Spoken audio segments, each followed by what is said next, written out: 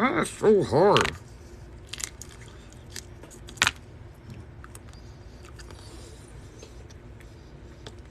What is going on?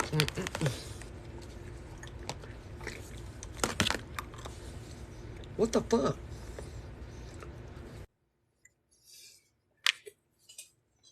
Oh my god, are all of them like that? I'd be so mad.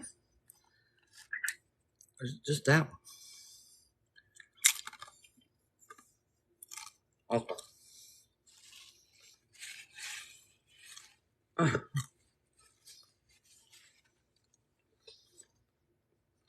Okay.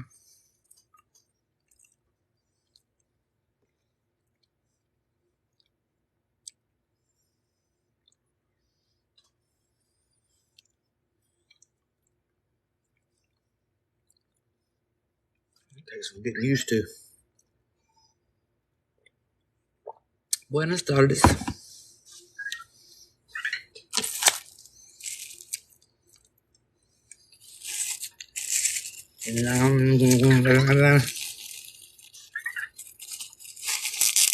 Thanks. I gotta get used to it. These were like,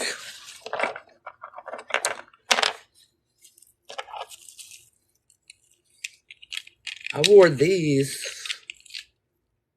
from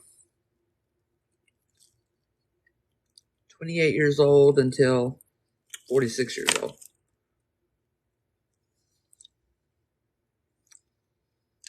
Oh, hey, Brian. They're fine. Here's the difference, though. Oh, I feel like I have so much shit in my mouth right now.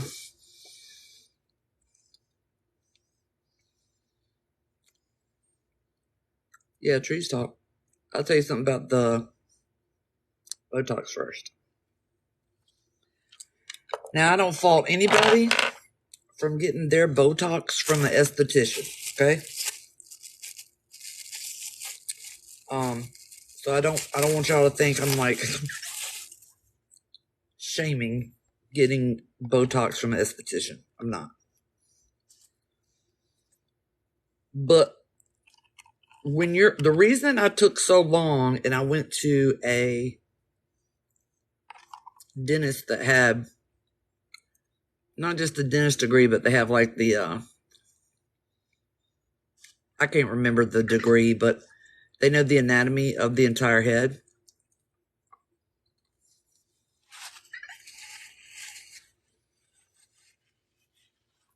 Don't ever get implants. We'll get back to that. If you're older and things have shifted, I recommend that you go to a dentist.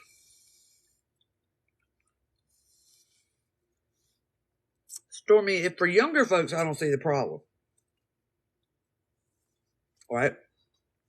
Here's where I recommend going to they're a dentist, but they have like 16 letters after their name. Because they need to know the anatomy of your face because your face shifts.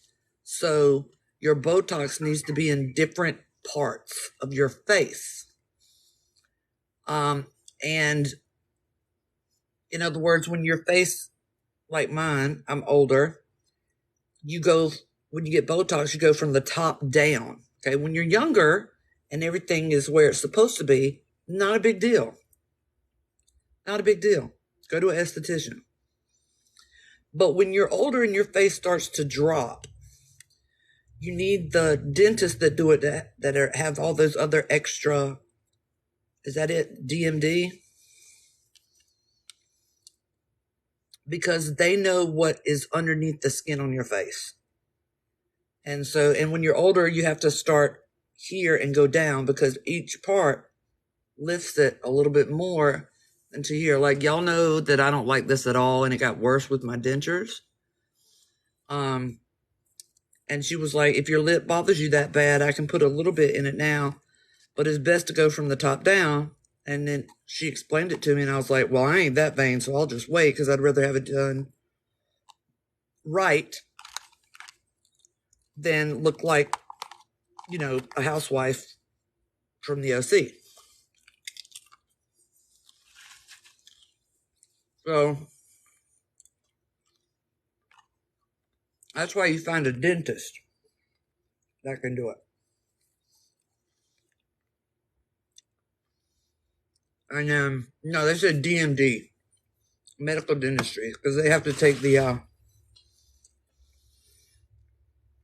anatomy classes and all that. Oh, good. I'm glad. Person who just has a teddy bear for the name. We're going to talk about my teeth in a minute. Okay. So, and you also need one that listens to you, because I made it very clear. The reason I told this lady, chose this woman, first of all, is because I said, if you fuck up my face, I'm going to blast you on social media. So you need to have somebody that's confident, right? Because I'm telling them I'm going to blast them on social media if they fuck up my face, because I'm not working with a lot to begin with, so don't make it worse. Thank you. We'll get to the teeth in a minute. And then I was explaining to her that I talk with my face, my whole face. And I was like, so, first I told him the wrinkles that I don't mind, right? So I have forehead wrinkles. I don't mind. I have these wrinkles. These are the ones that they relaxed right away. But if I smile or make an expression, they're back. They come back. Because the amount of Botox is much less in my expression lines than it is on somebody who does not like wrinkles. She herself hates forehead wrinkles. Her forehead does not move. You know what I mean? But you need someone that listens to what look you're looking for, and then can tell you, by judging by your face and how much your face has shifted, what will work best for you. So by all means, go to an esthetician when you're young. I would have. But when you get older, you need to find a DMD dentist. Yes, Jelly.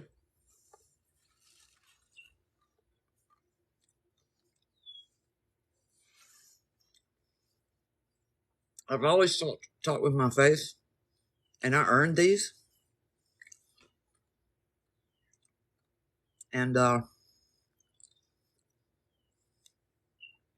would like to age as gracefully as possible without going under the knife. A dentist with DMD after their name is a medical dentistry.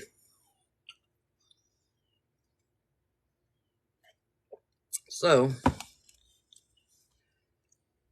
and the filler, I don't know if y'all seen the post, but I knew my original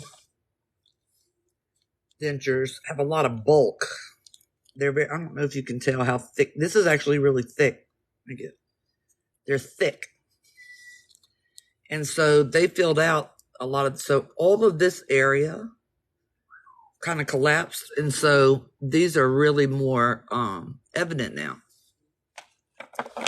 And I can't stand them. I absolutely hate them. They age your face ahead of its time. And so that was my main concern. And then I had just lost maybe 1 millimeter, maybe a half a millimeter on my top lip. But after the new dentures, I was like maybe a whole millimeter or a millimeter and a half. And so that was the one, that's my main, I don't like that. And she was like, but that's when I learned that you go from the top down so you don't overfill. So, Uncle Kimberella. And I was like, okay, well then I'll wait.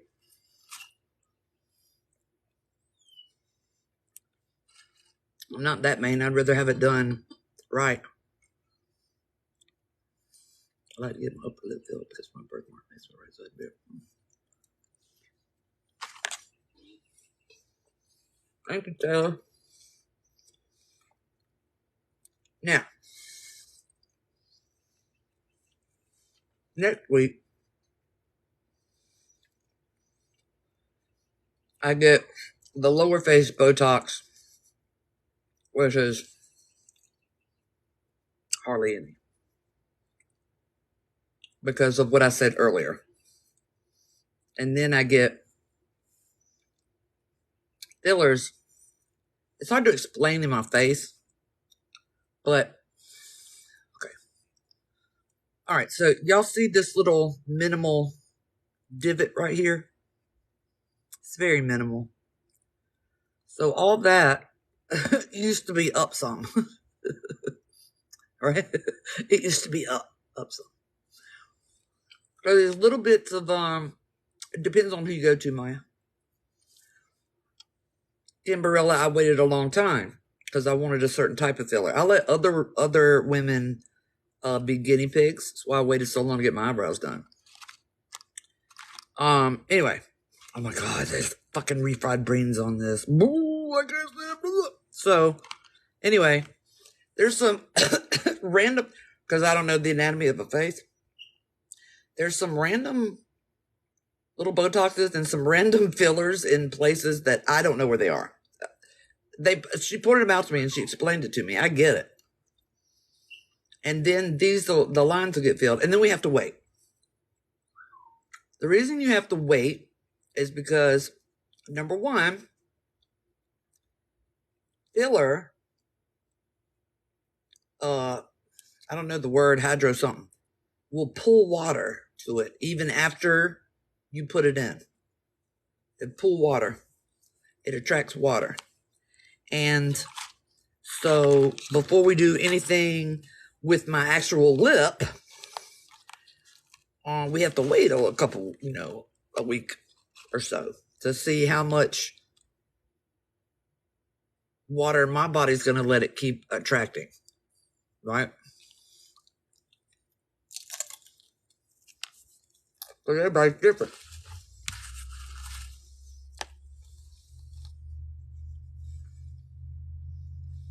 So,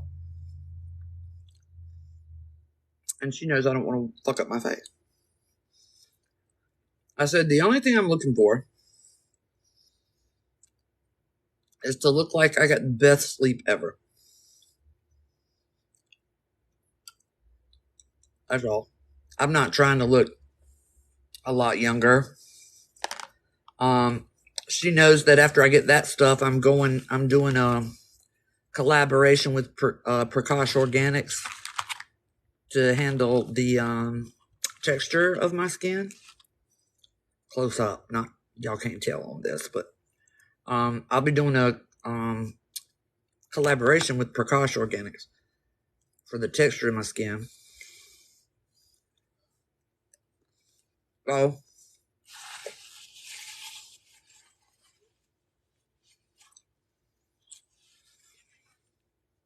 thank you. So I have to let everything get in there, and then I have to let it settle down. We're going to talk about my under eyes in a minute. So,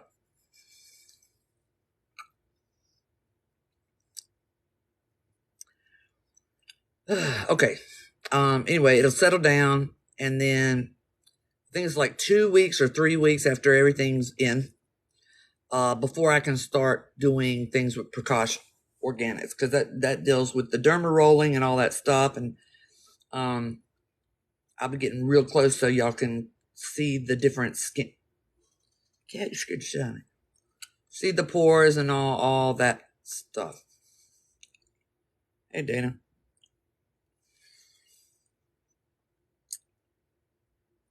All right, Carol.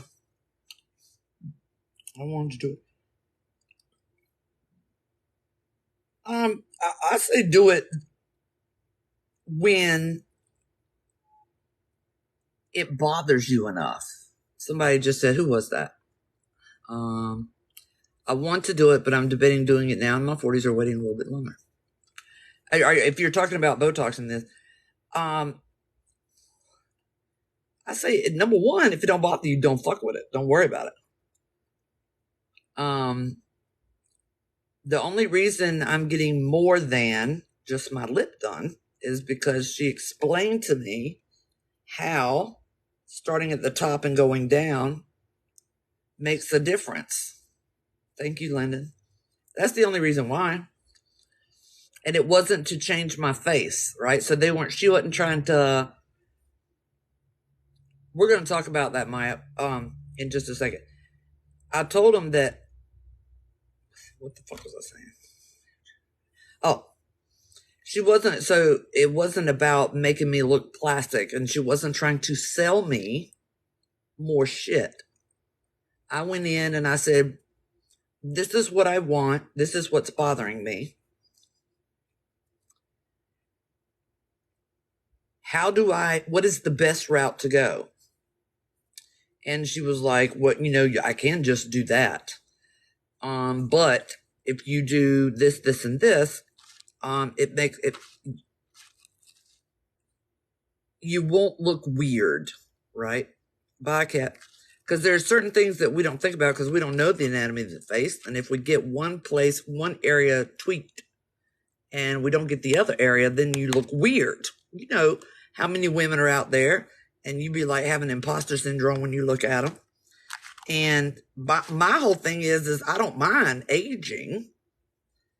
I just want to look like I got some fucking sleep.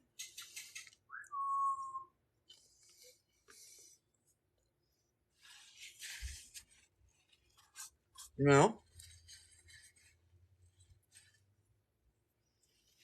It's the dropping I hate. What are you talking about? So, you have to find somebody to listen to you. By the way, this is for older women. If you're young, you ain't got to worry about this. You can just go to an esthetician. Oh.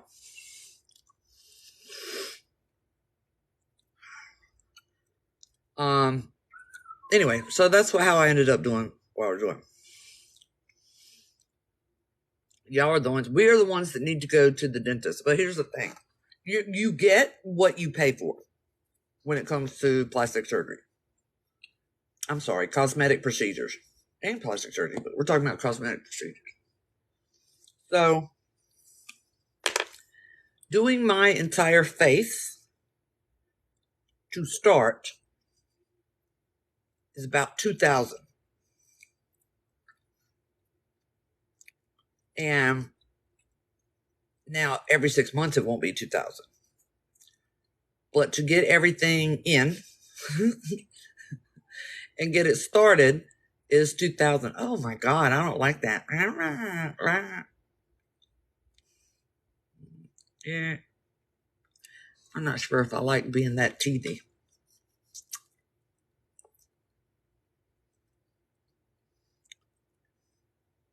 No, it's $2,000 over 3 visits. Well, it looks brighter because of this light. It's the whitest natural white, because I didn't want that blue white looking stuff where you're like, oh my God, your teeth are fake. The amount of teeth I have in my smile I don't like that. Anyway, so it was a little over $2,000 to get everything in, right? So that's the Botox and the filler for the whole face. And you get what you pay for. And when you're older, you really need to go to a DMD dentist that does it. Because the difference is they do anatomy classes and shit. You know what I'm saying?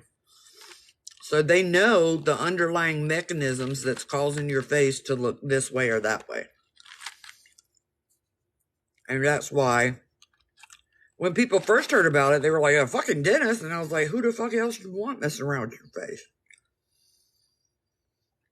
Don't let anybody,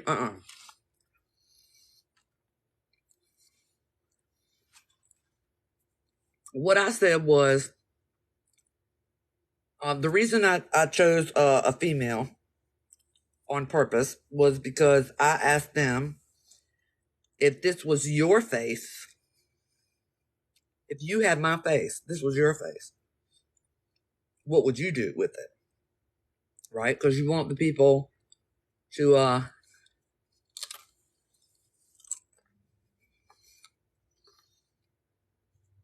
not sell you shit you don't need. And she likes her forehead not to move. You know what I mean?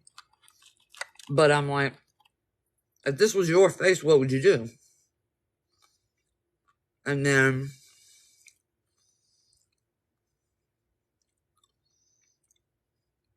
the ones that pay more not happy with theirs. Well, you also need to find one, like, for instance,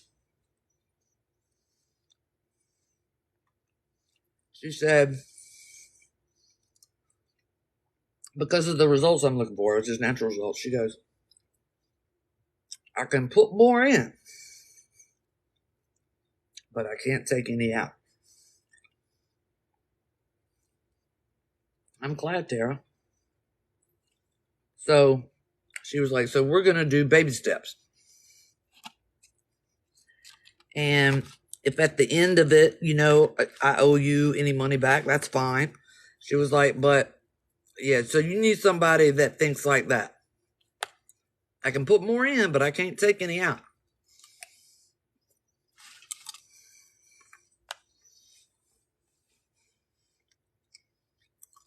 Unless it's a male doctor, but their anatomy on their face is different.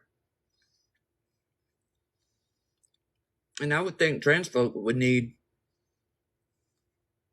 somebody who knows both anatomies. You know what I mean? Wicked Witch, that's why that was one of my stipulations.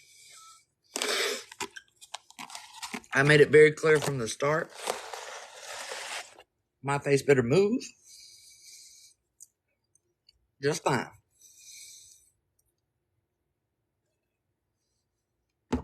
Thank you, Danielle.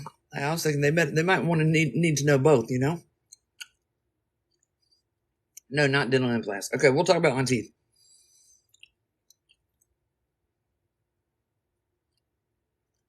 Not yet, Vanessa. After I get thank you, Erica. After I get my face filled, I'll be doing a collaboration with Prakash Organics for everything else. I am notorious for not maintaining.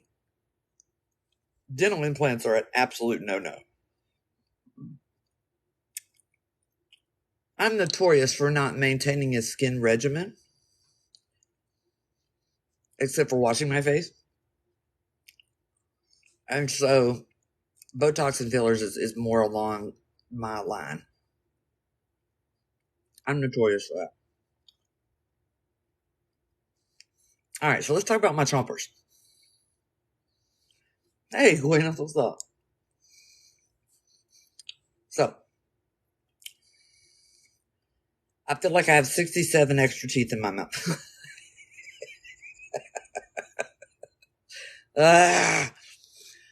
And I'm very dysphoric about this area of my mouth, but I know to just wait because I got a combination of problems going on. Number one, my lips have to readjust to the new, because dentures are prosthetics. That's what they are. So my lips have to readjust to the dimensions of the new prosthetic. But also, they drooped. And so I still have to have some work done. And so I'm just,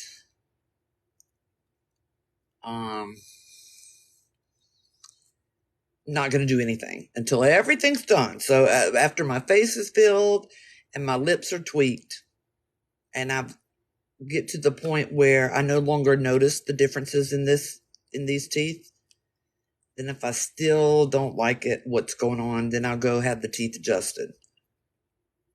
But number one, don't ever get dental implants. If you go down my profile, where did I put that? I think it's just on my, you got to flip through all my videos. If you knew the truth, and it's not conspiracy either, they got the research to back it up. If y'all knew the truth about dental implants, nobody would get a dental implant. No one. Ever. Ever. I gotta turn off my invites. Extremely dangerous, lifelong pain.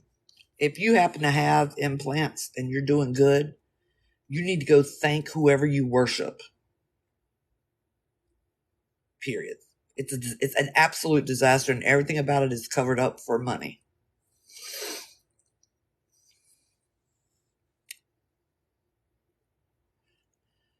So, yeah. And they will push you to get implants. The orthodontist will push you to get implants. I'll see if I can find that video and repost it. They are an absolute disaster. And whoever thought it would be a good idea to have screws going from inside the tissue of a mouth out was smoking crack with the amount of stuff that goes into your mouth. I heard you talking shit about something. Holy death. What? Anyway. It's an absolute disaster. It is a money grab, and a orthodontists and dentists know this. So if they push it on you, you need to you need to get it done to the dentist.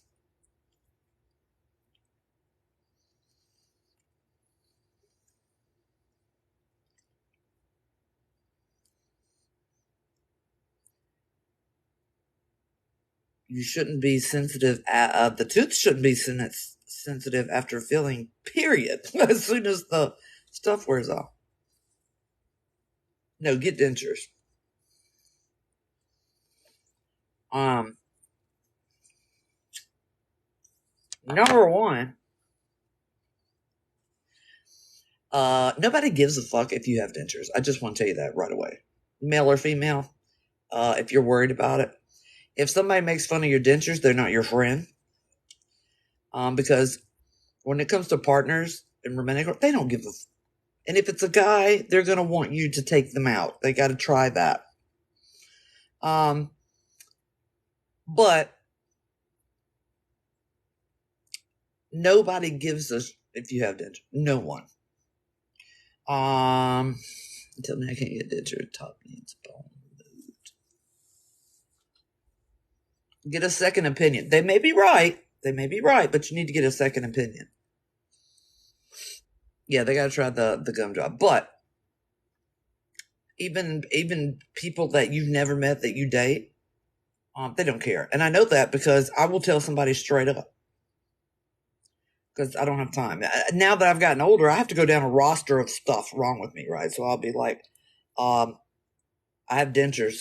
Does that bother you? No, okay. And then I have to go down the roster of other stuff. They don't care. And when you see the videos of people talking or laughing, their teeth come flying out, it's because they didn't glue them in. They don't come flying out like that. I've never had mine come flying out under any circumstances whatsoever. They're just not,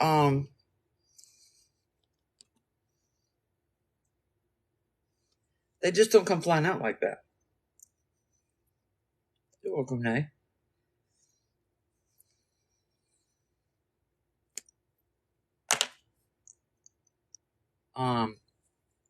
And let me keep in mind now, I got these fancy teeth. But let me show y'all something so you understand this. It's not unnecessary. It's not necessary. When I was 28, now I have a disease called amylogenesis imperfecta. It's brittle bone disease of the teeth, and I have the worst one. So my teeth would break off horizontally at the gum. I had the cleanest rotten teeth you ever saw. And I went to a clinic in Florence. Thanks, Mystic.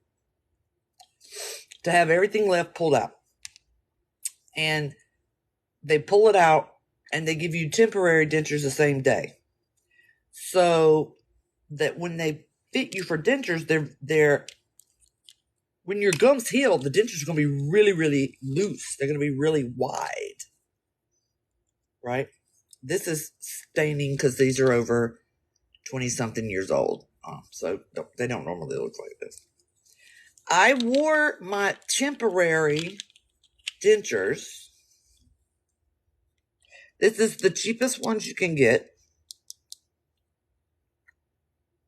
I wore the cheapest pair for almost 20 years, from 28 years old, and I'm 46 now. I turned 47 this year. So you do not have to get fancy schmancy dentures. I just had mine for so long, and I spoke to y'all about it before. I would get cheilitis very often. If you don't know what that is, it's a yeast ulcerations in your mouth. They'll start here, and they can get right where your lip joins your gum. They're painful. It makes you feel raw. And it's because they were so loose. So, yeah, don't go to Aspendale. Don't go to those same day people. Go to save up the money and go to a clinic. Don't go to those get your dentures. No, don't do that. They literally train those people in the back. That could be me. I could walk off the street and go work in there and build your dentures. So don't do that. So, that is why I saved up my money so I could get fancy teeth that fit. And they fit great. Sexton Dental Clinic in Florence. There's people come from all the states that surround South Carolina, even Tennessee. They drive down. And they stay at that little motel next door. Anyways, so when you get these, the inside of the mouth and each tooth is anatomically correct.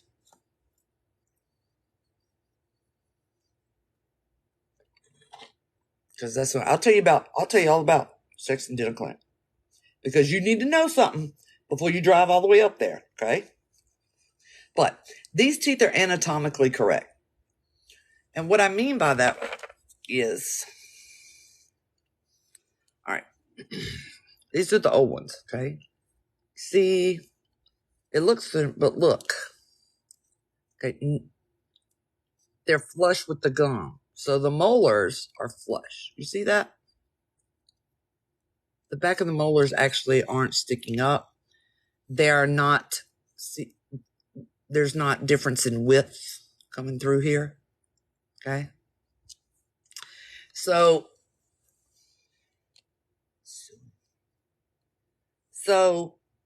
with the new teeth, they are anatomically correct. So there's a lot more volume here. And so I feel like I have horse teeth inside my mouth. Now, this is because I haven't adjusted to it yet. They haven't adjusted to it. Another thing is most people get their dentures right after they get their teeth removed. So they'll have a picture of them smiling. And these, I could have had vampire canines put in. They'll personalize whatever you want done. And so they'll bring a picture of them smiling, and then they'll adjust the teeth to recreate the smile exactly, even the angle of the teeth. And but I don't have one because I've I've had these forever. And my teeth started breaking so early that I would smile in pictures with my mouth shut. And I'm going to tell you all about Sexton Dental Clinic in a minute. So I had to rely on her. I told her, another reason why I went to a DMD, I said, I explained to her, I don't have any pictures. My teeth started breaking off at such a young age that I smile with my mouth shut. So I'm going to need you and your education to look at my mouth and how I smile, and you to create my face, because I don't know. The only thing I knew was that these were large like that. I remember that. So that gave her a lot of freedom, because a lot of times nobody gives the dentist the freedom to do that. I said, so I need you to look at my face and use your medical background to create a smile for me. I said I was never gummy. I didn't ever have a gummy smile. And I know that my canines were bigger, were a little bit wider, and they were a little bit pointy. Because I adjusted mine with the, in here, you can see how, okay, look at that. And then see the difference in size. So what she did was, since she had the freedom to do it, she put in my wax try-ons. So you get a wax set. And they look small on there. They don't look small in my mouth. Yeah, they look normal in my mouth. These are the biggest teeth I've ever had. So they look small on me. They look small in the thing, but they don't in the mouth. Yeah, a Dremel, yeah. So she had me put on the wax pair, and she started adjusting. She'd take them out, she'd adjust the tooth and put them back in. She'd adjust the tooth and put them back in, using they're not hard to keep at all. Using her experience, because she's usually not given the free reign. I was like, I need you to create what will look the best on me. And so she would have me smile with them on, and then she noticed, no, they're not hard to keep in. She noticed there were certain things about me that I already knew. Like I talk with my bottom teeth. I didn't even know that was the thing until I came on this app. I was like, when I talk, you usually see my bottom teeth. So now you can see both. She did that.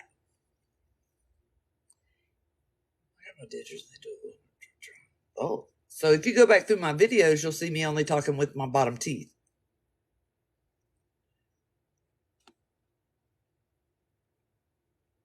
They do. You have to maintain them. So yeah, if you look at my older videos, you'll only see my bottom teeth when I talk. And Jaded's like that. My dad was like that. But now you'll see both sets. So she created all that. I could have even got a gap. They'll do whatever you want with these, because these are the highest customizable ones. So these were 5,000. Don't do implants at all. Don't ever do implants. Yeah, they'll put it back in.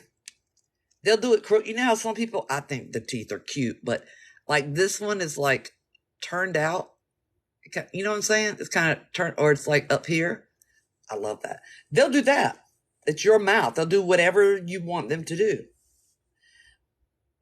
Implants are, I'm going to repost the video. It's an absolute disaster.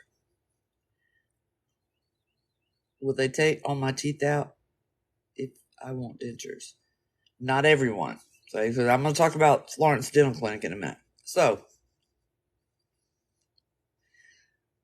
now 5,000 for the whole set. And this is the top of the line set. So a set like this, which I wore, let me reinforce that. I wore them for almost 20 years. A set like this was like 2,000. But I'll tell you about going to the dental clinic. It's way cheaper. What are your thoughts on a root canal? If it's in your molars, just take it out. Danielle, I didn't even know that was a thing until I got on here. And people were like, do you do that on purpose? I'm like, what the fuck are you doing? But anyway, so she changed all that. Now, these teeth are bigger. I can't tell if they're dirty or not. It's kind of fucking bright. But like I said, I'm not sure. I'm very dysphoric about this area, but I'm just going to have to wait until all the facial stuff is in and my mouth adjusts to it. Because right now, it feels like there's horse teeth in my mouth. I'm constantly biting right here. I don't know if you can see it. It's right here. I keep biting it over and over again. And that will happen until my face adjusts to it. So all the skin, that's also why my voice is a little bit different.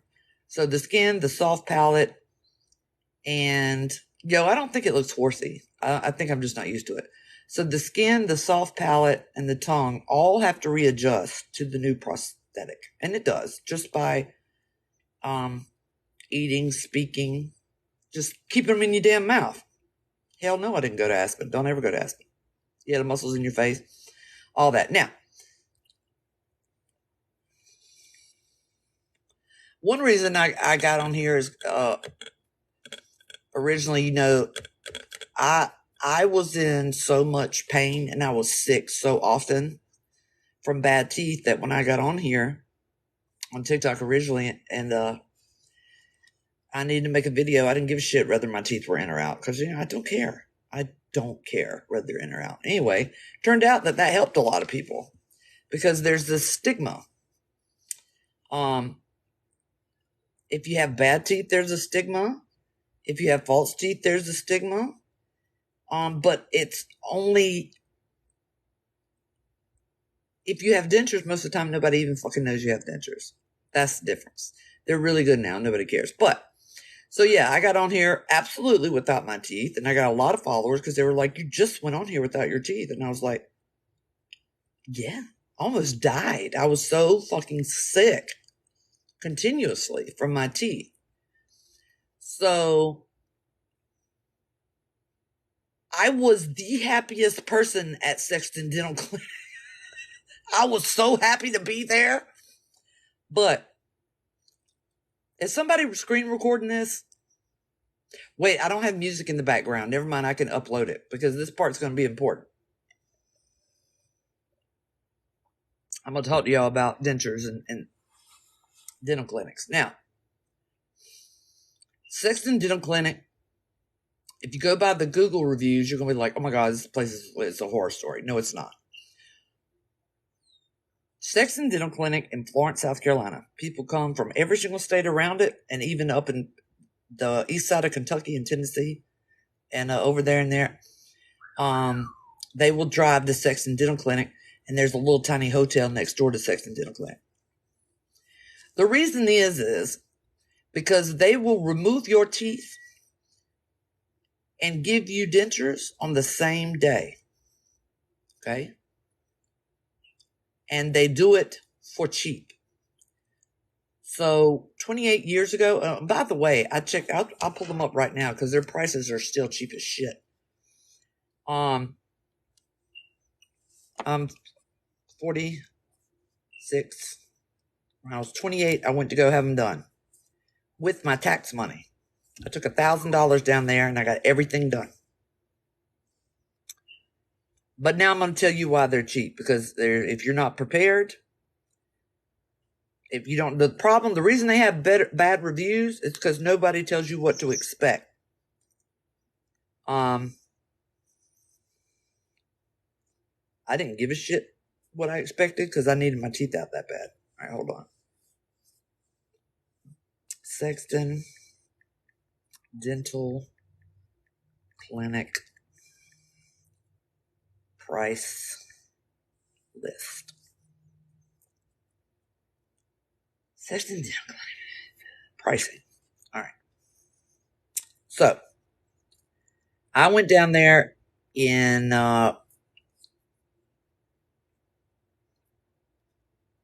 18 years ago with my tax money. And I got I don't know how many teeth are in your mouth, but I had I had what was left of all of them.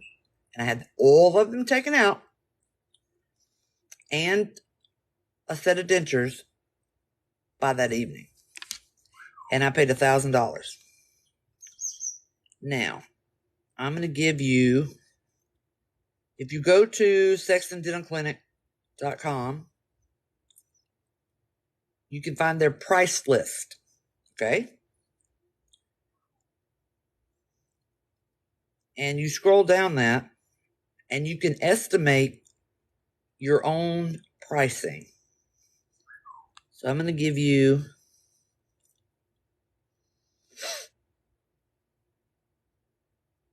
y'all an example. Oh, by the way, they make grills too. Okay. So you got office visit is $50. X-rays are $65. Denture assessment is $25. Simple extraction, if you're getting dentures, okay, $65. So you multiply $65 by however many teeth you have, okay? And you add the other things in, and you can give yourself the quote. Now, listen to this. Listen to how good this is. Let's say you're like me, and your teeth are already out, and you would like a pair of dentures, but you ain't got $5,000. Upper and lower denture without extractions starts at $298.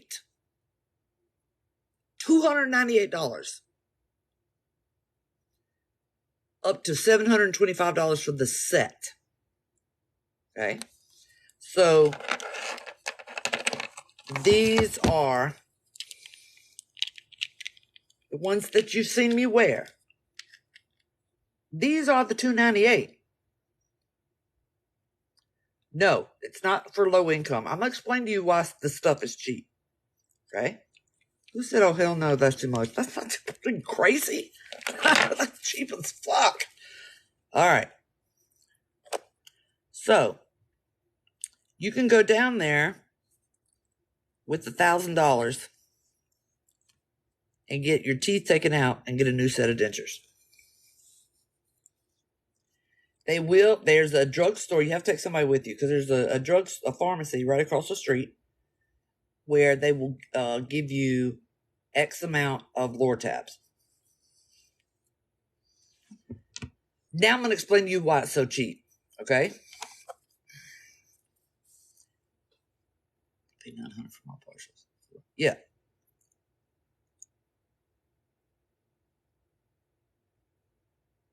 So now I'm going to tell you why it's so cheap. So Sexton Dental Clinic does this for the past, I don't know, 40, 50 years as a service because the dental industry is so outrageous and dental insurance is ridiculous. They do this as a service. In order to do that, there are certain things that they cut back on. Okay? If you are expecting bedside service, you can forget it. Okay? If you're expecting somebody to coddle you and make you feel good, forget it. It's not going to happen. If you're expecting someone to, oh wait, I can't use that word cater because people get all upset about it. I'm going to use it anyway. If you expect someone to cater to or understand any anxiety you have about the dentist, forget it. It's not happening. No, they don't knock you out. Yeah, I'm going to tell you all about it. That's what I'm telling you about right now. You can forget bedside service or whatever that word is. You can forget them calming you down because you have anxiety. You better get Xanax from somebody else and take it before you get there. I'm going to tell you that right now. You better do it before you get there.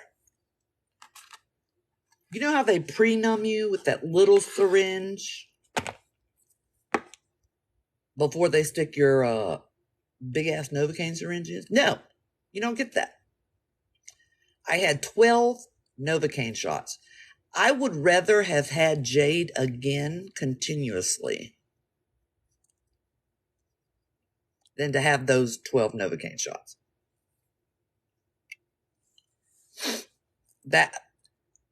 There was a sweaty ass print in that chair.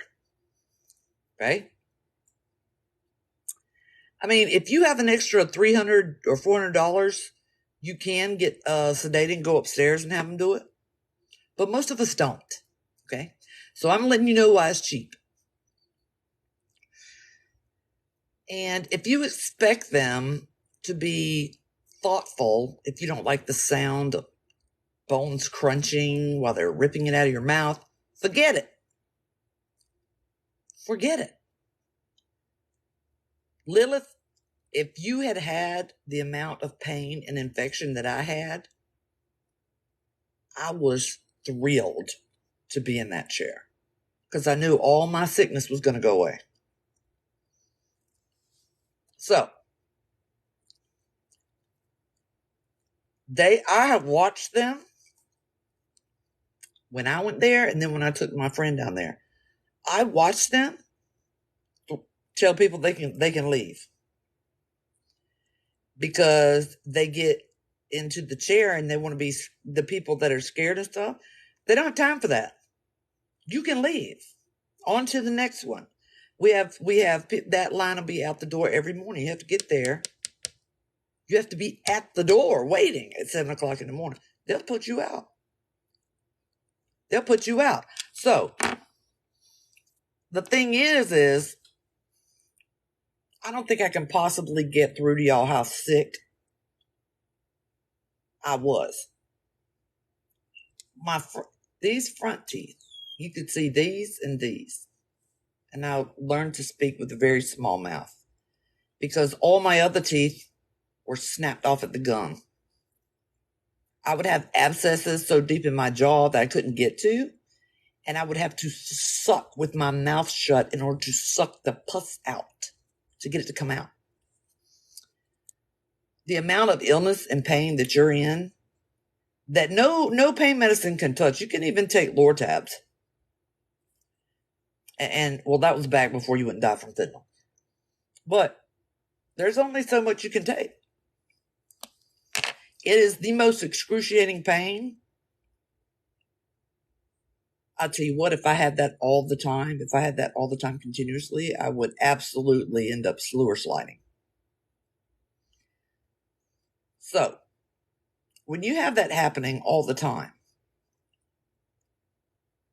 I was the happiest mother you ever saw in a dentist office.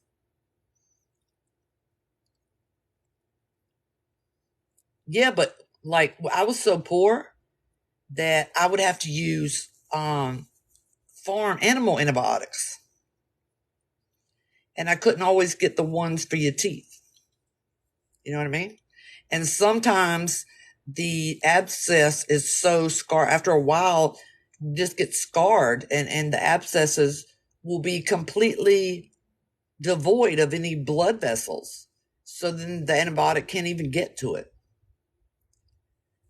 So I was the happiest person on the planet sitting in there.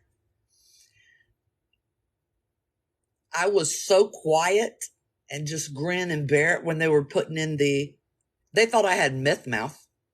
I'll tell you what. I mean, you could see me digging into the armrests and try not to pass out because I wasn't breathing because of the number of Novocaine shots. You know, those needles are big. Okay.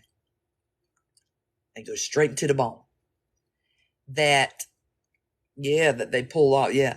That they asked me, you all right? And I was just like, just finish. Just finish. You know, I was down for the count. I was like, just finish. That's all I want. And then after I got them all pulled, I mean, I don't care about the sounds of crunching or whatever in my head. That doesn't bother me. But apparently it bothers a lot of people. And they would be digging and then they would look around and be like, are you okay? And I'm like, I'm fine. Let's get it out. So they get everything out. My mouth was so infected, they wouldn't let me touch or see the chips of teeth that they brought out. That's how poisonous my mouth was.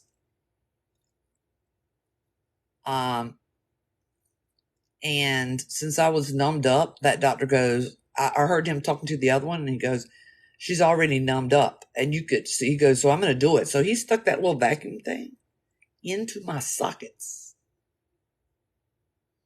on certain sockets. Because that's how much poison I had in my body. So then you have to wait. Keep in mind, after each thing you do, you have to wait, because there's a lot of people. So after they took everything out and I got gauze in my mouth, my friend had to go get the Lortabs 18 years ago. No, I took medicine for that, Tristy Dish. Yeah, I have a heart murmur too.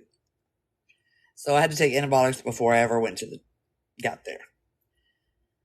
So when they come back with the Lortabs, I realized I can't swallow. I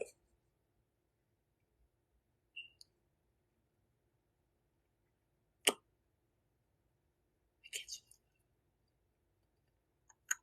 Because all that was numbed up. I can't swallow. So I have pain pills here that I cannot swallow.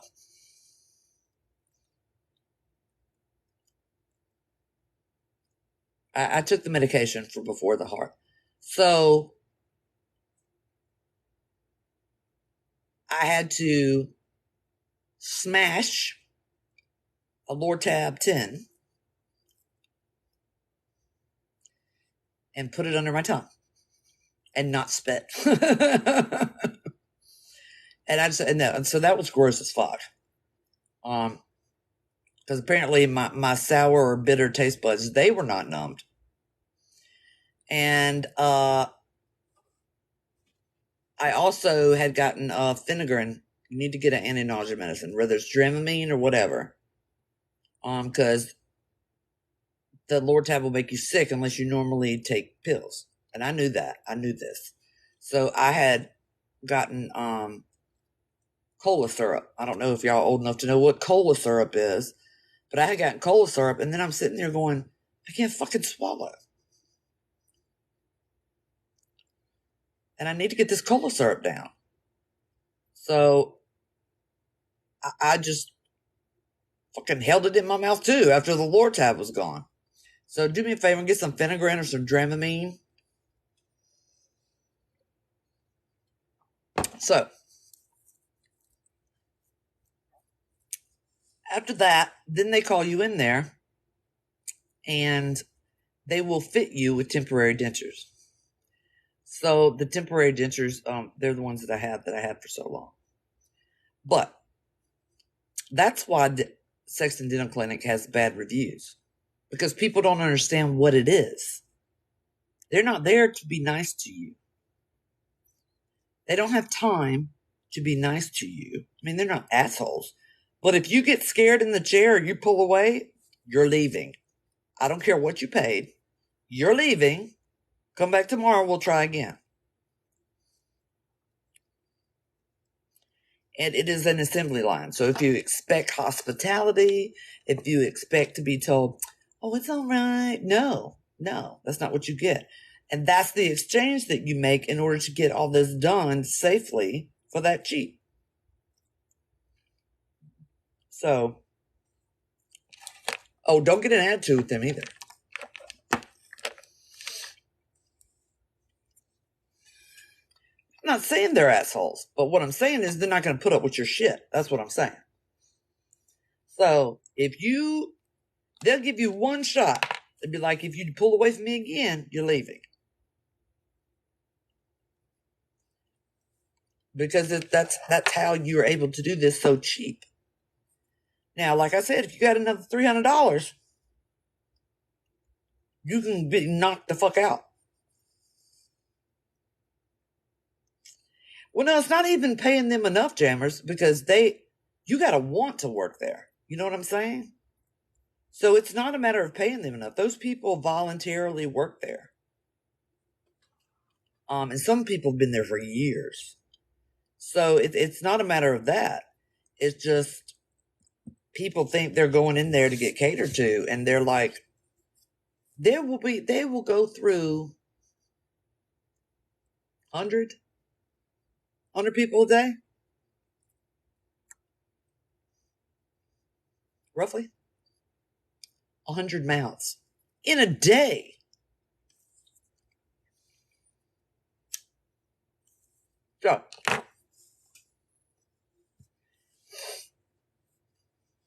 So when I tell you, it is 100% worth it financially.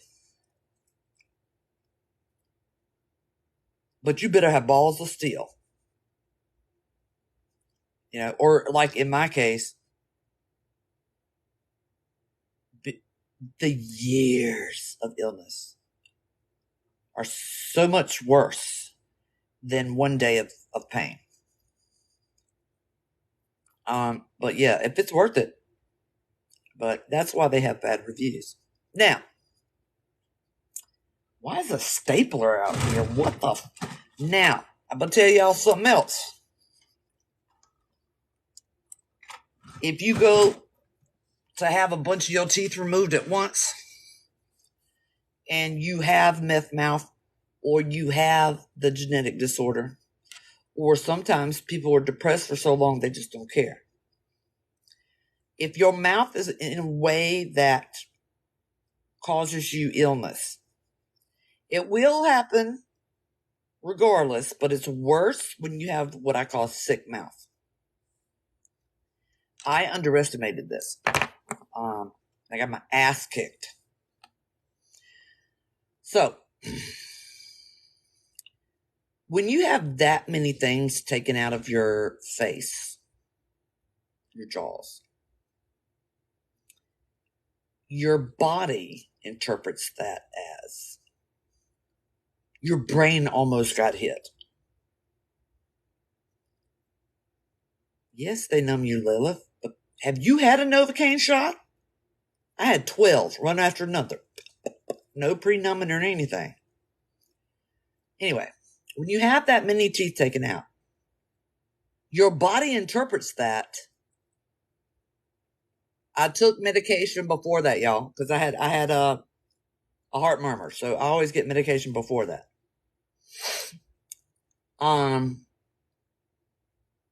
Yeah, well, imagine getting 5 in the roof of your mouth. Anyway, what was I saying? Man, y'all done threw me off. What the fuck? Oh, when you have that many teeth taken out of your face, your body interprets that as an immediate and way too close threat of severe injury to your brain. Okay? No, there's nothing wrong with my valve. I just have a heart murmur.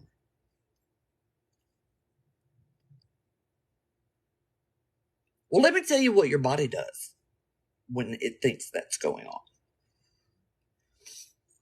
When I tell you it shuts you down, you stupid Sarah and Prince, it shuts you down. Let me tell you something.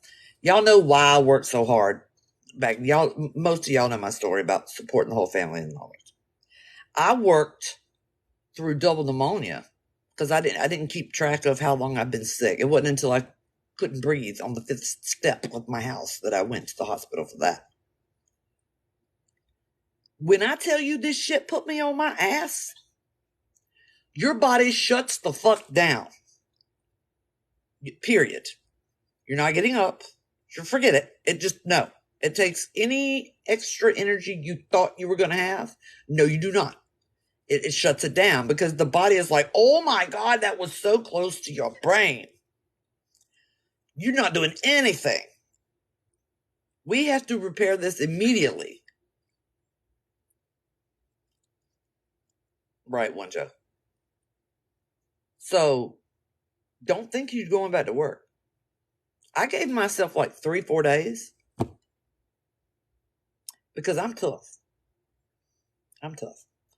I didn't just, that's not a brag either. Just, unfortunately, I've been through so much physical pain and stuff that I'm tough. It's nothing to be proud of. Fuck that shit. I didn't get up 2 weeks. I wasn't done until 2 weeks. I could go back to work. Now, I was extremely infected. So we got to keep that in mind. So when they pull the teeth out, yeah, they did suck a lot of the infection out, but a lot of it backflowed into my body. And your body interprets the jaws as being busted as an injury to your brain. It's way too close. And so I had to take a certain antibiotic before going to the dentist, like I always have, because of my heart murmur. And then I had another set to take afterwards because the infection was so bad and so prolonged. But I've talked to people since then, and even people who had them removed without a lot of infections sitting in their teeth, they were down for a week and a half.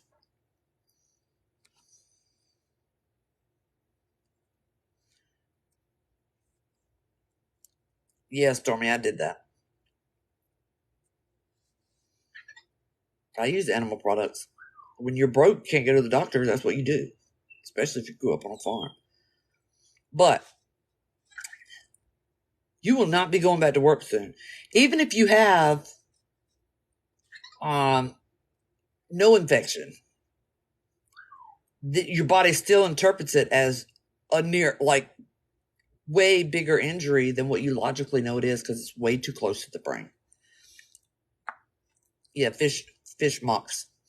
And so it will shut you down. And for me personally, I wanted tuna and protein shake after protein shake after protein shake. We just went ahead and got the ones in the can, you know. I had double pneumonia. So I had walking pneumonia, which is viral, and I had regular pneumonia, which is bacterial. And I just thought I was sick. I didn't keep track of the days. Yeah, so you want the that's what all I wanted was tuna. Like, give me the can of tuna. Don't mix anything with it. Just give me the can of tuna. And protein shake, protein shake, protein shake. Raven, mine is still there. It's still there. I think it depends on the amount of defect. But yeah. So the first week you can fucking forget it. I didn't get out of bed. Forget it. The first day when you get home, you'll still feel all right because you have all the Novocaine, you have the Lortab, you have all that, and you have your adrenaline from the fact of everything that just happened. So the next morning, no,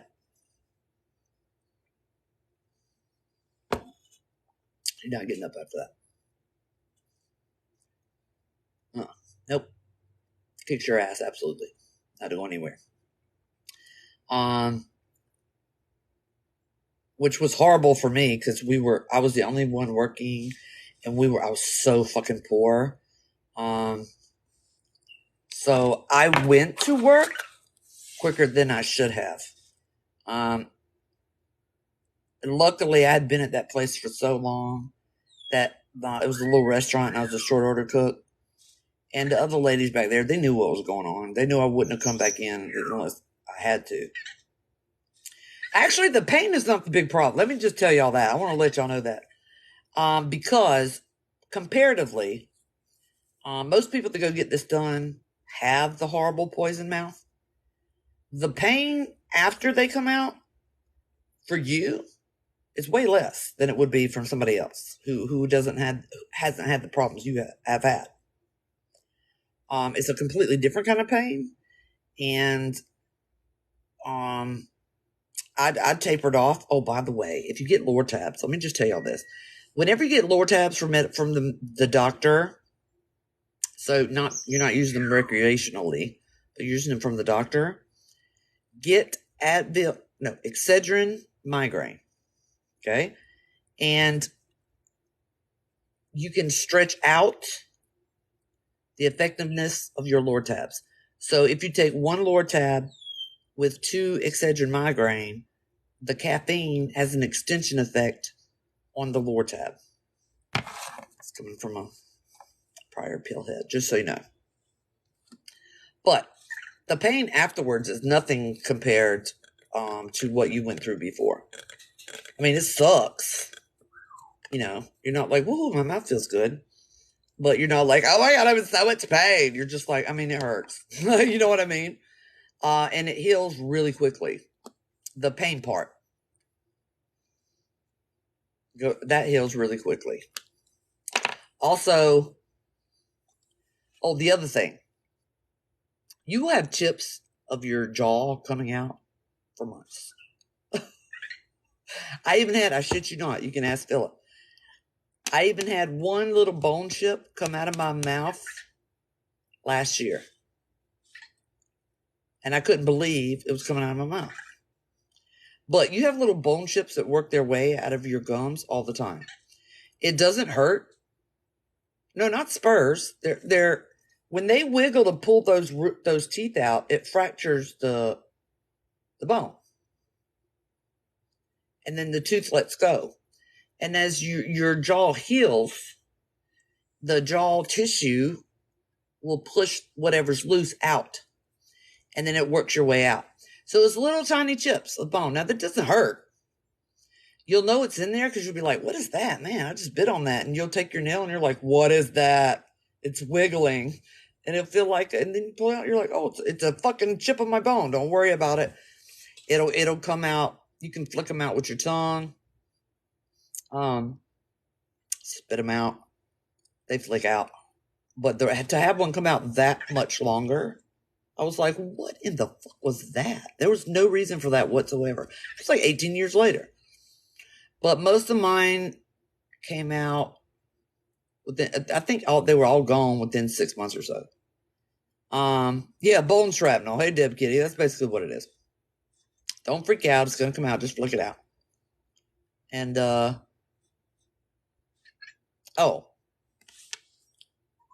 I don't know who's telling the people that wear dentures that they need to take their dentures out at night. Do not take your fucking dentures out at night. I don't know where the hell that came from. This ain't 1942, okay? We have stuff that holds your dentures in. You do not take your dentures out at night. Period. Especially when you first get them. This is why so many people have problems with their dentures.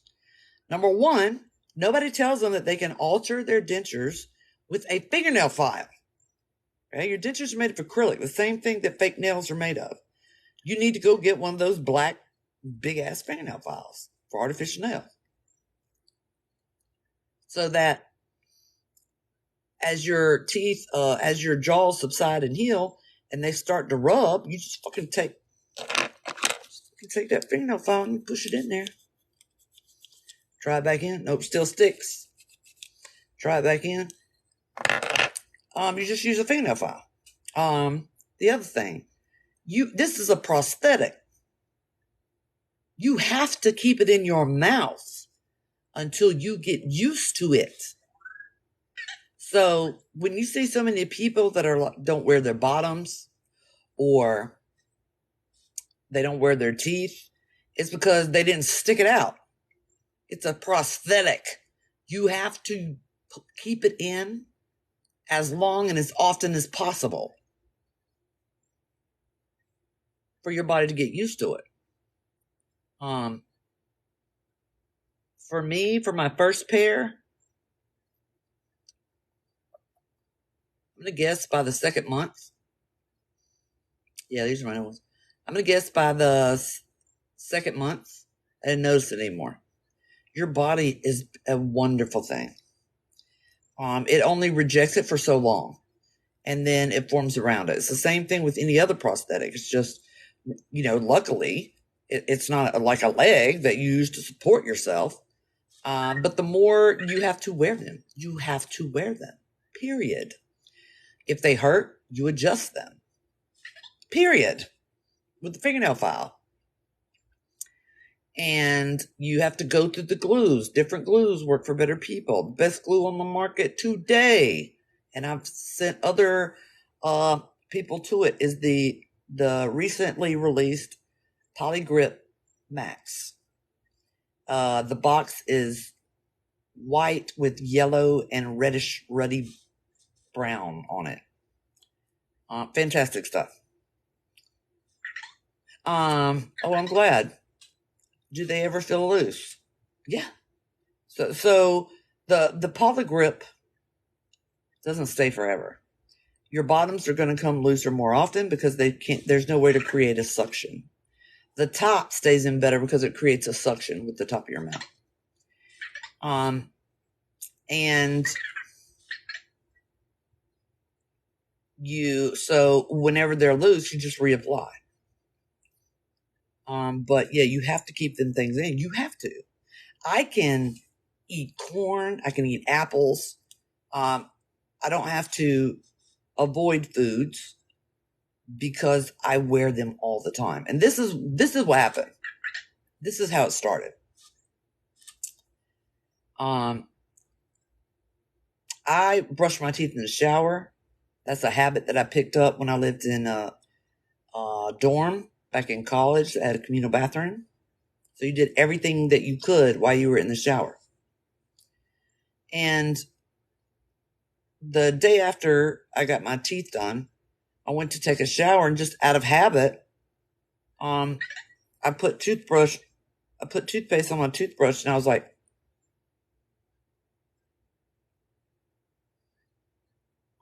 I stood there for a minute, and I was like, I have to clean them anyway. Why? Okay. So I went to brushing my teeth. Now, you do want to switch over to a toothpaste made for that. They make one, Polydent, because regular enamel toothpaste can scratch and dull out your dentures. If you have the starter set, so this is the cheapest set like this, don't worry about it. Use your fucking toothpaste. But when you get like the high price version, you don't want to, they're very detailed, so you want to use the Polydent. I never stopped doing that.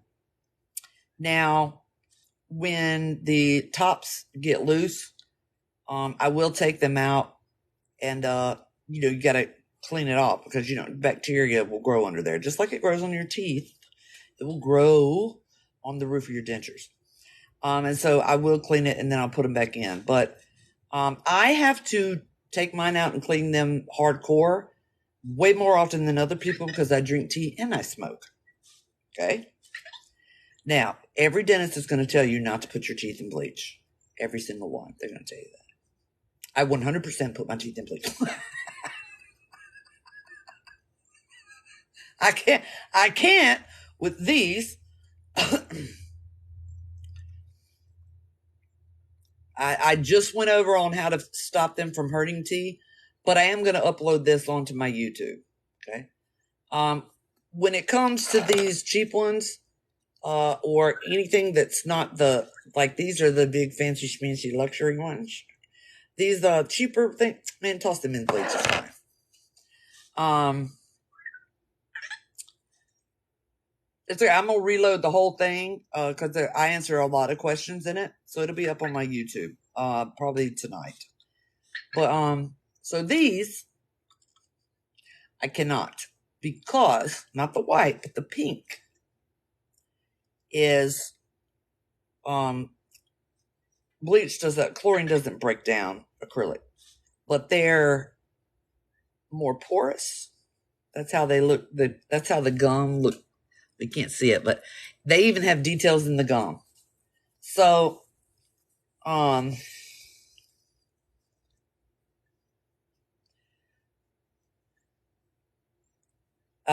talk about that, T. That's all him. He needs to get a pair of balls. It's prosthetic, and I just got finished talking about that. He has to wait for his body to adjust. I'm sorry, my boobie itches, and I'm going to scratch it. But so for these, I can't just drop them in bleach, but I will totally still use bleach. I will just use a toothbrush to get the bleach on there, because those bubbly things do not help you with brown stains. Any of them. A little poly. No. Yeah, right.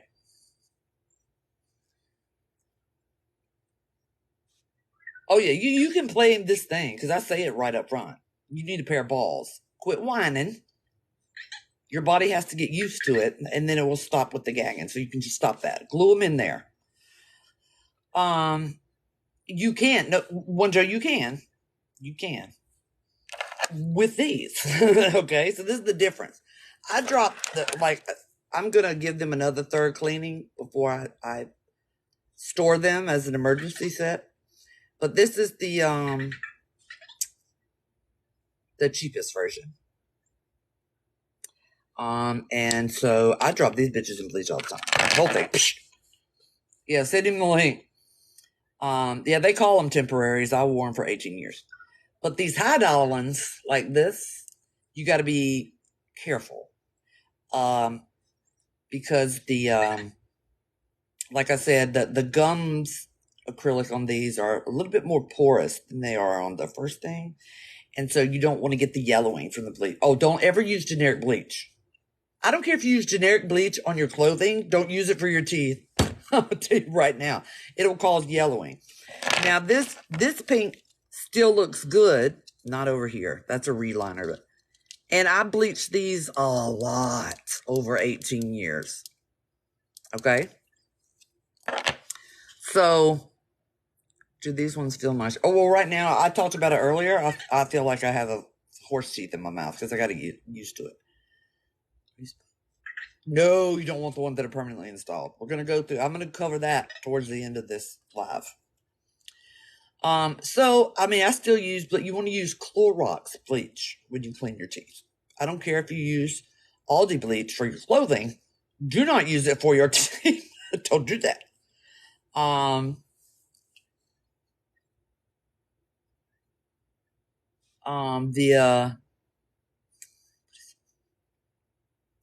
The purple toothpaste. I tried it with purple shampoo because that's all I had in the fridge. I made a video about in the fridge, in the shower. The purple toothpaste works very good on these.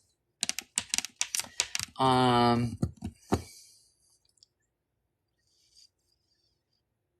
think that's it on the questions about what it's like to get them taken out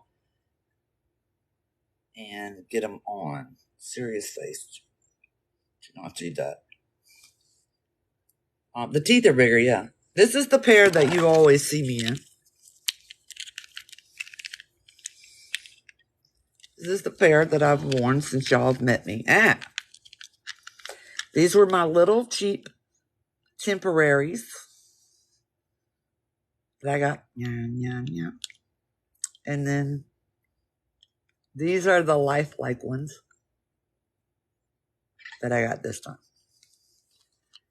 But like people didn't know when these are in my mouth, people didn't know that I was wearing dentures. So yeah. So I'm going to talk about the difference with these, and then I'll go into why you don't ever want implants or permanent dentures. Don't do that. So these, my mouth has adapted to that other pair for the past 18 years. Well, yeah, Dolan, they have had better materials since about the 90s. So now you don't have to worry about that kind of thing, even with the cheap pair, even with this cheap pair. No, I missed it. It's okay. I'm going to reload the whole thing. So yeah, your body. God, that's a lot of teeth when I talk. I'm not used to that. Your body adapts to the prosthetic. And again, for anybody that walks in, dentures are prosthetics. And so when I first tried in my wax ones, I sounded like I was talking with marbles in my mouth. And my dentist, who is a perfectionist, didn't understand why I sounded like that. And she just panicked, because she's such a perfectionist and she works so hard, and then I explained to her because she was confused because I sounded and I said, take these out, and I said I had in my old dentures today. I didn't take them out overnight. So I'm trying to talk with these while my mouth is still molded to those. I said, and then she was like, oh yeah. I was like, so my soft palate, these are a lot bulkier. And so my soft palate is held up by those more. And so when I put these in, the soft palate was sagging in the back. And that's what made me sound the way I sound. That's the robot. So, if you notice, the past few days, I made every video I didn't have my teeth in because I was prepping for yesterday. Yesterday or day before yesterday. Anyway, and so when I put them in, yes, Rockin' Robin, that's the point. Okay, Ambrosia. So when I put them in, I could speak like this, which is still a little off, but nothing compared to what it was when I had my try-ons. I'll probably speak a little different for by the end of a month. I'll go back to sounding the way I sounded before. There's still some differences because the placement, my lips have to relax and adjust to their new place. My tongue has to get used to where it hits now to make sounds against my teeth. My soft palate has to adjust. There's a lot of things that has to readjust to the new things.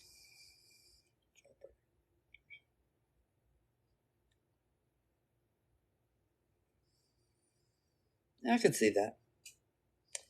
But you have to, the main thing is you have to wear them. Get your fingernail file and you have to wear them. If you want them to be fine, you got to suck it up.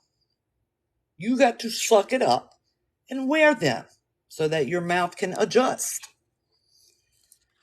Improve this effect. Doing the wham bam, thank you, man.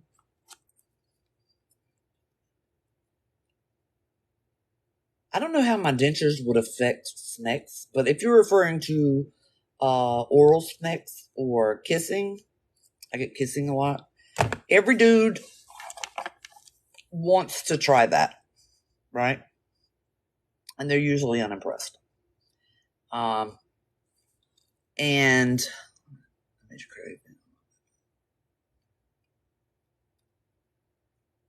they're usually expecting something. They're kind of disappointed afterwards.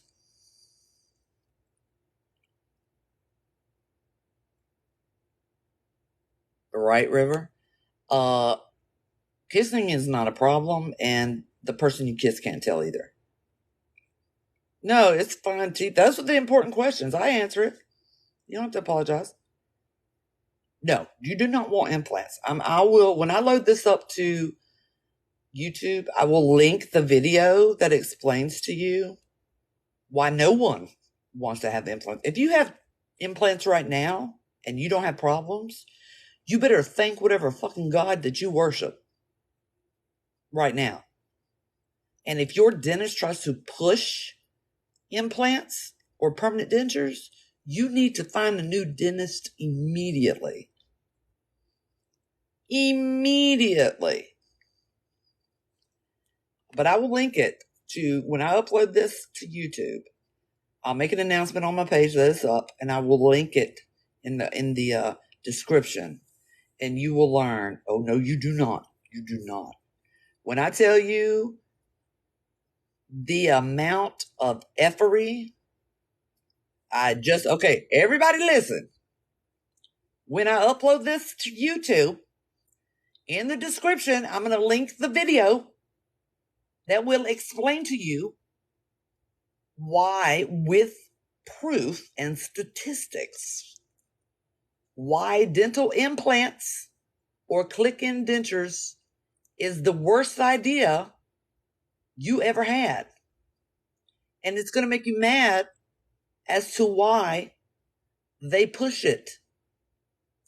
By the end of that video, if you have a dentist that is pushing for you to get that, you need a different dentist.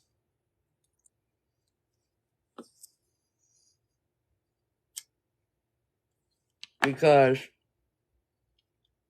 they don't give a about you if they're pushing that on you. And like I said, if you do got them and you haven't had a problem out of them, you better thank whoever you pray to.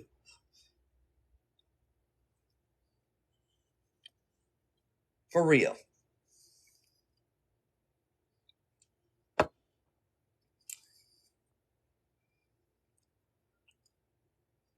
Yeah, I don't understand why people are afraid to get the dentures, because no one cares if you have them. No one. Nobody. Nobody you're friends with, nobody that's attracted to you, none of them. They don't care. For some reason, the person seems to care. Not me, because I'm not normal. But the person, you know who I noticed that doesn't have a problem with it?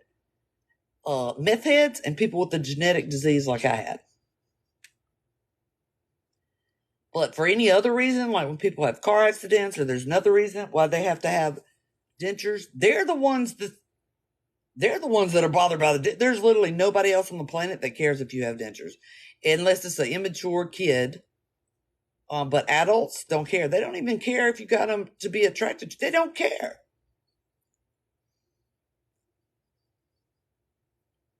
Thanks. They don't care. Nobody gives a shit. Only that person that seems to be bothered with it.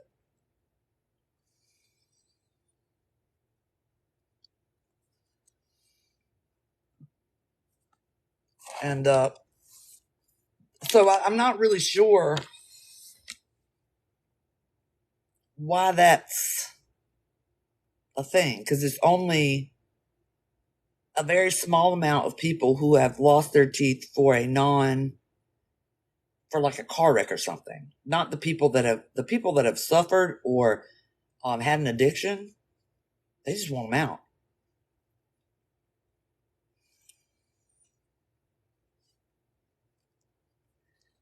Yeah, Brit Brat. So like Brit Brat, she got a little bit of both there. Brit Brat's not going to have any problem wearing dentures. None.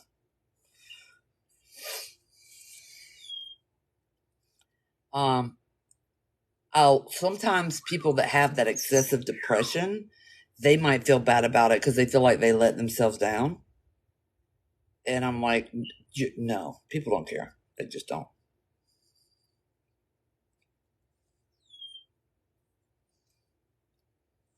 Yeah, Amanda. So, some people, they feel like they failed themselves if they have the depression where they've let their hygiene go for so long. And I'm like, who cares? You care now. That's all that matters. You know what I mean? You care now. So we're just going to get you a different set. It doesn't matter if you didn't care then. You care now, and that's what matters.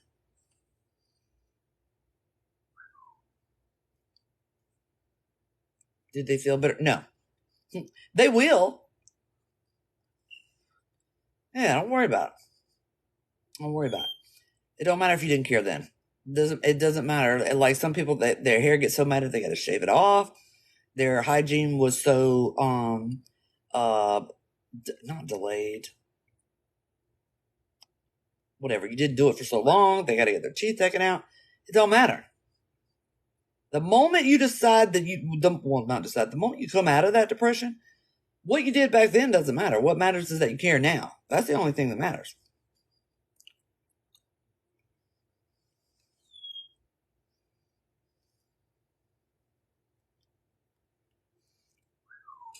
Yeah. So, yeah, the first couple times, I think I had a video go viral when I didn't have my teeth in. I was doing something stupid. And I had so many people come onto my page that affected in a good way. You know? Java. You know damn well that sound is not allowed. And you stop that right now. But your x-rays look funny. If you get your head x-rayed, that looks funny. Because your teeth don't show up in the x-ray. Stop it! No, he's going to get his beat. There's not the cat calling. There's another sound he's making. He knows he's not allowed to make that noise.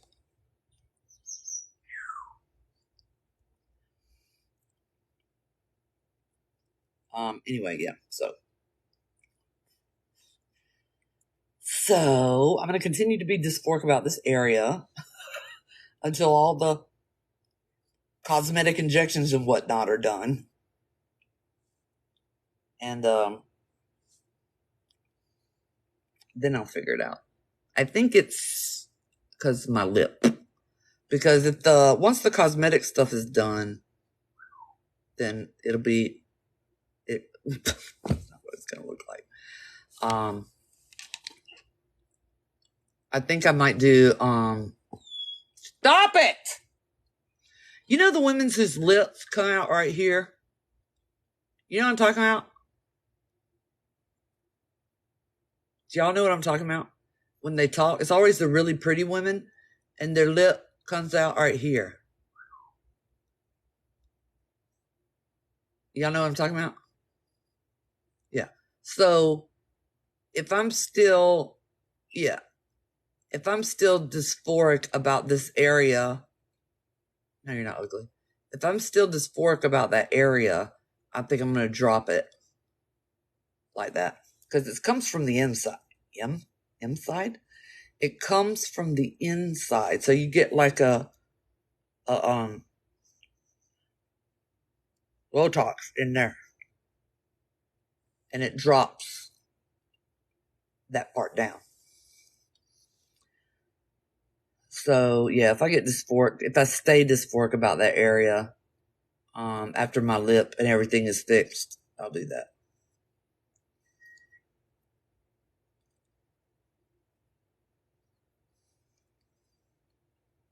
Well, I only did. You weren't here earlier, but I only got the some baby bits done up here because I can't. I don't want my face not movable. That will upset me. But yeah, that lip thing I did too. But I learned about it. It's a little if they Botox it there, and it doesn't drop, then they actually go in and they put a little filler on the inside there, and it drops it. But I would have to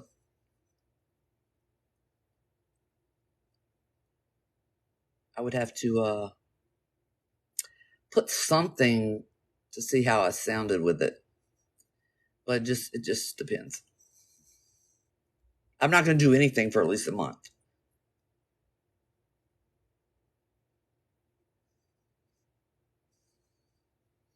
Well, you know what? A person that just said I will have to get dentures soon at 33. I'm going to upload this to my YouTube afterwards. And you can watch the whole thing. It starts out having to do with Botox and stuff. But then I just did a whole hour and a half about what it's like before, during, and after. Okay. I'll just stand there. I have them. Now, there's already a lot. So if you go look at my other videos, this was way worse and there were more of these. But like, I don't want these filled in. I don't want that filled in. I don't want these filled in. But it relaxes them so that there's less.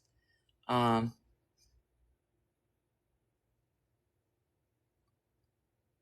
vomits.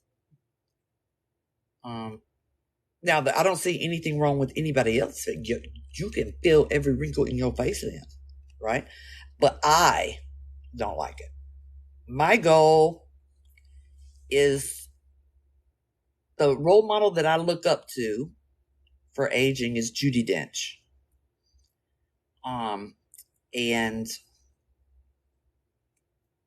that's my main. There's lots of women that look good as they age, but Judi Dench, that's who I'm trying to keep up with.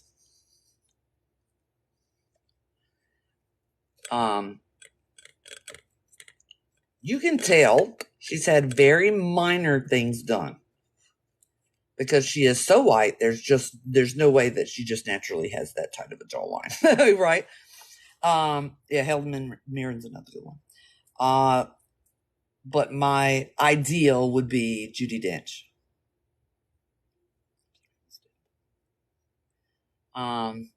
It was two. Thank you. There's lots of. I grew up with the women that I grew up watching didn't get plastic or much plastic surgery. So you got Sally Fields, Susan Sarandon, and Angelica Houston, Judi Dench, Helen Mirren. My God, what's that lady's name that I love so? Oh, the Queen, Sigourney Weaver. That's one person that would fucking probably piss myself if I met them in person. And the British lady that was in Sense and Sensibility. I love her so much. What is her name? Emma Watson.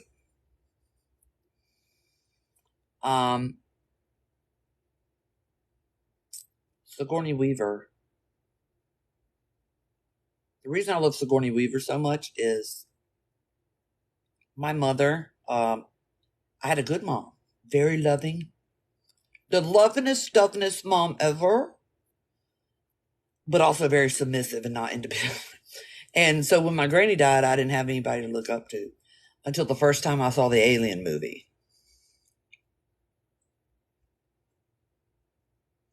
That character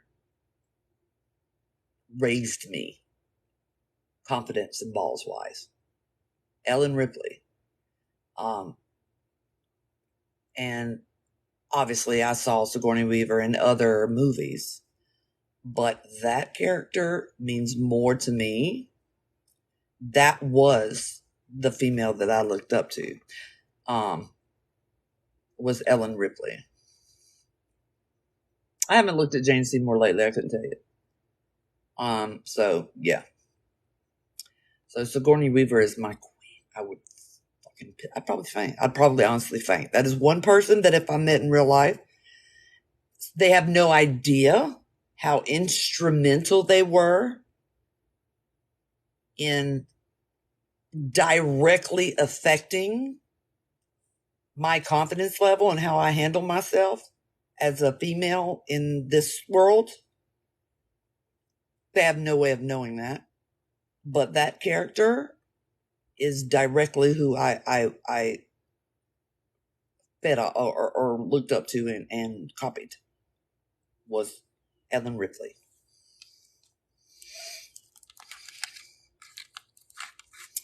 And then as I watched Sigourney and other stuff too. And I think what I loved about Sigourney the most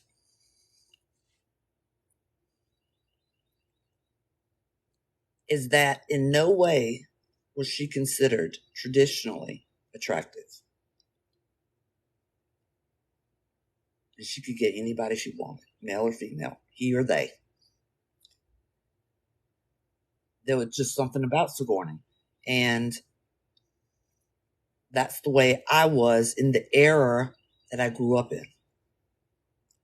The era that I grew up in, I was not attractive at all. at all. Even when I'm the correct weight, I'm 170. I'm a big bitch. You know what I'm saying? And so that was another reason.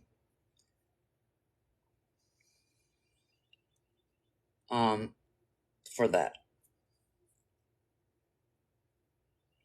Linda Hamilton. Linda Hamilton has had no work done. So, and you can see it, but I love the way she owns it. She didn't even get work done for the return in that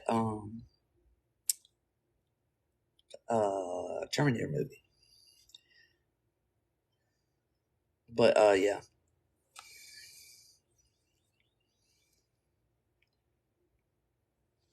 Well, Jennifer Lopez has had more work done to her. She's had as much work done to her as like one of the more obvious folks, like one of the more like Nikki or what's her name? But she had it done in a much more demure way.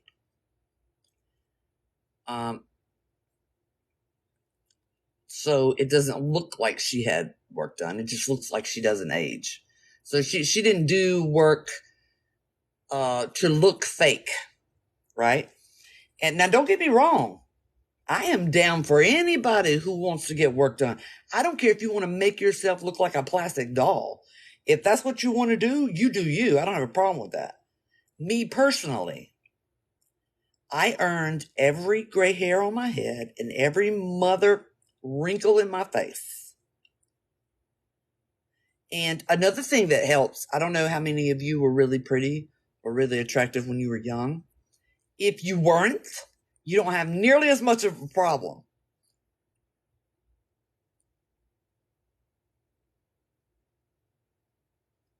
The wasp depends on what ingredients you go with it. In physical witchcraft, dirt dauber nest is protection.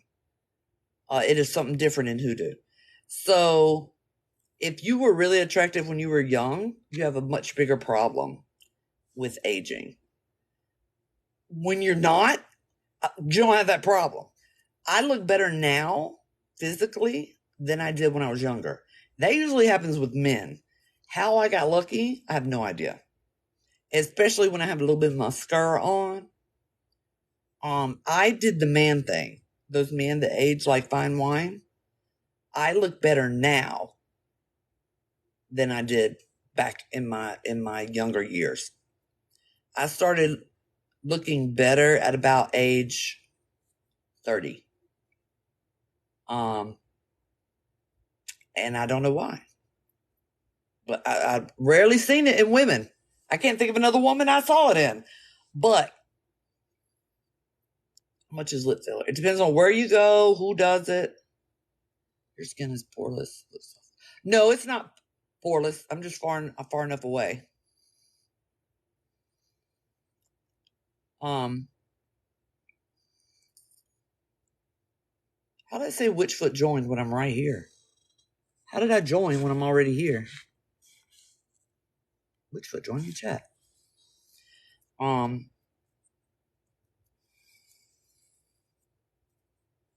rarely do it in the classroom.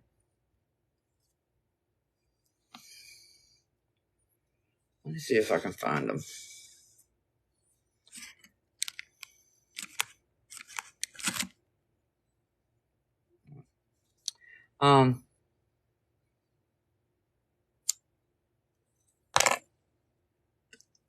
There's a couple of my videos when you see me in natural light, and you can see that my skin does not look like this in real life. I wear a product called Avon Magics.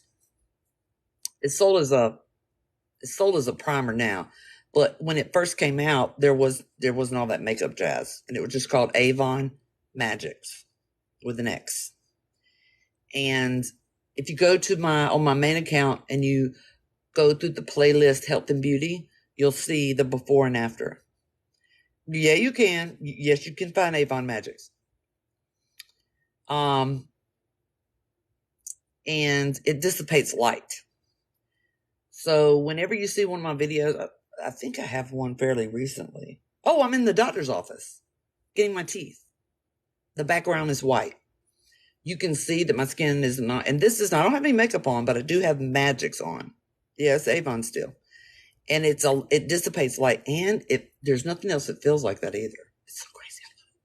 But that I will put on fairly regularly because it dissipates light whenever I get on mine. But now people still tell me that my skin still looks good for a white woman my age. But whenever, I think I have to wait 2 or 3 weeks after I get everything in my face. Oh yeah, I still got oh yeah, Jones Road. Oh yes. I just haven't had time to do my face lately. That's all that is. Anyway, after everything sets in, the Jones Road is right there on my desk. It takes like 2 or 3 weeks, and then I'm starting a collaboration with Prakash Organics.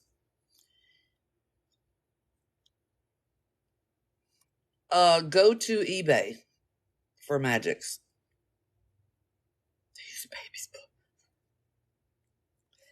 And Prakash Organics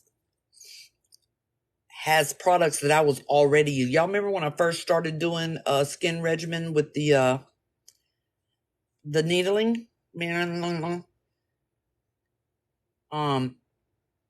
They approached me last year. There's no way in hell I was going to be able to do it last year. And I reapproached them this year. And they still want to work with me because they were using stuff that I already did research and used, like prickly pear oil, emu oil, sleep mask. Oh, I still use that. That's a face Tory in the blue bottle. And the soap, that's what I wash with soap every day. It's on my health and beauty playlist. I've never washed my face with anything except soap. Except for when I was like 16 and I was like, I got my own money now because I work at the grocery store and I'm going to try me some Noxzema. And I still like Noxzema every now and then. Right, T? You will be a candle whore. You won't accept any other candle after that. But after I got through my Noxzema phase, which I still get it sometimes because I like the way it feels on my skin. Tells me that my aunt has cancer. My aunt had cancer too. She died.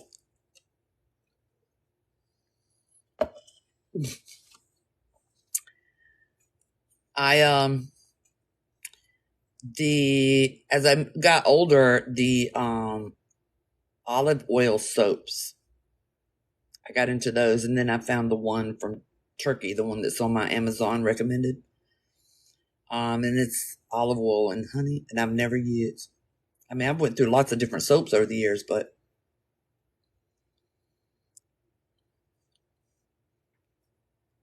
if I put bear grease on me, it would be a disaster. It would be a disaster.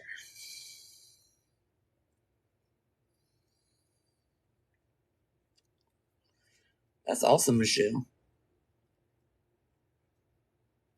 Best soap for babies? What the fuck did I use on Jaded? Hold on, I gotta think about this.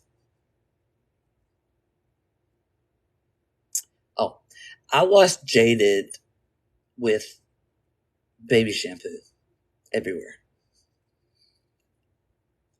Everywhere. The crotch, hair, everything. See, well, I use exfoliating gloves. I wash my entire body with exfoliating gloves forever. Now, I don't recommend that if you have super sensitive skin. I don't. But as soon as they came out with exfoliating gloves, I used exfoliating gloves. And before then, I used a wash rag. Antibacterial soap. But let me tell I'm about to tell y'all some TMI lady stuff, okay? So if you don't want to hear about over 40 coochie talk, go ahead and leave now. Because there's bound to be another woman in here that has my same coochie problems.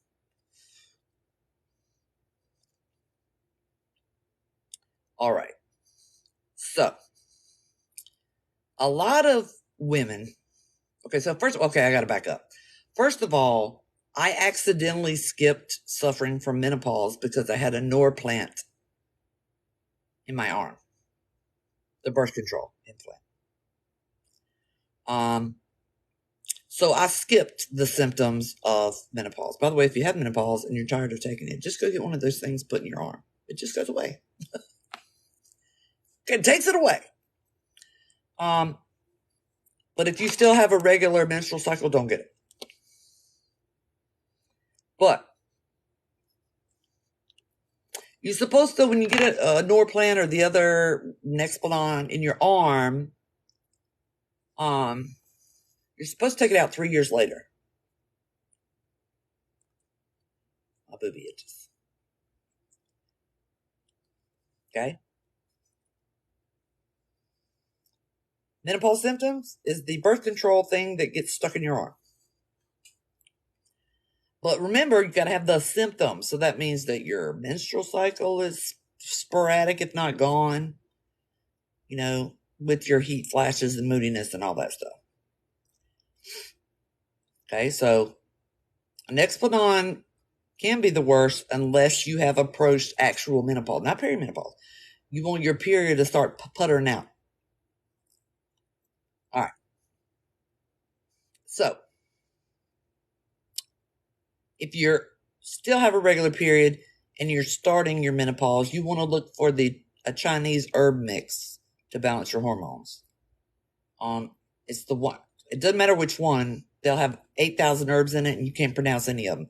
That works the best. I took that during perimenopause, premenopause, whatever. That's the best one to use for that. Okay, now it might work later, teddy bear. So it'll be any kind of Chinese. It'll be like Dr. Wong's or Ching, what's the, I don't know how to pronounce the Xing. How do you pronounce that? Sing? Something?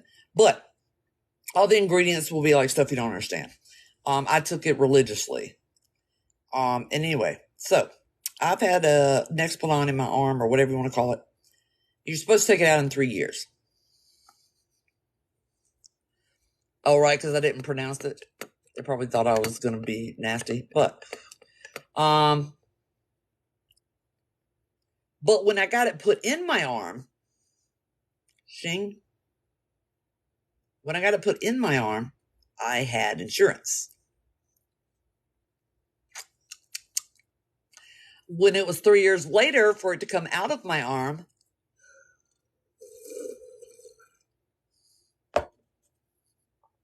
I did not have insurance. Would you like to know what year I had it put in my arm? Would anyone care to wager a guess? It's not out. Would anyone wager a guess as to what year? I can still put it. It's just right there. It's right there. Y'all are right on it. 2015. I got to put it in 2015.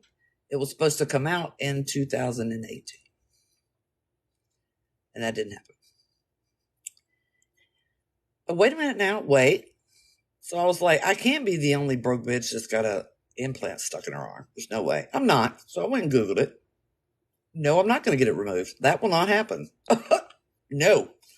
So what I learned is they don't know how long Nexplanon works for any of the implants. But the FDA approves 3 years, and usually in 3 years, they produce a new implant. So they can make more money off of the new implant. So when I went online, there was one lady that had hers in for 12 years. It ranged anywhere from 4 years to 12 years. And so I was like, I'm just going to leave it in. No, it doesn't hurt. So mine's been in, let's see, 15, 16, 17, 18, 19, 20, 21, 22. This is the 9th year that I've had it in. I haven't gotten a single symptom. And by the way, when they take your blood work for menopause, there's another thing that shows up that lets you know you're in menopause. That's there. I'm in menopause. And I'm not really answering them, Scorpio cards. I'm in menopause, and I don't have any symptoms. Because I have my hormone treatment. It's in my arm. And so I still have stuff checked, so that, my ovaries are fine. Everything's fine. But the reason I was getting to the coochie talk is apparently it works for anyone. I'm not the only one. I don't know Moon Magic because I had the implant. Magda, I had the implant in my arm. It's just at around a certain time, I told my healthcare, the coochie doctor, I wanted to see, and she knows it's in my arm. And she's like, well, let me set an appointment to get that out. I was like, no, we're not doing that. Because if this thing is doing what Premarin does, why would I take it out to take Premarin? And so she was like, oh. I was like, no, we're not taking it out. So I started premenopause early. It runs in my family. So I started premenopause. Y'all making me think. I don't even know how old I was in 2018. I'm going to guess I started somewhere around 35. And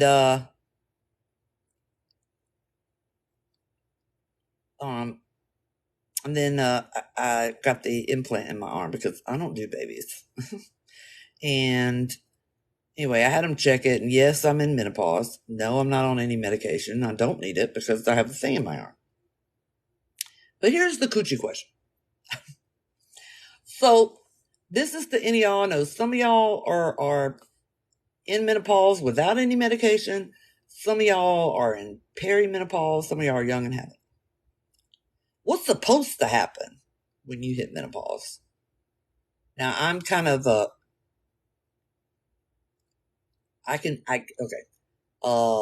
SEX is very integral to me. Okay? I need that, whether it's with myself or not. What's supposed to happen in menopause is that all that goes down. And even the tissue on the inside thins. The desire is less. You're not as, I'm trying to use TikTok safe words. The amount of moisture down there goes down. And everything just kind of quiets down. Oh, no, not for me. No. Not even at all. Not even sort of. And it can actually go up. And the thing is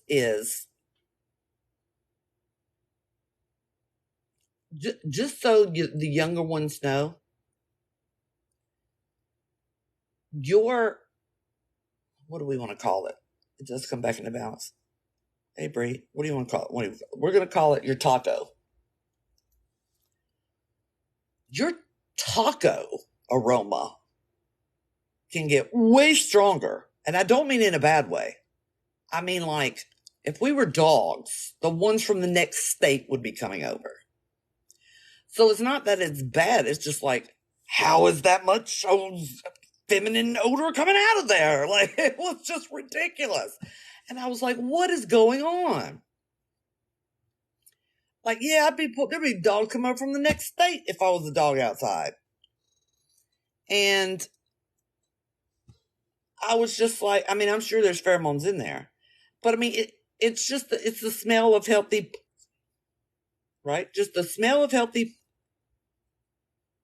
But I'm like, I can't go out in public like this. I can't. What is going on? So I made sure there was no hair in the taco because sometimes that can hold it. And Nope, didn't matter. Didn't do anything. And I was like, this is not supposed to happen at 46, right? No, that's what I'm saying though. There's no stank. It just smells like healthy. That's what I'm not used to. It just smells like healthy. It's just strong. It's not out of balance, y'all. I'm 46, okay? I used to be an S worker. I'm very upfront about what's going on down there. Nothing is out of balance. Nothing stinks.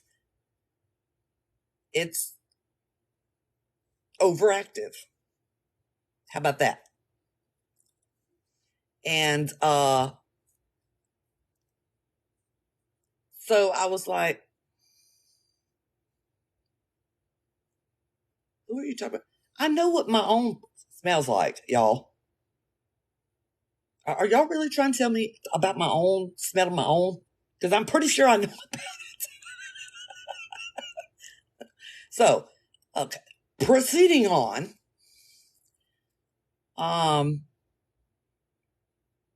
Anyway, so it's like it's radiating out of there. And I'm like, what is going on?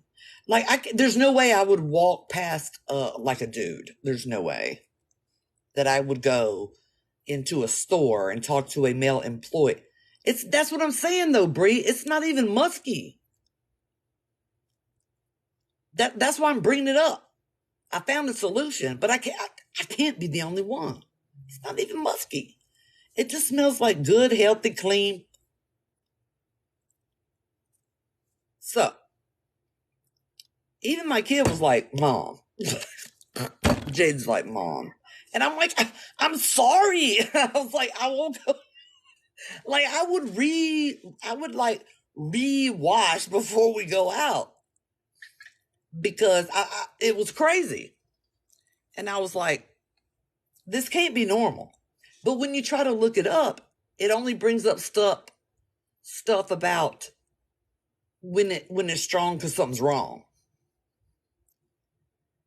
And I couldn't find anything. And I was like, you know what? It's different. It's not like even a woman would be like, I smell, where's it coming from? You know what I'm saying? She'd be like, if I walk past them. So, oh no, I tried a perfume. No, then I just had really perfumey. Mm-hmm. So I was like, there's got to be something. No, I'm not releasing. I'm in menopause. There's no eggs releasing. Nope. Same soap as always. Like I said, everything is balanced down there. My diet hasn't changed. I don't know if y'all know, but I've been a woman for the past 46 years. I'm very well versed in my taco. I've had a little bit of experience with it, So, anyway, my point is I found a product that stops it. For real. I was fully prepared to send this product back. I was fully prepared. Well, Michelle, I figured it was, but you can't find anything. She says, is a woman canceled? I found a product. I don't know how it works and I don't care. But it's made by Vagisil, but it's a wash. It's called Odor Block. And I was like, this sounds like this is going to be some perfumey bullshit. I'm going to get my money back. Right? But I was like, I'm going to try it. If it works for me, I can tell other women about it. And when I tell you, if it worked for me, it'll work for anybody, okay? So I bought it. I've never used one of their products in my life. I don't have a problem with the smell of I would never cover it up with a body wash. I don't have a problem with that. So I've never even had a use for their products. But I was like, I would like to be able to go out in public without having to wash my every single time, so I don't attract everybody in the schoolyard. You know what I'm saying? So So I bought it, and I washed everywhere like usual, and I rinsed off. And then I applied the body wash down there and on the inner thighs beside it, and in the general area. And I even let it go up my butt crack, right? And then content noggin, I know. And then I just rinse it off. And it leaves like when you use a good body wash. So I use soap most of the time, so my shit be squeaking. But when you use a body wash and it makes you feel smooth afterwards, you know what I'm talking about? That's what it feels. So that's what it feels.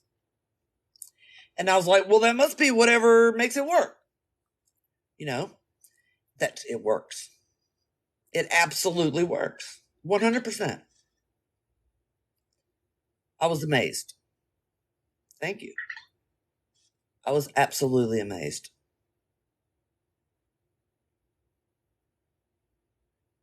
I was like, I'm going to tell everyone because I'm sure I can't be the only one. My thing is this happening at 46, which is when it should not be happening. Things should be calming down. It's like a body wash. It's like a gel looking stuff. Yes. And it works perfectly. Perfectly.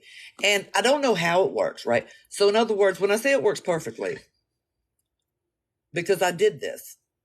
So, I was like, oh my God, it works. But then what does my smell like? Okay, do I smell bouquet down there? So, I did the, nope. Close up, it still smells like, but the radiating stopped. It's a hot, I'll go get it. Hold on. I'll show y'all. Oh, wait, no, I can just pull it up on my phone. Oil check, yeah. So if anybody was to get down there, it just smells like, doesn't smell like flowers. And I was like, I have to tell other females about this. Hold on. I think I put it on my, I think it's on, on my profile where you can click on my link tree and I have that Amazon thing.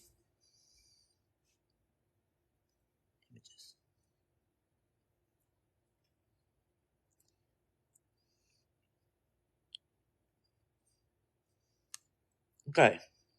Ooh. It's just this. That's it. It wasn't expensive. I think it was like $7 or something. Just this.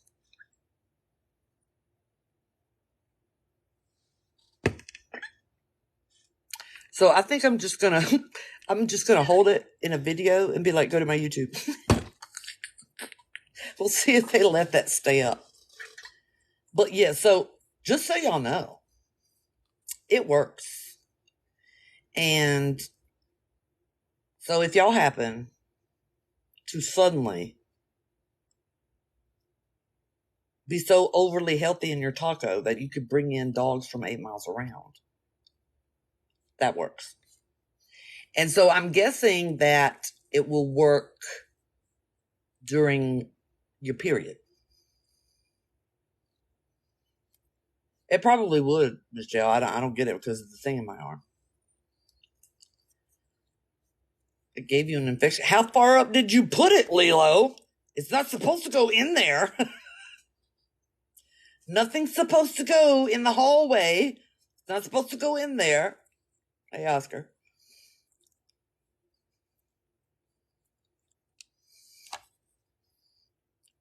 Don't put anything in the hallway. Oh, me neither, June. Normal.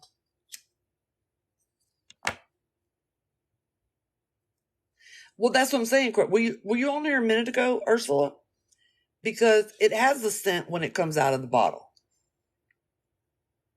And then, I put it on. And then I rinse it off. And then, I don't know, around 4 or 5 hours during the day, I was like, I wondered, I was like, does my smell like a bouquet right now? Because I'm going to be mad. And so, I did what they say, the oil check. I was like, no, it just smelled like, that's all. So there's a product, that product actually works.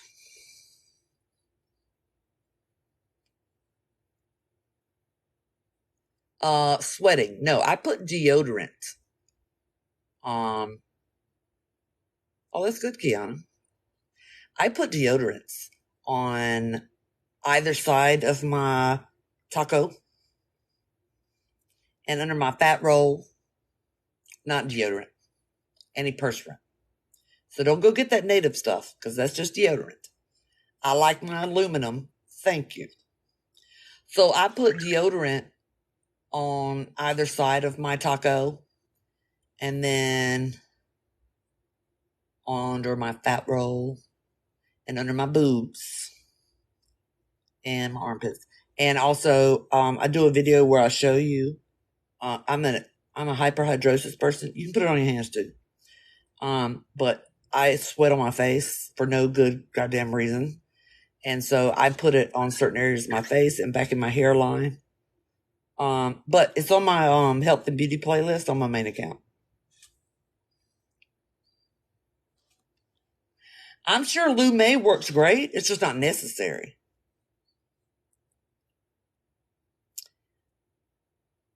I don't know about safely naring. Lume is just not necessary. It's just nowadays they have people paranoid that if they use a deodorant with aluminum, they're going to fucking die of toxicity or something.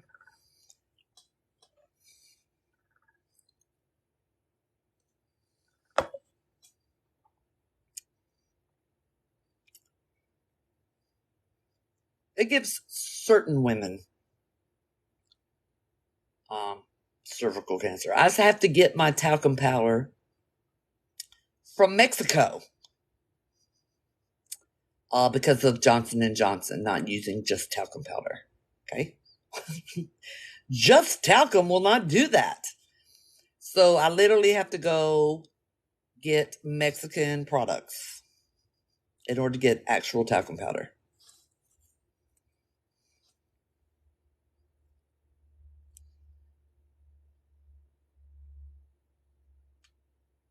Yeah, I just use deodorant.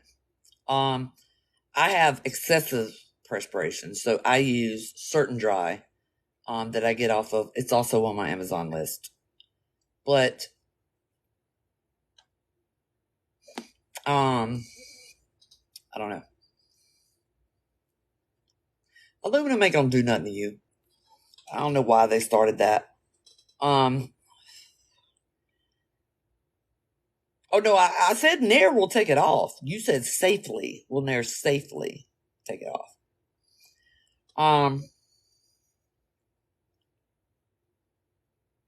What was I saying?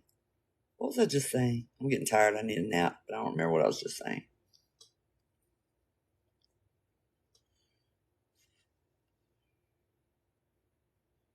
Oh, aluminum. Yeah, deodorant.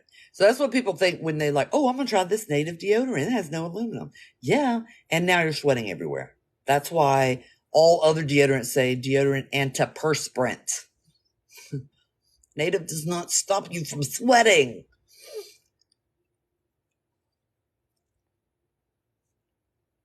Right, Beth Bonte? You're like, give me mercury deodorant. I don't care. Yeah. So it's just not necessary. It's just not. You're not eating the deodorant. But here's the thing. Here's another thing that they don't say. They used to put this on deodorant labels, and now they don't because it just makes you buy more deodorant. I'm gonna get it, and anybody that's as old as me can vouch for this. You're supposed to put your deodorant on at night, not in the morning. You're supposed to put it on at night.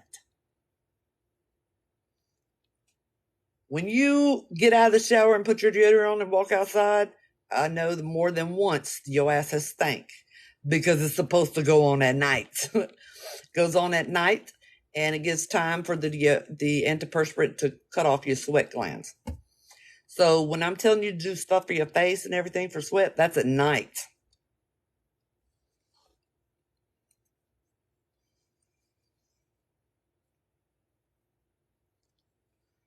Yeah, and they also want to cry about fluoride. Stop. I love when somebody goes, fluoride will calcify your pituitary gland. Right? Everybody's heard that. Everybody's heard that, right? Fluoride will calcify your pituitary gland. And it causes all these other problems. Sorry, pineal, thank you. Right? We've all heard it. So calcify denotes that it forms a calcium shell around your pineal gland.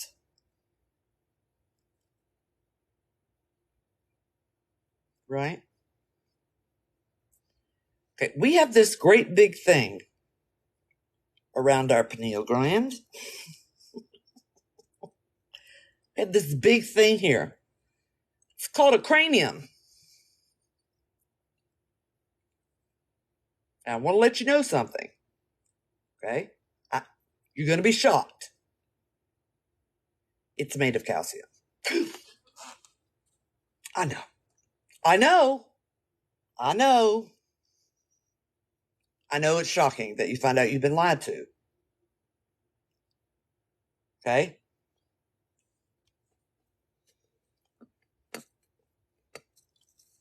They've lied to you the whole time. Your pineal gland is always calcified.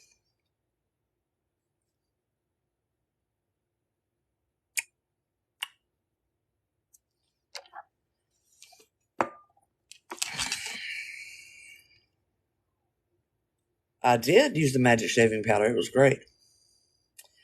Fluoride, there's not enough fluoride in toothpaste or even in water to kill you. Okay? Or to hurt you. But don't ever test your water for anything else. Okay. I'm going to tell you what. I have well water in South Carolina. There are 3 molecules, and I can't remember what they are off the hand, but they're bad, that are 150 times the allowed limit for safe drinking water. And everybody knows it. Everybody knows it. It's in everybody's water. They don't do anything about it. They don't. Nobody does, because what are you going to do? You're not going to do anything about it. There's nothing you can do. Unless the government bought special high-dollar filters for every single person, for every faucet, for every shower head. Oh, no. I'm talking about, like, something about the chloride. Like, really bad stuff. It's in everybody's water. It's way higher than is healthy. It's not going anywhere. So I bought Elite White.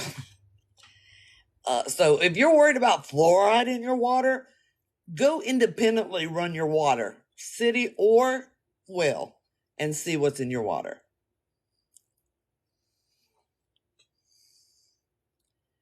So you just forget it. Just forget it. You're screwed, okay? You're screwed. Fluoride is the least of your problems.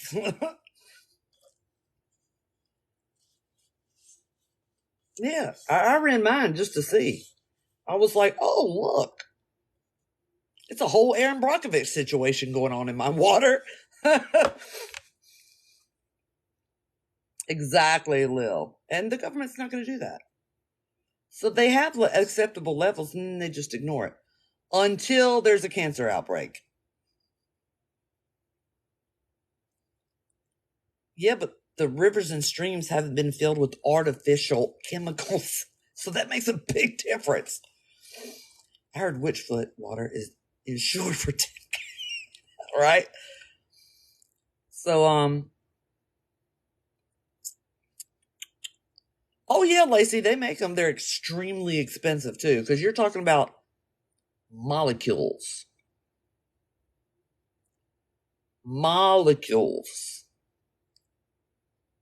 Infinitesimally smaller than even a mold spore. Someone said it up there, reverse osmosis. So that's why, there's no, the fluoride ain't doing nothing to you. Stop it. I just like people get worried when I use my Fire King bowls. They have the leaded paint on the tulips on the outside. I don't even use them, I do eat cereal out of that one sometimes, but usually I use it to hold stuff. No, you can't boil it out. It's molecules. It's not going anywhere.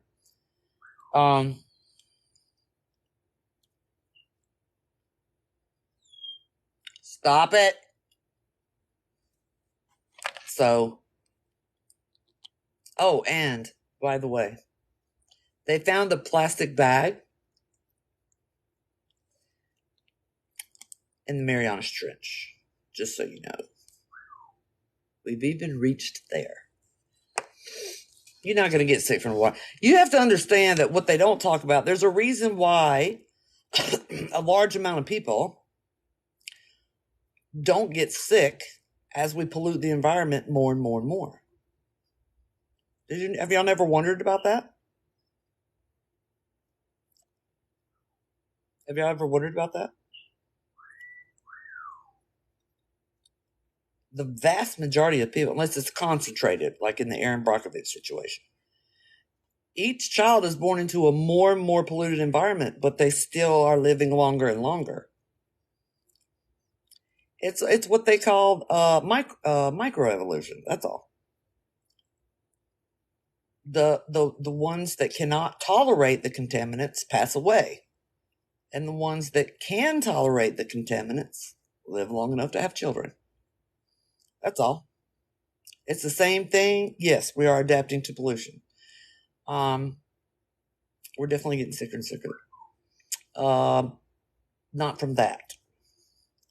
Hey, Mama Sunfire. We're not getting sicker and sicker from that. Yeah, I did a whole post on that with the COVID babies. And it's I did a whole post on it and explained what the mechanism was. The same thing happened to elk fawns after wolves were reintroduced. It's a very high-pitched sound that will make your eardrums bleed, and it's African gray, so he understands very well what he's doing.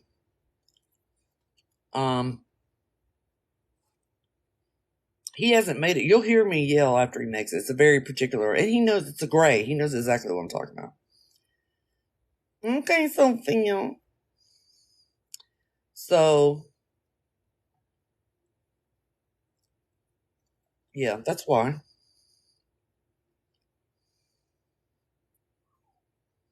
The Magic Shave Powder, I'm even busier now than I was before, Sophia. Let me get moved over in my workspace. You know what I mean? You'll probably be able to call me like next week. I'll have some more time. What was I saying? What was I saying? Does anyone remember? I don't remember. Yes. Oh yeah. The magic powder absolutely works wonders, but you have to follow the directions. It can't dry. First, you have to figure out how to mix it in order to get it to froth up, and then it can't dry up. You need help getting into that space. Oh, I'm hiring someone, Sophia. I ain't moving that shit in there. Absolutely not. I'm too old and too out of shape. I'm paying a couple of the fellas up in the front trailer up there to put it into the truck, drive it over there, and pull it off the truck. I ain't doing that. But one of the days where I'm just organizing, I'll call you up.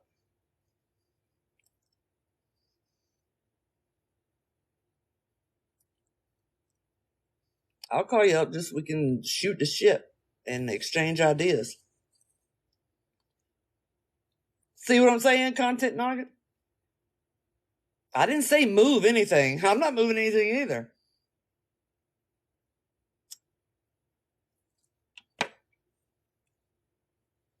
That magic shave powder, once you figure out how to get it to mix, then I'd say go ahead and have a lot of hot water, because you need to steam up your bathroom first, because if it dries on you, it doesn't work.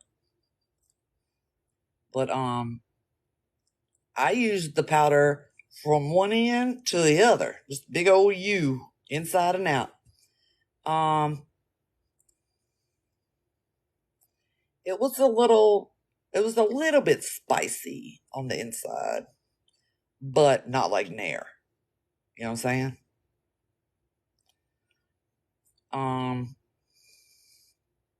Yeah. That's the one thing, you know what? That's the one thing I like when I'm single, is I will go all out Chewbacca. I know they make a cream, but basically they pre-mix it so you get less for your money. Yeah, right. I usually use it as a hair chastity belt. Guys don't care. They really don't. But I'm like, I can't do that. I'm sorry, I haven't shaved. So it's an anti-hoe device.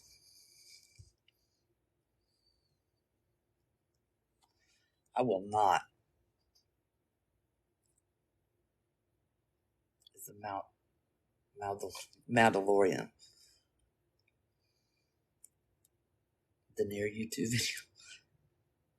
No, I hadn't. Yeah, I took it for the team. I don't know where that video went. It's one video I don't have. I can't find it.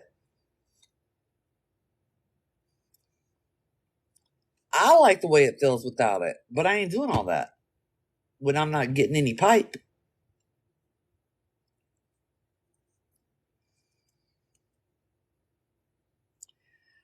I'm at the I ain't doing this no more stage. That's where I'm at.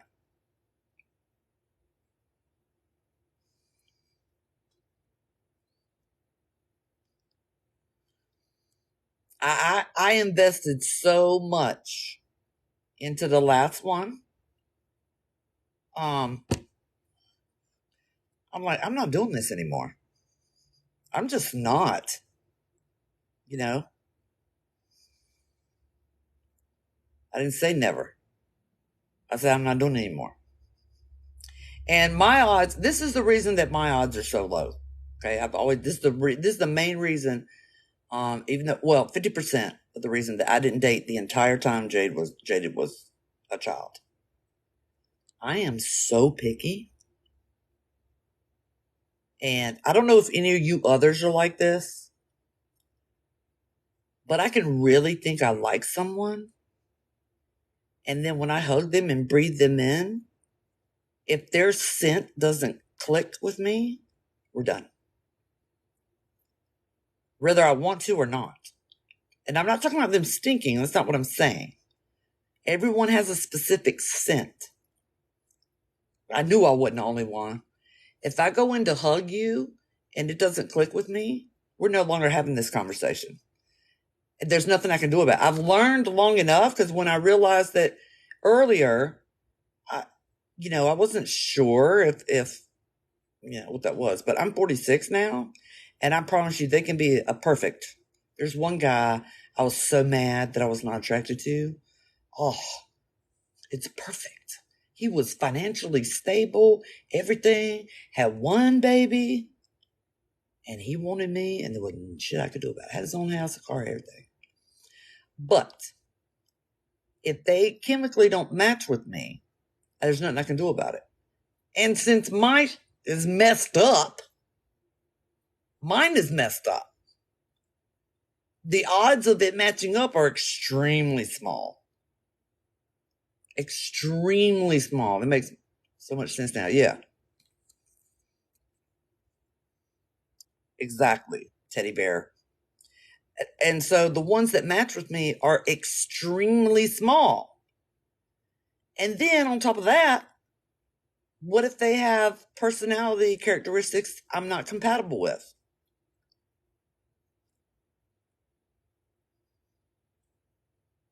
So my odds are reduced, period. And I was made aware of that. Oh, and then on top of that, a lot of men are not attracted to what they call masculine energy. It's not.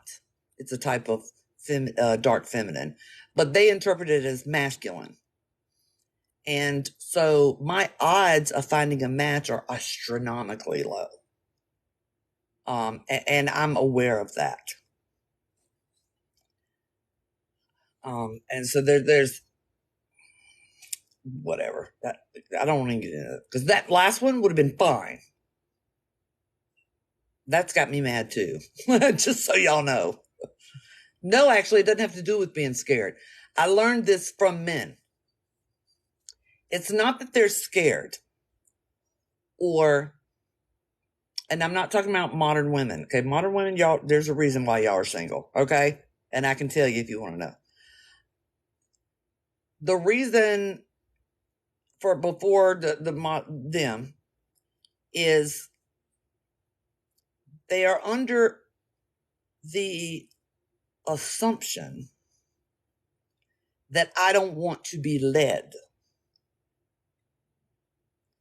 They are under the assumption that I'm going to want to lead, that I'm going to want to control things, that I'm going to be dominant in the bedroom, that's the assumption that they're under. No, they assume it chaotically contradictory. They assume that, okay? Because most women like me didn't choose to be this way, okay? I'm not talking about modern women. So you take millennials, before millennials.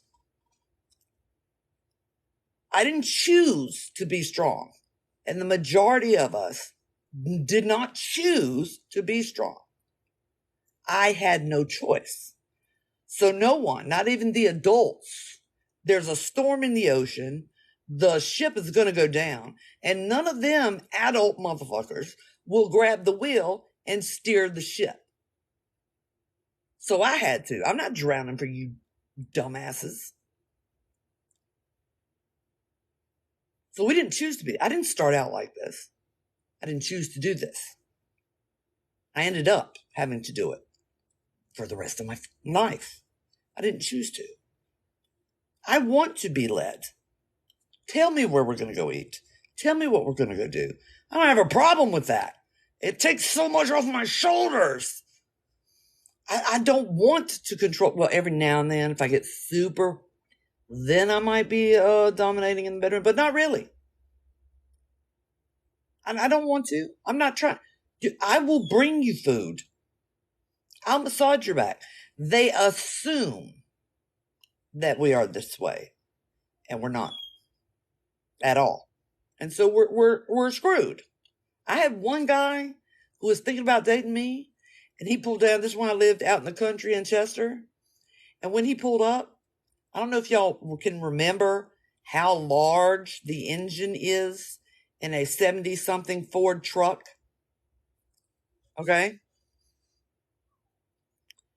And I was smaller than two. Damn it, I froze up. Am I back? Am I back? Can y'all see me? And I was smaller than two. And I was inside the motor because I wanted to fix the engine on my dad's 70-something Ford. No, because he's too old and weak. And I'm talking like this because if you know me long enough, you know I hate my dad. He's too old and weak to fix the truck. And my brother was a slacker and he didn't do it. So I had to do it.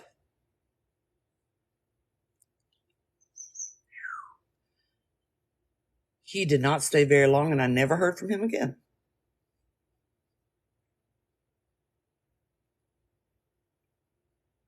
And that's what I've had to deal with. And it's a shitty hand, but what are you going to do?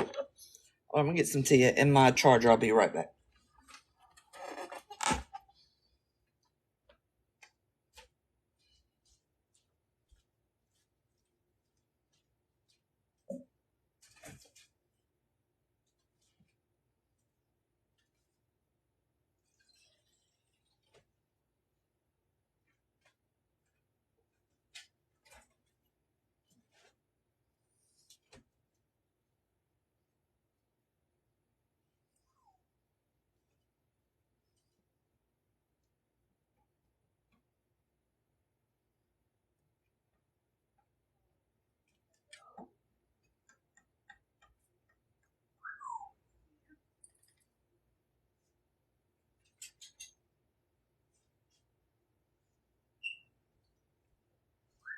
Yeah.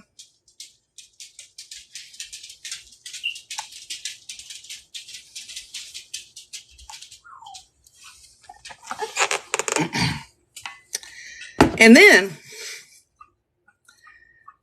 speaking to me, another thing that lowers my odds is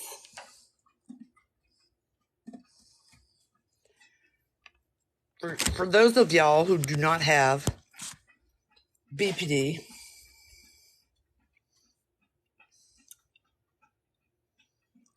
we're not psychic. Okay. We don't have the ability to infer what you're hinting about. So you have to tell us directly what you're feeling and what you're meaning. We will get body language wrong. If you flirt with us, we'll have no clue at all. We'll get tone of voice wrong. And so we misunderstand things. And I'll be like, did you mean da da da da? And they'll be like, no, and they'll have to re-say it. If you tell me you're fine, because guys will do this too, it's not just chicks, right? So if you're being really quiet that day and I go, are you okay? And they're like, I'm fine. Well, you're fine then. I don't get it. We don't have the ability. We don't have it. It's not there. It's just one of the things that leaves along with the self. We don't have it. So if you tell me you're fine with a smile on your face, I'm fine, honey, then you're fine. Don't get mad at me later when you're not fine, but you said you were fine. So you have to be very specific and very literal when you are speaking to someone with BPD. When I'm doing something, thank you, that is annoying you, you have to go, which foot? The way that you tap your foot while we're sitting at the table drives me insane. Could you please not do that? I won't get offended. I'll be like, okay, all right, I'm going to try to remember. If I forget, tell me. Okay, let me know. Because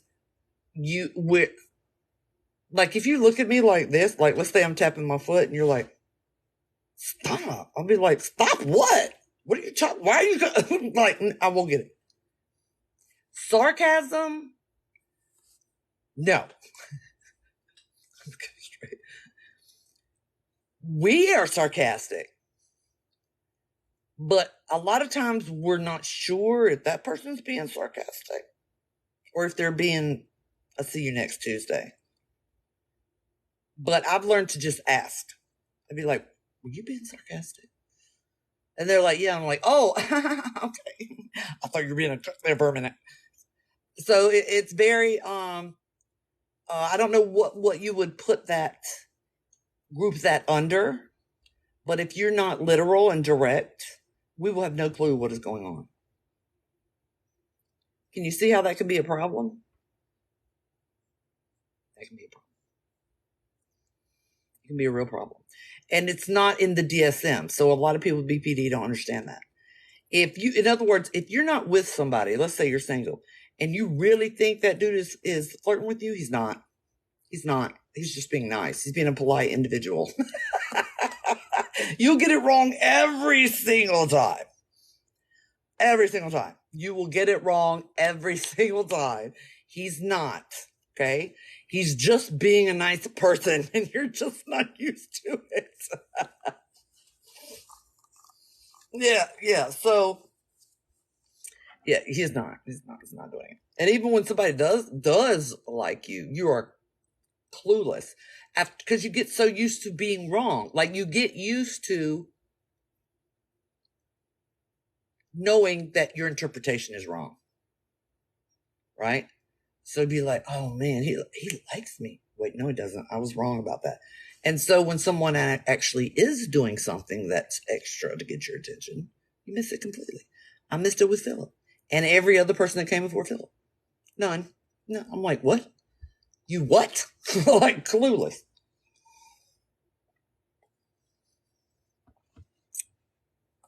That cheating is the BPD thought. I've had the correct therapy, and so now I recognize that what it is. I never think anyone really likes. No, I don't know anything about autism. Besides taking one of those tests. Yeah, you will, when you're done with therapy, you will recognize your BPD thoughts. And what happens is they become, your brain moves them over to intrusive thoughts. So you know that they're not legitimate thoughts. Oh, dude, if he goes to the bathroom in there too long, you'd be like, you're cheating. We're like that all the time. So, yeah, after you get through with the therapy, what I have found is that your brain now classify them as intrusive.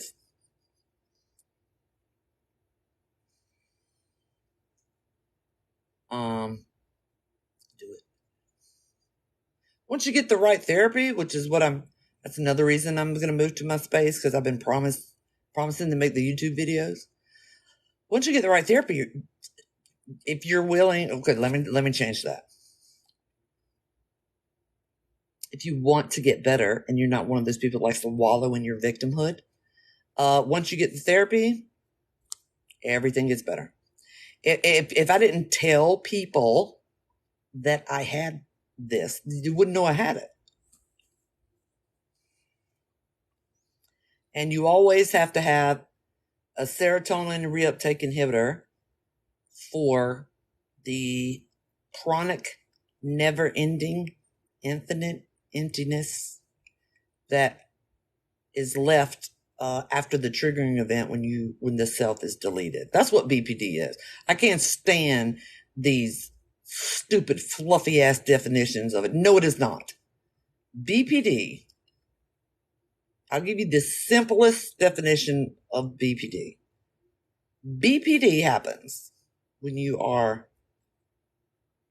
genetically predisposed to it, and you have a triggering event before puberty. And what happens is your body hits Control-Alt-Delete on the self.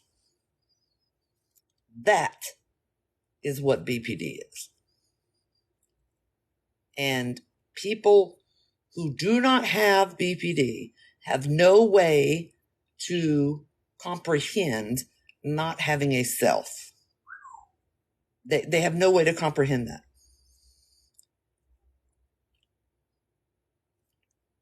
I was misdiagnosed for 27. No, let me back that truck up. 17 years. Because if you're not dealing with someone, very, very few psychology careers are well versed enough in BPD to ask the right questions. It is not like dissociation, because we do dissociate afterwards, but that initial thing has nothing to do with disassociation. Diagnose accurately,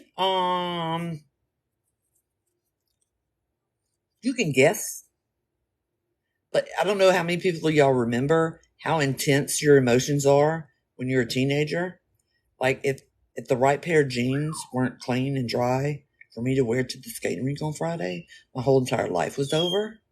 That's why you can pretty much guess who is, but a concrete diagnosis comes 18 to 20.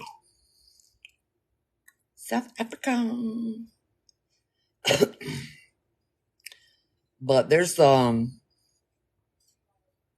people who aren't BPD, you can tell them what it's like to not have the self, but they don't have a way to comprehend that. Just like I have no way to comprehend what a self is. I've heard it. I thought self-love was a figure of speech for 40 years.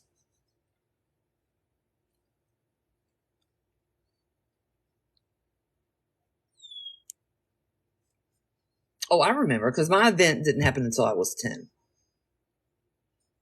Yeah, I thought self-love was a figure of speech for 40 years. It's not. It's not. It's not. It's caring about yourself. It's a literal thing that people do.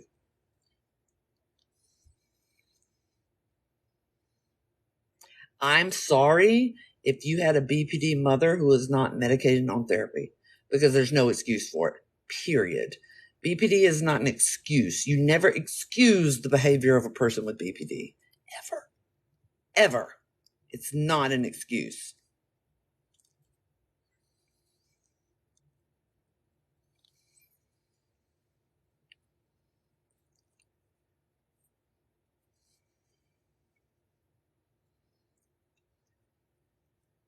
Well, you're literally selfless. That's why, for instance, we may be the ones that appear to do something brave, but we're like dead ass calm. Like we don't get riled up at all in major things. But you are not the diagnosis. Oh, no. Let me stop you right there. BPD is like schizophrenia. Okay? In this respect, you are schizophrenic. You don't suffer from schizophrenia. You are schizophrenic. You are borderline. That's the difference. That's why it's in that class with schizophrenia and multiple personality disorder. You don't suffer from, you are. And that's why a lot of people get their feelings hurt that have BPD. I'm like, no. You don't suffer from, you are. You are more than that, but you have to understand, and I don't mean this in a bad way. Every single thing about you is altered by the fact that you are borderline. Period. End of story. So that's what I'm saying. You're saying it like it's a much more than that. I'm not ashamed that I'm borderline. I don't see it as a bad thing. I got it. I got to deal with it. It's not a bad thing. Like, there's no need to tell me that, oh, you're so much more than that. No. I don't think it's a lesser than thing. It can be more difficult. It can be more difficult to deal with. But I don't feel less than a person who does not have BPD. Does that make sense? I will put you in a frying pan. Oh, my bad. That was okay. You accidentally shut your cage. Hold on. I'm sorry. I yelled at that time. Sorry. But that's why you can't do it all the time. See, this time you had a good reason. They're knocked out. Yeah, you were knocked out. Yeah. But see, that's using it properly, okay? Okay, you need look, boy. That's why you can't cry wolf. Yeah, but you can't cry wolf like that.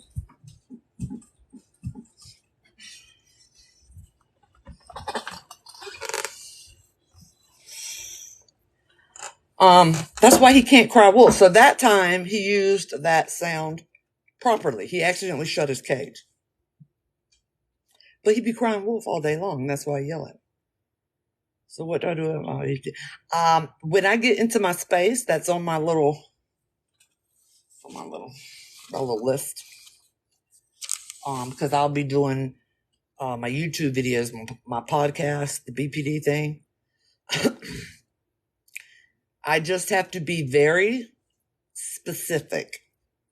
I have to teach y'all this method by telling a story about myself. Because if not, I can be okay.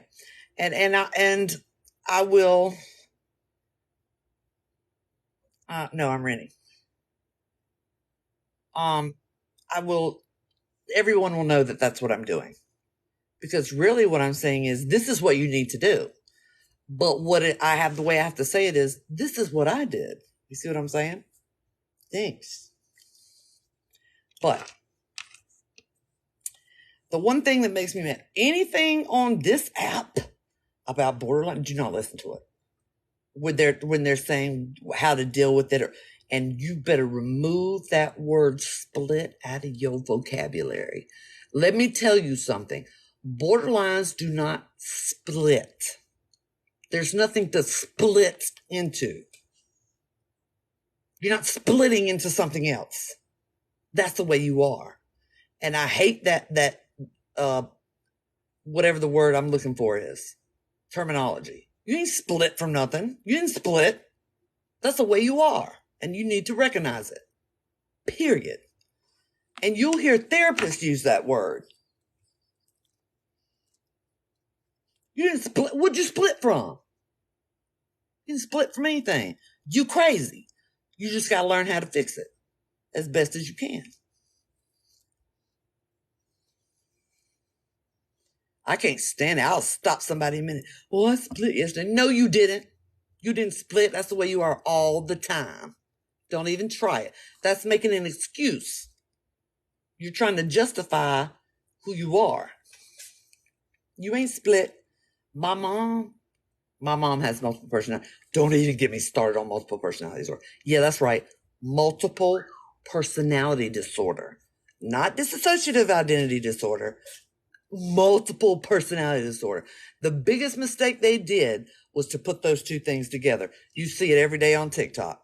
I will hurt people. I'll get taken off this app. I will hurt people's feelings. But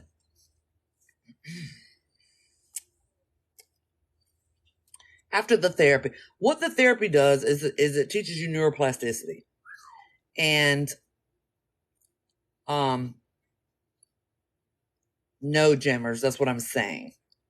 Okay. So people who do not have split personality, people who do not have multiple personality, decided to put multiple personality disorder together with the coping mechanism of dissociative identity disorder. They decided to put it together. So now people who have multiple personality disorder are not getting the correct care because they are treating them with dissociative identity disorder methods, which are two entirely different things. I pissed off the entire DID community on this app because I let them have it. But my mom is split personality. When they just got two, it's called split personality. But anyway, extremely rare. I will. If you don't even, If your username has system in it, we're going to have a problem. I'm going to tell you that right now. We're going to have a problem. We're going to have a problem. Or no, you're going to have a problem with me. If the word system is in your username, you're going to have a problem with me.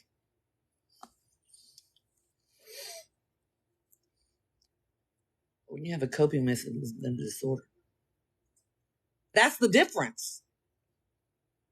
That's the difference that makes them mad between multiple personality and DID.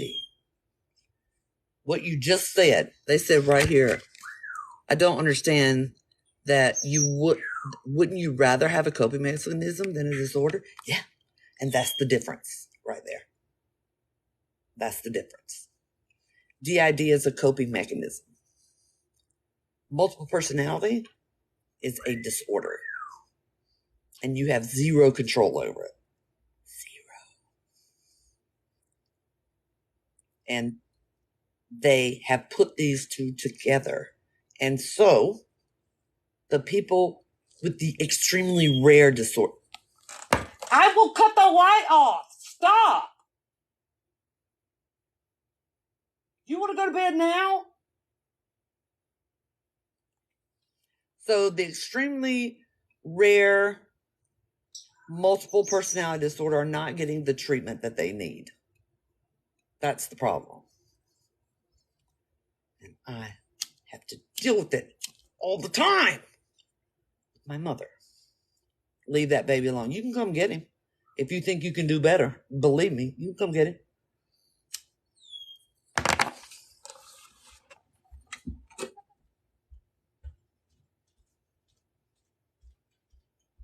That's why. Yeah, get up on that cage.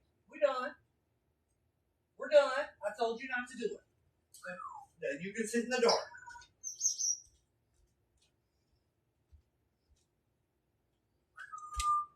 Don't be yoo-hooing me no more. Yeah, he does it on purpose.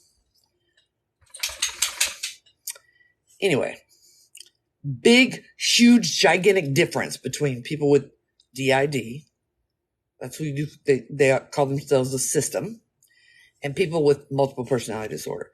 And that's why the movie Split got so many people angry. That's why. That movie is accurate as not the fact that the guy's actually bulletproof and can't be pierced by shotguns. No. The portrayal of the guy who has multiple personality disorder in the movie Split is accurate. Accurate.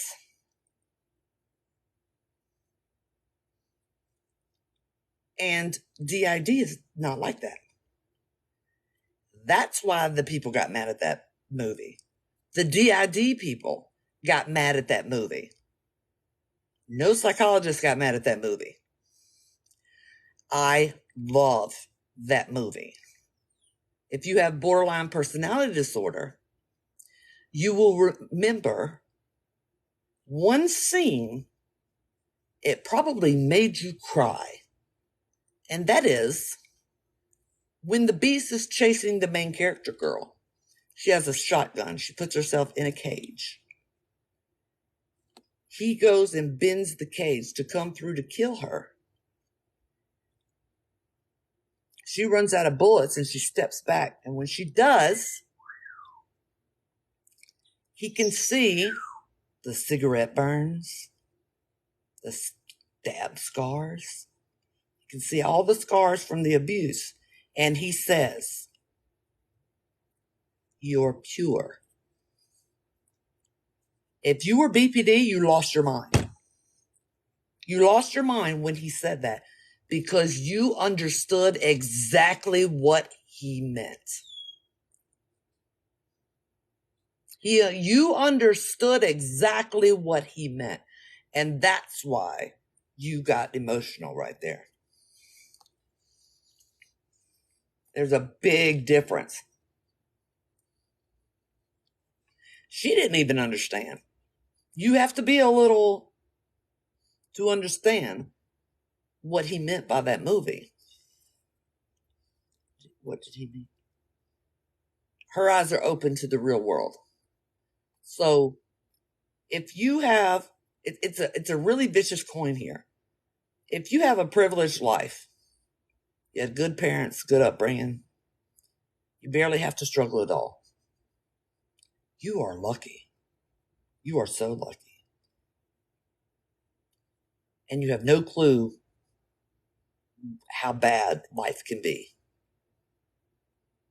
Most of us aren't. So we have a really clear understanding of how things work. So if you are fortunate to have a privileged life, unlike other people, I don't fault you for that. I don't fault you for that. Good for you. You had enough money. You had good parents. You went to the best schools. You were always safe. Nobody ever attacked you. I used to get jealous. I don't now. I would never fault you for that. But they have an inability to sympathize. That's the problem. That's the problem.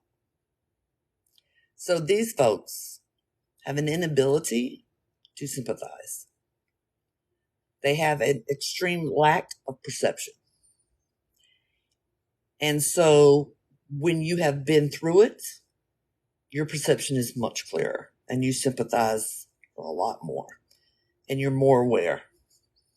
And that is what he was saying when he looked at her and he saw the scars and he just goes, you're pure.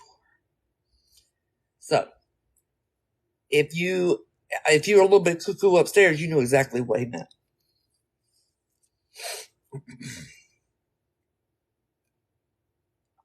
But like a lot of people are mean.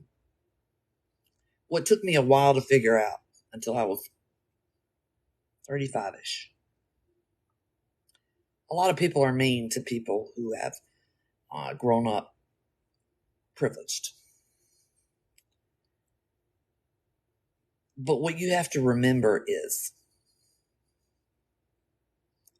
if that was you that grew up privileged, are you going to be mad about it? Because I know I'm not. I know I'm not. I know I wouldn't be mad about it. If my way to college got paid and I had money in my account given to me by my parents every week, it's like the one thing you missed with your perception. If you were them, you would not be mad about it. You would be happy about it. And you wouldn't understand why everybody was mad about it. I would not be mad about it. My cousin was like that. Both her parents and she had two sets of parents. You know, when I would pick on her about it, I found out it actually hurt her. And I was like, whoa, whoa, whoa, whoa, whoa, whoa. I was like, I didn't know that you were taking that to heart. I had to explain to her. I was like, Paige, I would have loved to grow up with the privilege that you have. I said, I pick on you as my cousin. My intention was to give you a little reality check every now and then because she could be really spoiled. I was like, you should never feel bad for having privilege when you grew up. You know, I had to, I didn't realize that me poking at her was getting too much. I was like, I would love to be able to call my dad and go, I wrecked my car and I have another one the next day. Oh, that's happened to me before too. Like, no, you should not. No. I said, I poke at you just so you can be aware of the relevance of what you like my struggle. So you're aware of other people. I was like, I would not be sorry at all if I had privilege growing up. No, I would not be sorry at all. So that's the part that those that are not privileged don't get.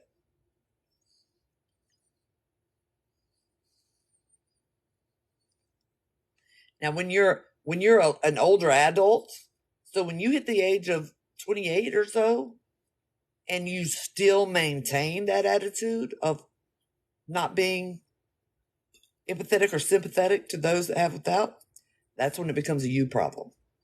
Because by then, you're old enough that you've seen enough of the world around you that you know you shouldn't be that way.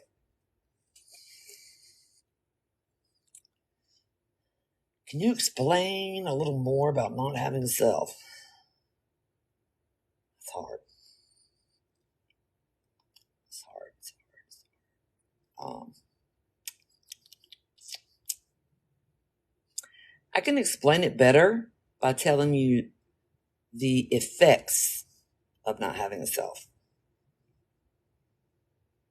Do you understand what I'm saying before I start? So I can explain to you the effects, the difference between having a self and not having a self. Hey, Desiree. I'm going to give you the two biggest examples. So here, I'll give you the first example, and then I'm going to give you the absolutely dead on one. All right, so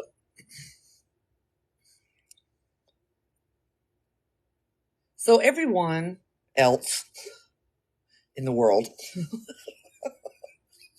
has certain reflexes that are for self-preservation. Okay? You see it all the time. Yeah? There's a car wreck, cars coming at them, so they have enough time, they get out of the way. Right? Or that infamous footage of the deaf guy on the railroad tracks. He doesn't hear the truck behind him, the train behind him. And so a guy risks his life running full speed and dive bombs to knock the guy off the tracks. Okay? Shut up. The fuck? Shut up!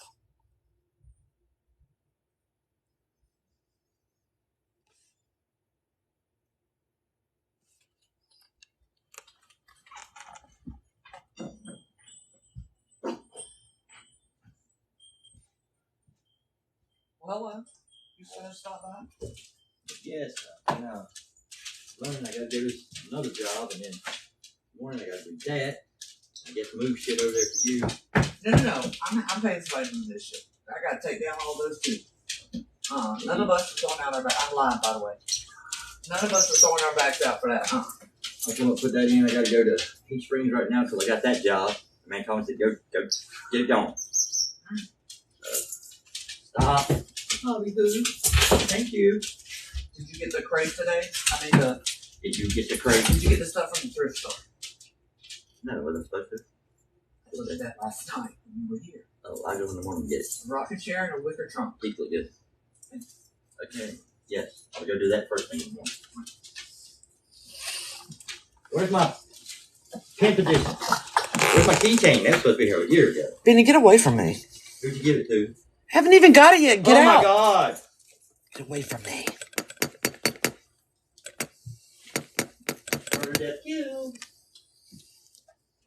So anyway, all right, so the first example. Oh, here, you want some leftover Taco Bell? Taco Schmiel? And nuke it Or Taco Hill? 30 seconds. All right, so the first example would be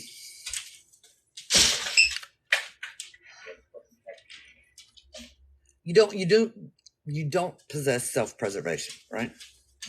So if you saw the guy on the railroad tracks, you would calculate the odds. In other words, you would have crossed the tracks way earlier and ran towards the guy. Hopefully he looks up before he gets plowed by the train. Okay? You calculate in those situations.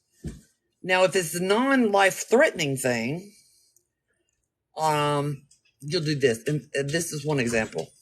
This happened in real life.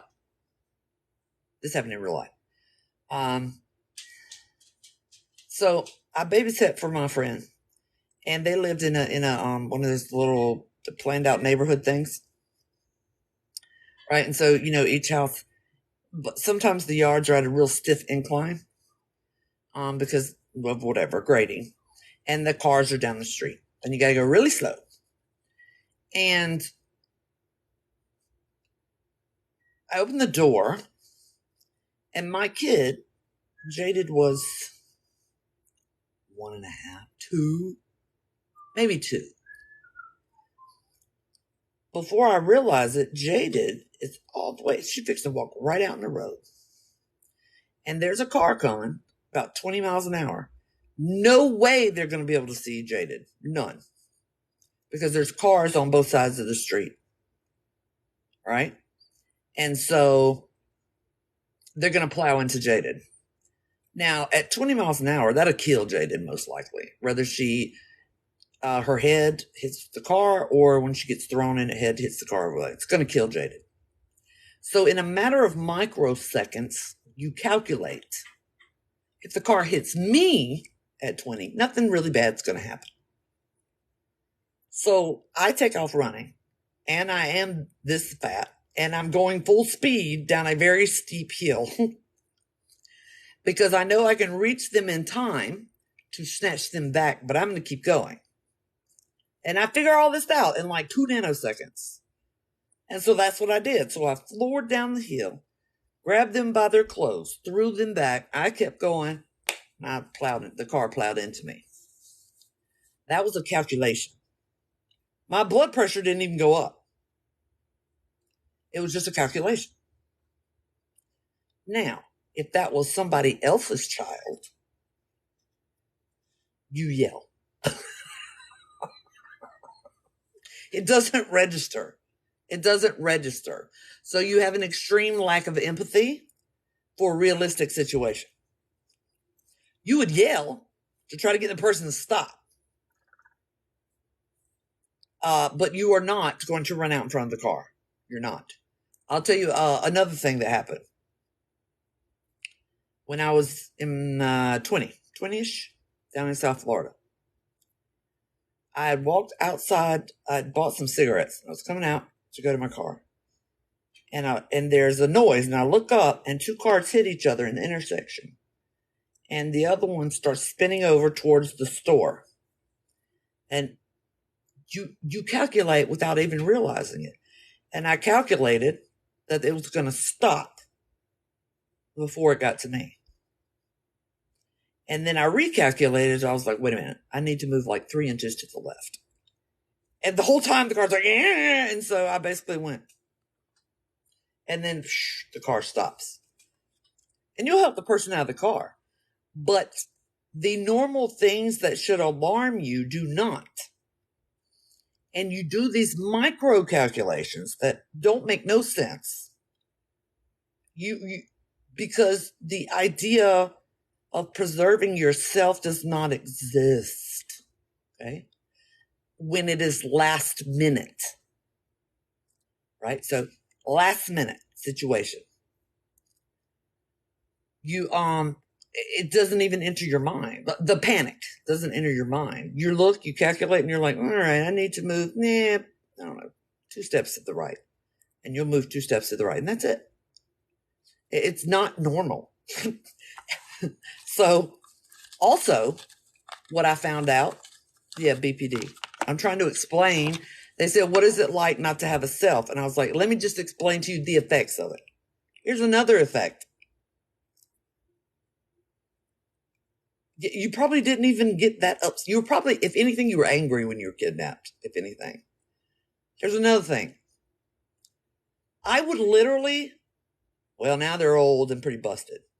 But for as long as I can remember as an adult with a driver's license, I would literally donate an organ to anyone on the planet. It's not even okay, I have 2. Like, you need a kidney? Okay, I got 2. Not even It's not even a big deal. Period. It's just not. I've offered my kidney up to several people over my lifetime. We weren't a match, but I offered it. It's not even an issue. It's not a big thing for us. It's just another day. Okay, I'm going to donate my kidney today. That's it. But yeah, it's not even in, or this situation. Here's another example. Let's say you get in an accident that's so horrible that you get knocked out. Because, by the way, you remember everything. I'm going to explain why you remember everything that happens on what other people would call a traumatic event. I'm going to explain that in a minute. So you would have to get physically knocked out not to remember an accident. Oh, no, we don't have an accident. So let's say there was an accident that was so violent it physically knocked you out. And when you woke up, you were missing one or both legs. This is your reaction. You wake up. Oh, man. You remember immediately you was in a violent accident. And you're like, I only lost my legs? That's it? Yes. Screw you, death. I only lost legs. That is your reaction. That's it, period. You're not, people get really upset when they wake up missing body parts. No. We're just like, I totally lived and all you got was my legs. Yeah, I'm going to do it again. There's no attachment. You have no attachment to it. There's no self. Now, a bad thing about that is you can have no sympathy or empathy. That can play into role big time. But yeah, I got away with it. But here's the advantage to having borderline personality disorder. Everybody, right? I'm still breathing, bitch. Yeah, you don't care. Like, this was me. Let me give you an example. This was me. I had a male heart attack with the up here. Literally me. I was so mad. I popped an aspirin. I was chewing it up. I lit a cigarette. This is a true story. Oops.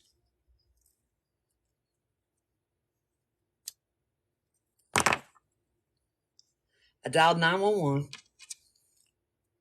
Yeah, I need an ambulance. I'm having a heart attack. Because my chest is tight and I have a raging pain going down my arm and down the side of my jaw. Bitch, I told you I was having a heart attack. Like, I was the most angry person that had to do with a heart attack ever. I was so mad because nobody believed me. So you react very abnormally. You don't get fired up. But if I just get my nails done and you do just something stupid and break my fucking fingernail, unacceptable. Unacceptable. If I come home and my house is burning down, I'm like, well, that's fucking unfortunate. There's nobody in there, is there? No? Everybody's safe? Oh my God, I gotta find another place to live. That's the extent. That's the extent of it. Now, here's the advantage of having borderline personality disorder. Okay? Here's an advantage to not having a self. And I must say, in today's world, this is the best possible advantage that you can have.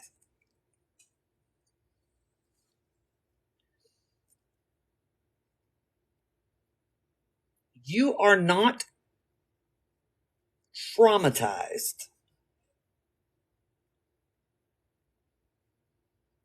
by spectacularly horrible events. And I'm going to give you a very real example. And I'm going to tell you why.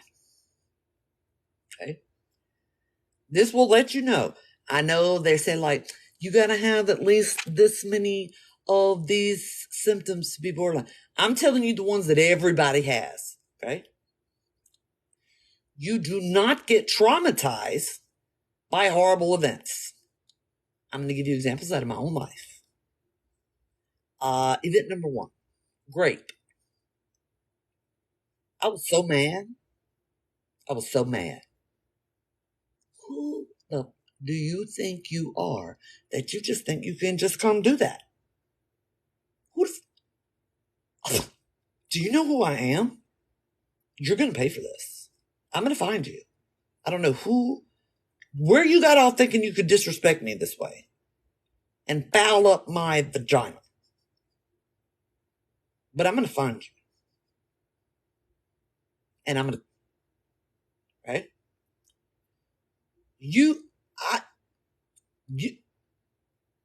Furious. Had sex with my boyfriend the next day. It wouldn't matter if the guy had on a red shirt, a red sweatshirt. Doesn't matter. I could wear a red sweatshirt the next day. No intimacy problem. No, nothing. Nothing. No, nothing. You want to find him, and you're probably going to accidentally run him over. But there's no trauma response at all. Period. You don't have it. So the therapies that address that, we're just looking at you like, what the fuck are you talking about?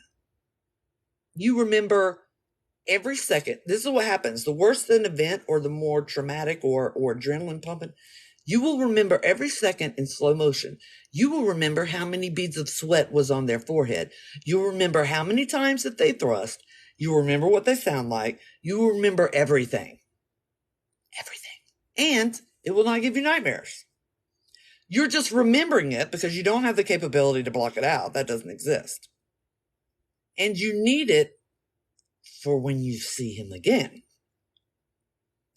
That's why you do it. You remember everything, every single thing. You won't ever black out or have a memory loss unless you've got a severe head injury that knocked it out. Okay. Now I'm going to explain to you why, because unfortunately there's a lot of women that know about grape.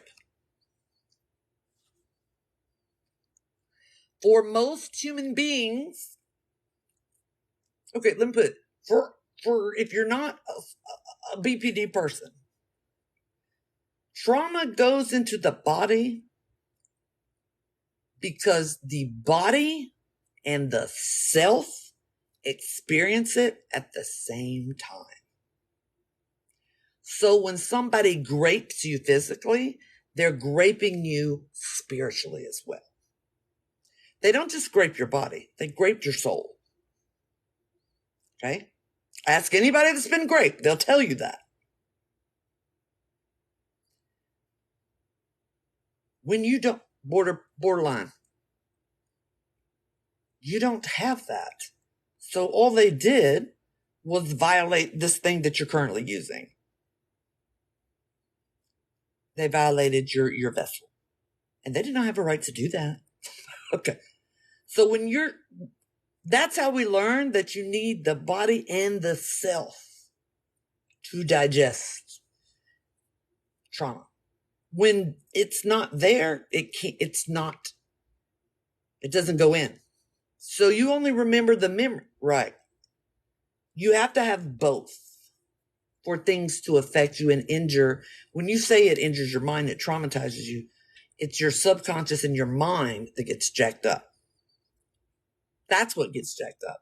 And it goes through the self, because the self says, this is my body. We are one.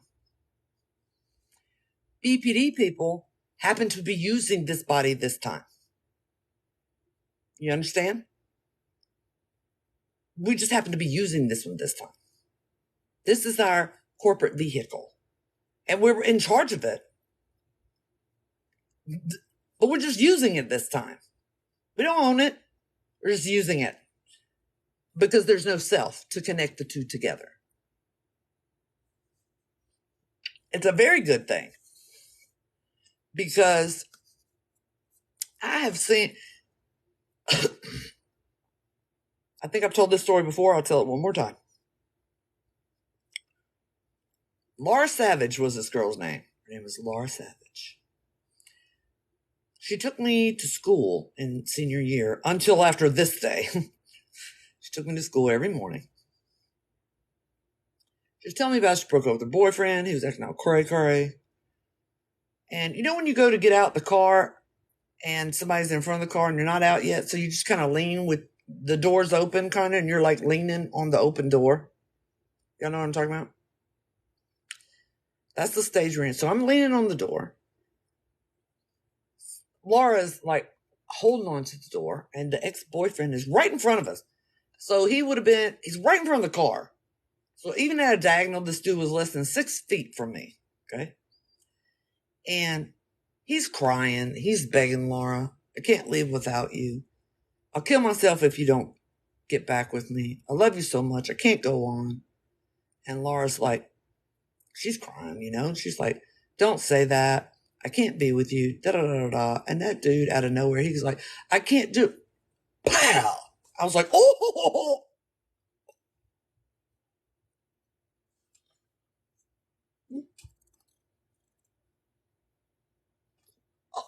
I mean, oh no, Laurie, don't look at that. But you learn to act the part. So no one saw me do that. But I had to click into gear because I was like, no, you just did not. You know what I'm saying? So you have to click in. Yeah, you have to math. So I mathed, and I'm over there like, oh no, Laurie, it's horrible. Just turn your head this way. Let's back away. You know, and the whole time I had no idea water would pour out of you like a fucking faucet. You know. So I'm like, oh, don't look. Don't look. It's not your fault. So you're more observant, and you are curious about when like that happens. Yeah. So, you know, I watched my uncle. I didn't watch my uncle. My uncle did it. But you do not possess the ability to do that.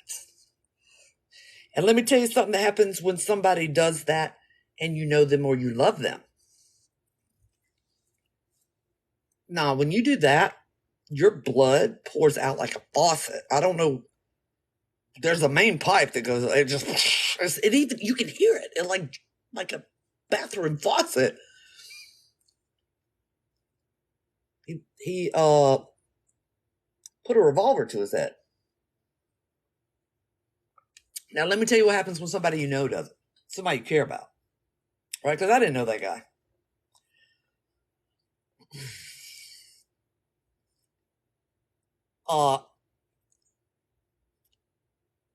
One I witnessed and one I didn't. My uncle I didn't witness. A friend of mine I did. And I was begging.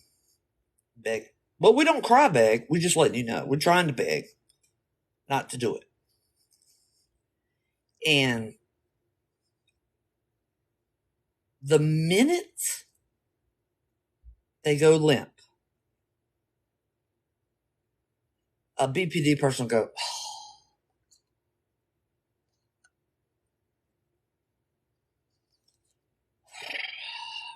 because they're gone.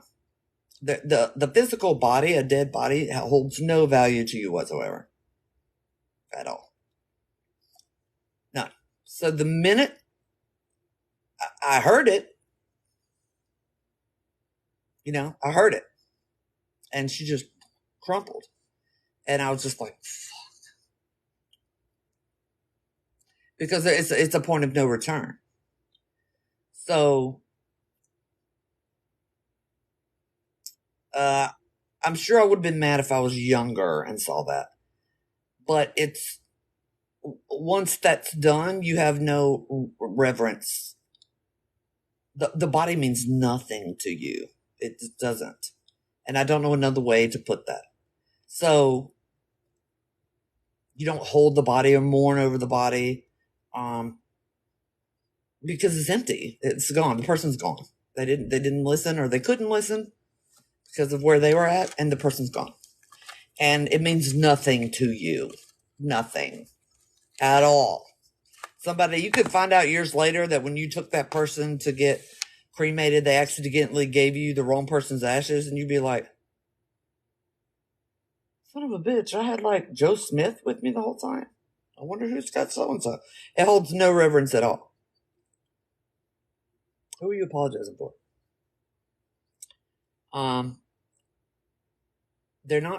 They're not traumatic for me. I'm sorry, they're not. They're just not. And so a lot of times people can think you're cold or whatever. I've come upon dead homeless people in Florida when I lived in South Florida. It just, you don't. So that's the advantage. No, died on third. My uncle did it, and I don't know if any of you are aware of this, but there is no one that will come clean your residence for free. Okay, just in case y'all didn't know. You either pay for somebody to do it or you do it yourself. And my uncle used an exceptionally large caliber. And I was the only one that knew how to remove blood. Don't ask me. Don't ask. And so my cousin called me and asked me if I could come clean up. And I was like, yeah, give me about an hour. I got to go get some specific chemicals to clean up. Didn't bother me a bit. I went through all the steps to make sure that it was broken down, so it wouldn't stink later. And it was a wood deck, so I had to use the right. Don't ask me how I know the chemicals, okay? So pull it out of the wood and everything. That was all I could do for that family, so I did it. But that is a benefit. We also make good higher up military decisions, okay?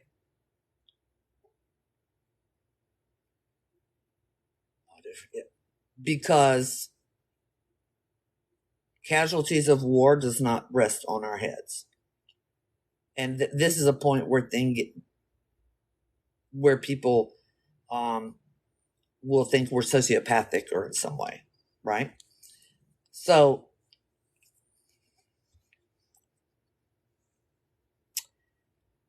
let's say the facility that a certain bomb is in, okay,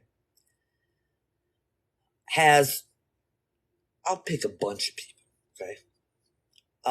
Let's say a building that a certain weapon is in, that the enemy is planning on loading onto an airplane and dropping on a country that'll kill hundreds of thousands. I will absolutely blow that building up. I don't care if it's a hospital full of children. And I'll sleep just fine. It's not disassociation. A lot of people think that Savage White's bitchcraft. We'll come back. It is not disassociation at all. I will absolutely nuke the children's hospital. And I'll sleep just fine at night. Because they'll do that. They'll stick these weapons or things inside like children's hospitals or something. But I know that we have solid info that is going to be loaded onto a plane and dropped onto a city of hundreds of thousands. I will level that hospital. No problem. No problem. And there's another thing. Yeah, it's not turned off. That's not what, there's nothing to turn off. That's just the way it is. Here's another thing that BPD people will do. And this really messes with the women really bad.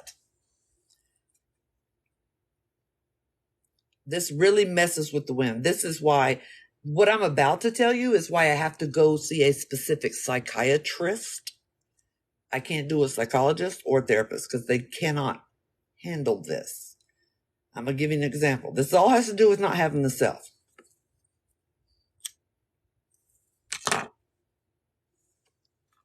I know y'all have heard this. They call it the straw man's argument because nobody else can answer it, but I can.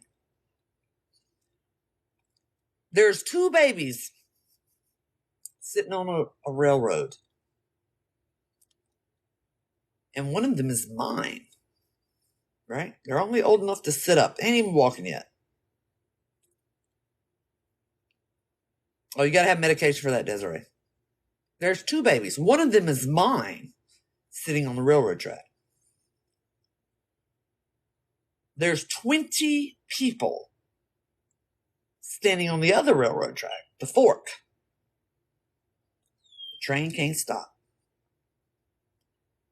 Now, if I pull the lever, right now, the train is headed towards 20 people.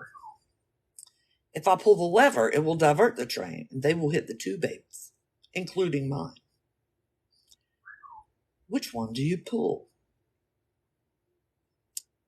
It will suck, but I will pull the one to divert it to the babies. And that right there is what freaks people out, and why I have to go to a psychiatrist, because they don't understand. They think you're crazy. They think you're insane because you would do that. I can have another baby. They think I'm being cold. I can have another baby. 20 families are going to lose their family member. 20. It's a numbers game. Exactly. So I can be selfish and save my baby and the other person's baby. 2. Or 20 people lose a family member. See, get that too. They had 20 years already. Those 2 babies, they don't even remember being alive. Y'all don't think about that. So it's a completely different way of thinking. Now that's what they call a straw man argument, and a lot of people won't answer the question. I will. Do I think that the life is more valuable? No. But what I do know is those 2 babies don't even know they're alive right now. They don't even know. They don't even know. They're not going to know. They're just going to be gone. And then that little body, the little soul will come back again.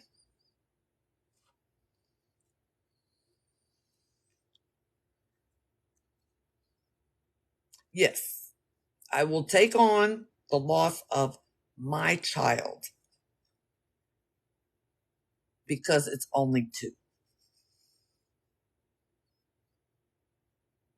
So you think on a much larger scale,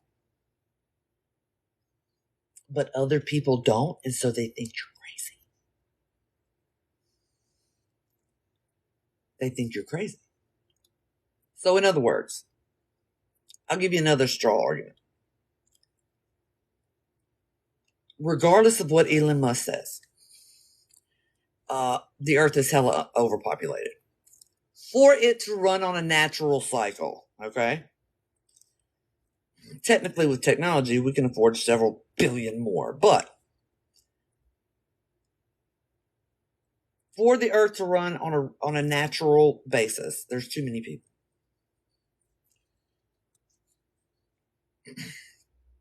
And so, whatever fucking aliens say, and they say, you know what? We're taking everybody out except for 5 million. Am I going to fight if I get picked to be the ones that get deleted? No. I'll be like, this sucks. Because the earth is more important. And people don't think that way. I'll be like, well, damn, I wish I would have picked a longer straw. But I'm not going to be upset about it. It's not, and people don't think that way. It could be my whole family. Me, my mom, my dad, my kid, their grandkid, my dog. No, I'm talking about people that will have a serious problem and do anything not to be deleted. They want to stay. See what I'm saying? Yeah, that's what I'm saying. But you're not the only one, whom the hell.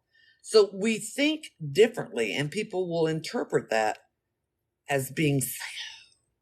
But really, when you do not have a self to value over others, it gives you a point of view that other people do not have. Other people don't have.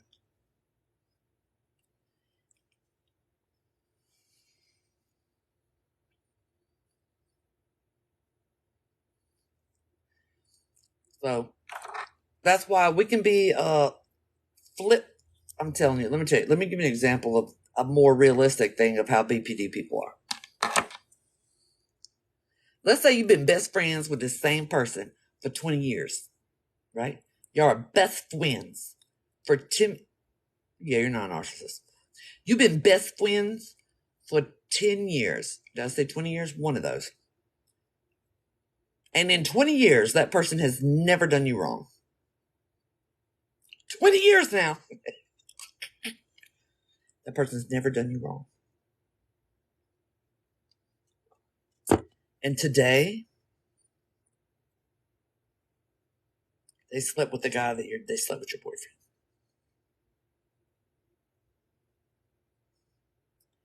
When I tell you everything they did in 20 years does not matter.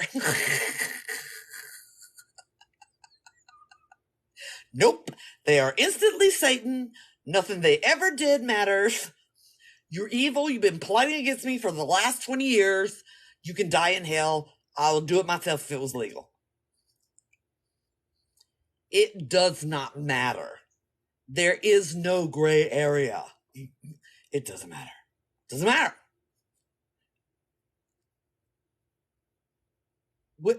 Let's say it wasn't even, okay, let's take back. You know what? They didn't even sleep with your boyfriend. They kissed your boyfriend. And then they stopped it. Nope, doesn't matter. That's it. You're evil. You have been plotting against me for 20 years. Clearly nothing in our 20 years of friendship was legitimate. You've been perpetrating all 20 years.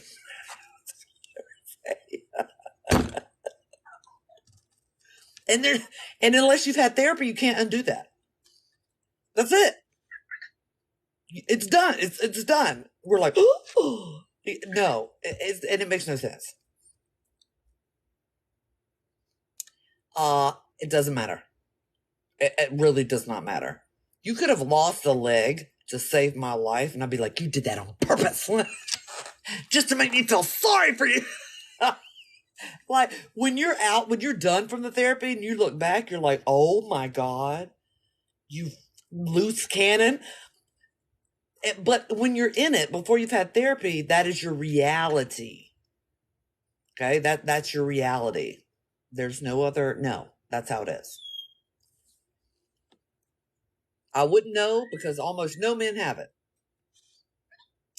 So if you had the choice to not have BPD, would you take it? Unfortunately, because of BPD, I don't even have a way to entertain that question. Somebody asked me that before. I have no idea because I don't know what it's like to have a self. So I can't answer that question. I've been asked that. That's because they're giving you the therapy wrong. But I'm going to teach it on YouTube. So if you haven't been through therapy, that's the way you are.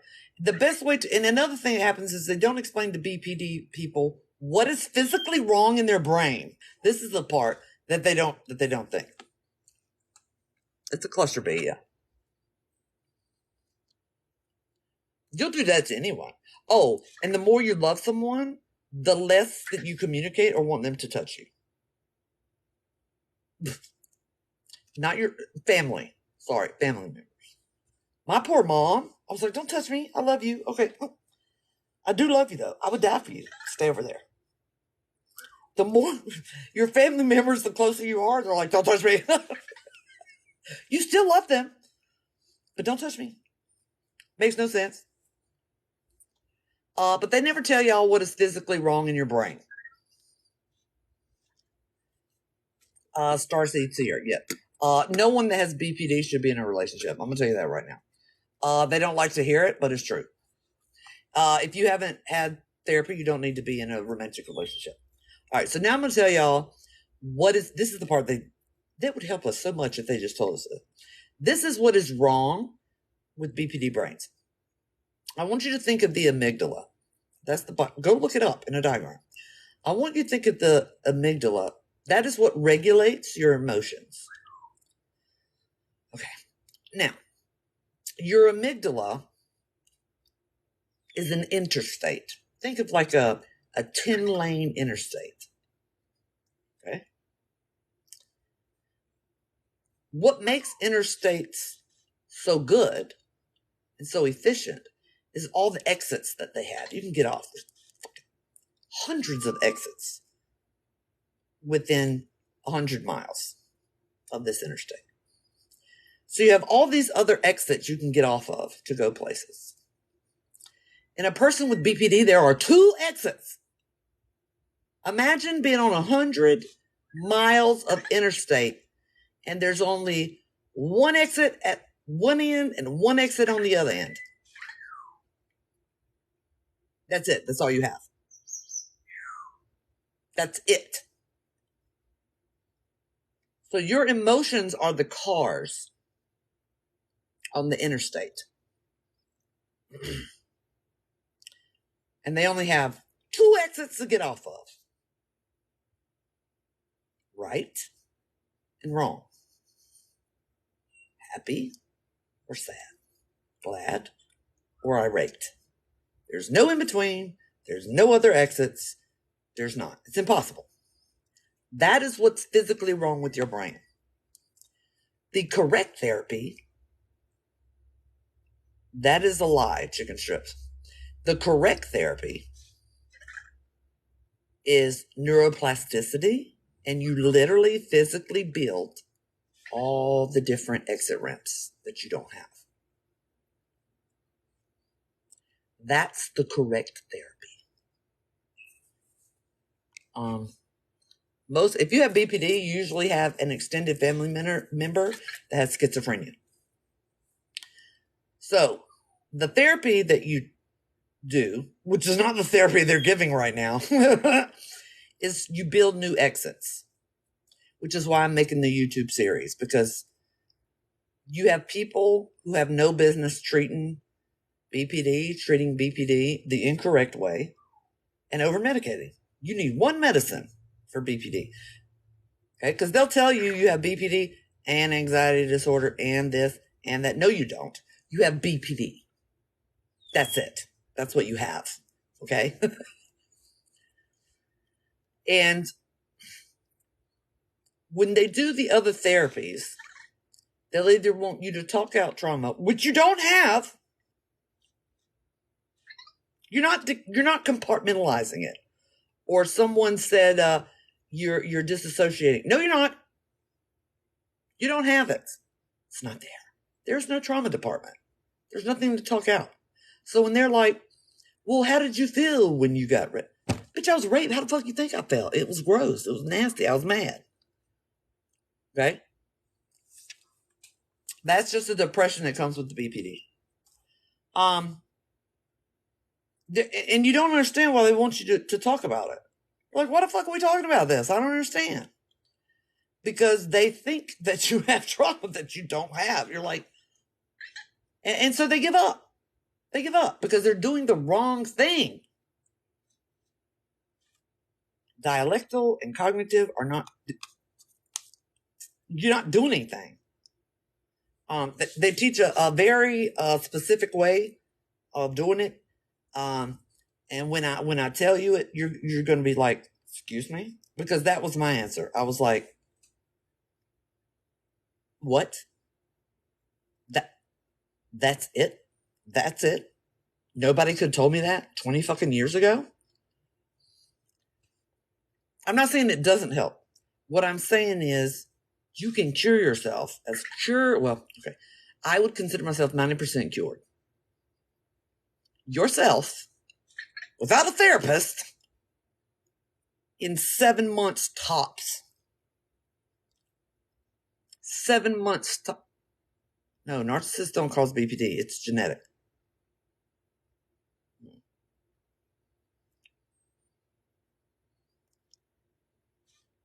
No, it has nothing to do with that. This is what I'm going to give you a quick version of the therapy. I'm going to give you a quick version of therapy. Because this was the example that was used with me, and I was like, what? So the psychiatrist said, let's say, Jennifer, you're pumping gas. I'm like, all right. And he says, while you're pumping gas, you're just looking around and you notice 2 pumps over, there's another guy pumping gas. And he's looking your way. And he makes a face like this.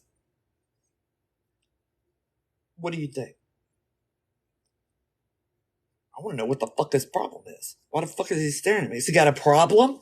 Does he have a problem with me? Because that was uncalled for. You disrespect me? What the is your problem? And I'm going to go over there. And I'm going to ask him what it is. Now, sometimes there's quiet BPDs. They will think what I'm thinking, but then go cry about it, okay? Right? Because this mother just messed up his face for what? For what? And then the therapist goes, but that's not what your first thought was. And I was like, don't be trying this Sigmund Freud crap with me. I know what my brain said, okay? And he was like, no. And I was like, okay. He goes, now I'm going to tell you what happens. And I was like, okay. It gets so aggressive. He's like, you're pumping your gas. You look over, you see that man who looks like he's looking at you. Make an ugly, disgusted look. And you said to yourself, that guy finds me disgusting. And then you said, what the fuck is your problem? And I was like,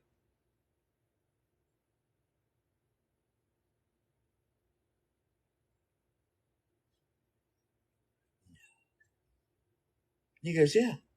Do you know why that guy over there actually made a face? Because he had a gas pain from diarrhea. So you just created an entire scenario that never existed. And I was like, oh.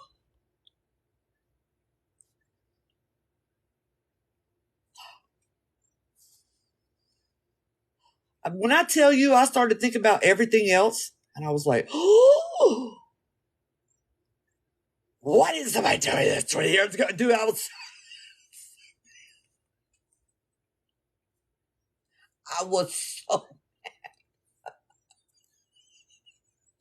was furious because now I'm starting to think back at all the people that I used to F up. And I was like, when they were like, I wasn't even looking at you. They were telling me the truth. No, it did not save me once upon a time. No, I was aggressive from the jump. Okay, so no, it did not save me. It is an improper way of thinking. Okay? Improper way. I'm going to tell you. And when I put it up on YouTube, it'll make more sense. So then he was giving me other scenarios. And he goes, I want you to write A and then skip a line. No, skip several lines and then write B. And I was like, all right. So he'd give me another scenario. He's like, you call your boyfriend and he's not answering the phone. And I was like, how many times? He's like, period. You've been calling for an hour. I'm like, what time is it? He's like, it doesn't even matter. But, it's not, he doesn't have to work. So you know that. And I was like, oh, he's cheating. He's cheating. He's cheating. That's what he's doing. And so I was like, okay, boyfriend doesn't answer phone. He is clearly cheating. And I'm like, bleh, and the psychiatrist goes, what if he's taking a nap? And I was like,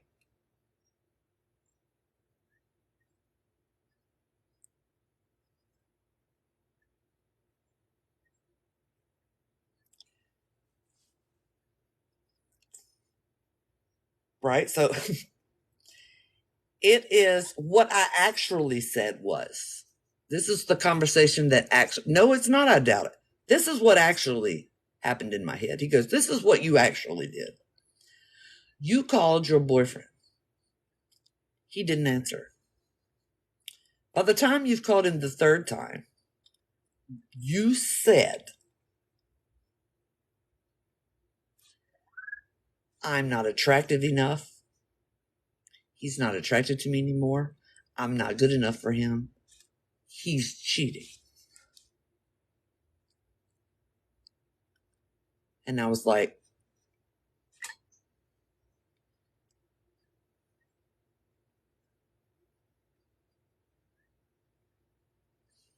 oh my God. Oh my God. You miss the entire middle part. So there's a stimulus. Okay. This is what it is. There is a stimulus. And then there's a reaction. And people think that's all it is. Okay. So some stimulated, some action happened, and you react. That's not what happens. With BPD, we miss the entire middle part. So what happens is there's a stimulus. You tell yourself the negative thing that must be happening, and then you react. You're reacting to your own assumption. You're not reacting to the actual event.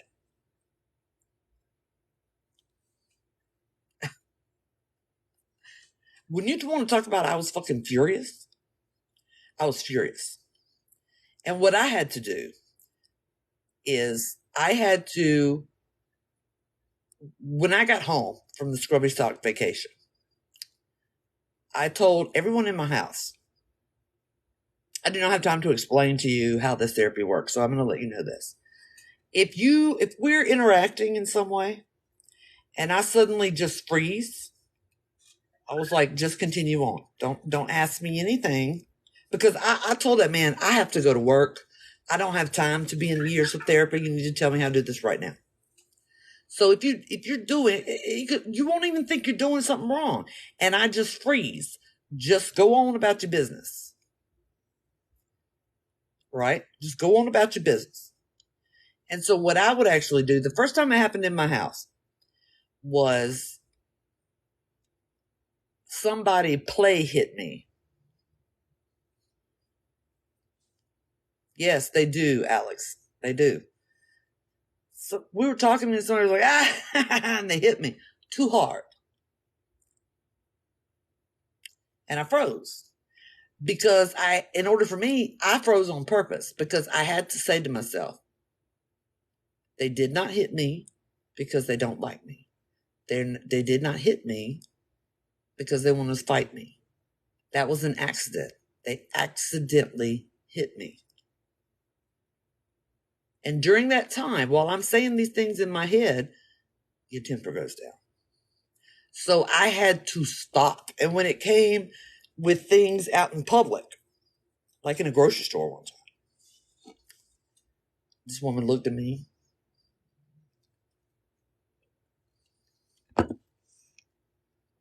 And I was like, I'm not getting arrested in Walmart today. And I was like, okay. She could be looking past me. She could be zoned out and not actually looking at me. She could have a gas pain. She might not even realize she's making it. She could be thinking about something and making that face. I have to stop and go through these things. And it actually is rare, but not if you're on TikTok. And then while you're thinking, your reaction time goes down. Now, what this does physically in your brain is grow neurons. That's what you're doing. You're growing exit ramps. And I went from freezing, I froze to solid for like 2 or 3 weeks. And then it became more like a pause. And I would pause. maybe the next 4 months. And then I would just pause mentally. So the people around me, I didn't physically pause. The people around me might not have noticed my pause. And then by a year, I'm rewired. So you build the exits. And when that happens, Desiree, I'm going to teach it on YouTube. When that happens, when you finish building the exits and you have almost all the exits that you need, you start to recognize your brain now recognizes BPD thoughts as intrusive thoughts. So you recognize that they are not yours. Okay? You still have them.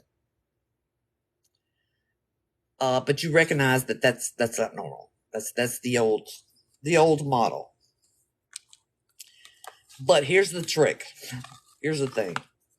You cannot rewire an experience until you have it. Okay?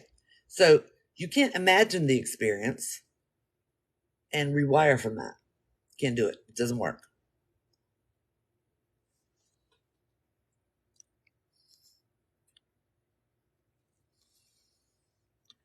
Sorry. So you can't imagine it. You can't pretend it. It has to happen for you to rewire, to build an exit for that. Certain things will make you go numb. A lot of people have intrusive. Yeah, intrusive thoughts are actually really common. That's just your brain going, you know what I'm saying. But your new brain with BPD, you will turn them into intrusive thoughts. So they're not, you recognize that is a BPD thought. It no longer overrides your brain. So you have to experience the event, or you have to experience the stimulus in order to wire to build a new exit. So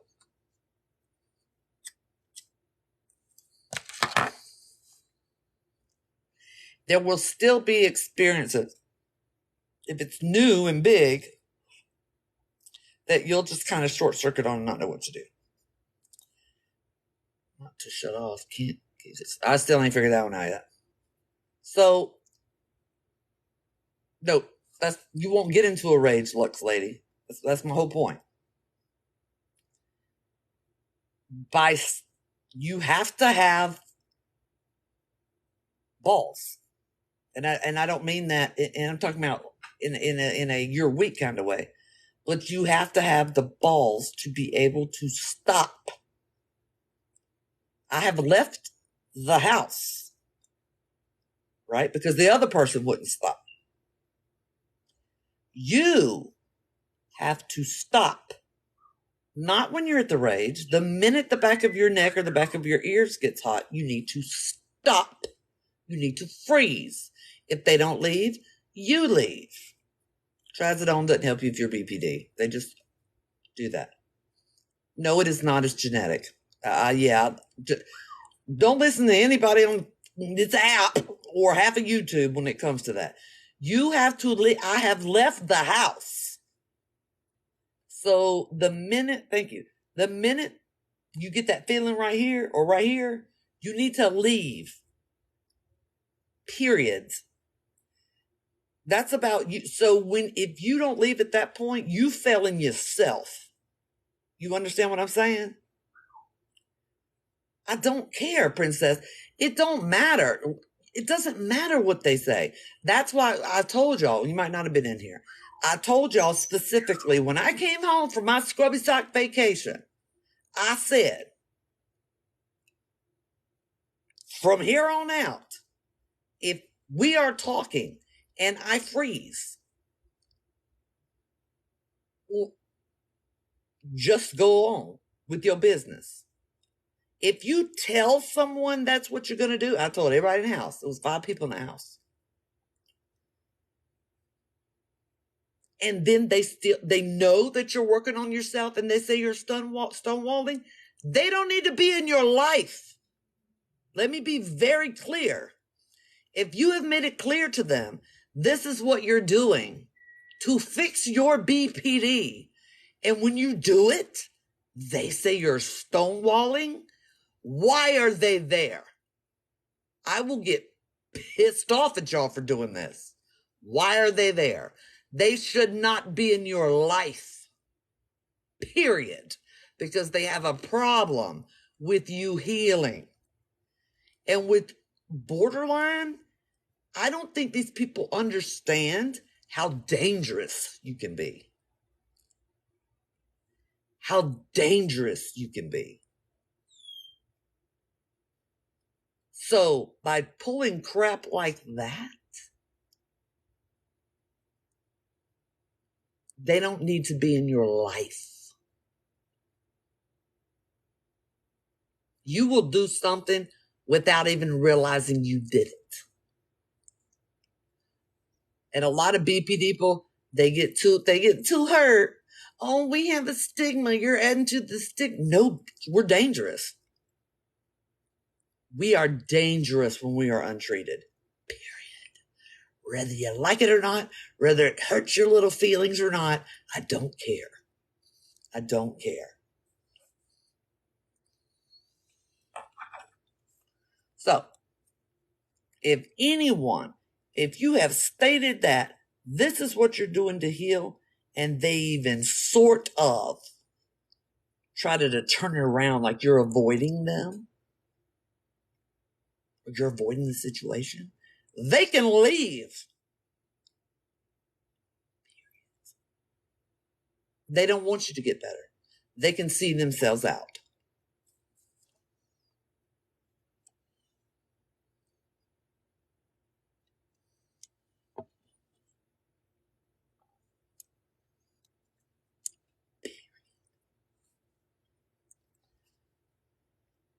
Period. I had to walk down the stairs and out of my house one time because my aunt would not shut up. And when I left the room, she followed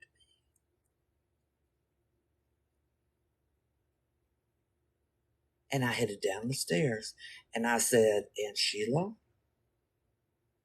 I'm going outside because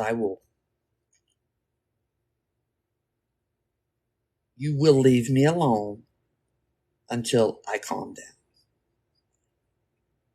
Her husband stopped her because she didn't understand BPD. Like, I will put a kitchen knife through your forehead. I don't think you understand.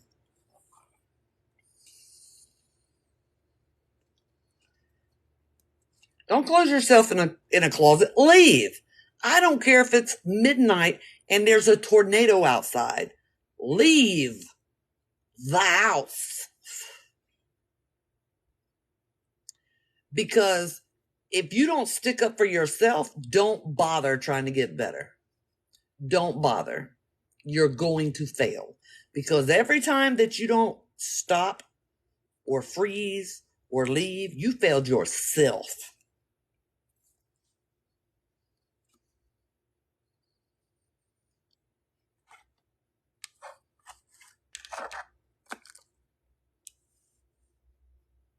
I will leave. I'll leave the whole house. I've left that house before. You have to have that time. That time between the thing that triggers you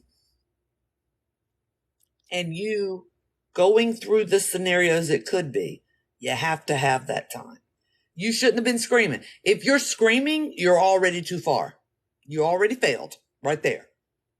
If you're screaming, leave me alone, you failed. You failed right there. That's already too far. You have to have that time that's when you're building the bridge.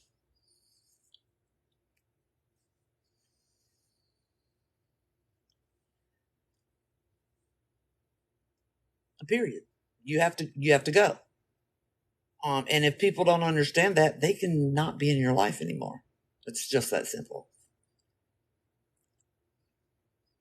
That person, Whitney Wickedham, they don't need to be in your life. I'm going to tell you straight up.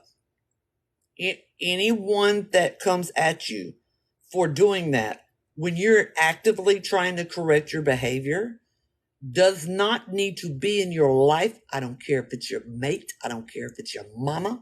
I don't care who it is. They no longer need to be in your life. Period. End of story. It's that simple.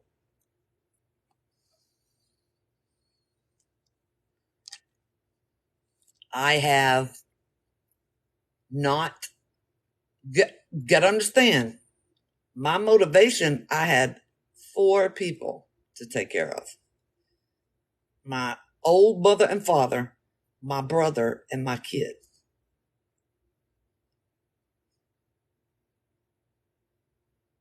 And I had to fix it right then. I don't have time for it. Nobody's going to pay my bills. So I went hard. I did not slip up, not one time. From the time I found out what the problem was and how to fix it, I didn't slip up, not once.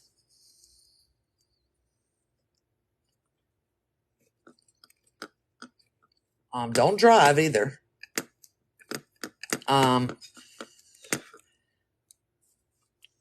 And it does not take a long time. I'm going to tell you that right now. It does not. Each week gets better and better and better. But if you're to the point, if you start to raise your voice, you're too far. You're too far. You need to stop mid-sentence and leave. You can't do that. You're already too far. So you have to learn to, either they're going to allow you to freeze like my family did, or when my aunt got a hair harassed that one time, she didn't. And I left the house. I physically left the house. I just told everybody in there, because nobody wanted to live with me at that point. I told them straight up what I was doing.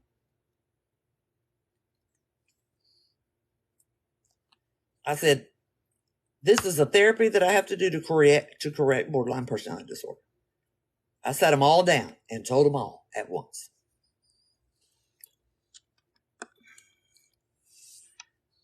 No, I can't, because we rarely get addicted. Just so you know, I'm sorry. Borderline personality rarely gets addicted. We just don't. When we get tired of it, we just stop. I don't know if that works with alcoholism though, but I know when it comes to substances. But anyway, I can't speak on that. But yeah, you have to take care of that situation. And anybody, when you have let them know, the people that you're close to, and they make any other excuse, the ones we've listed today, they don't need to be in your life. Period. No good. Bye.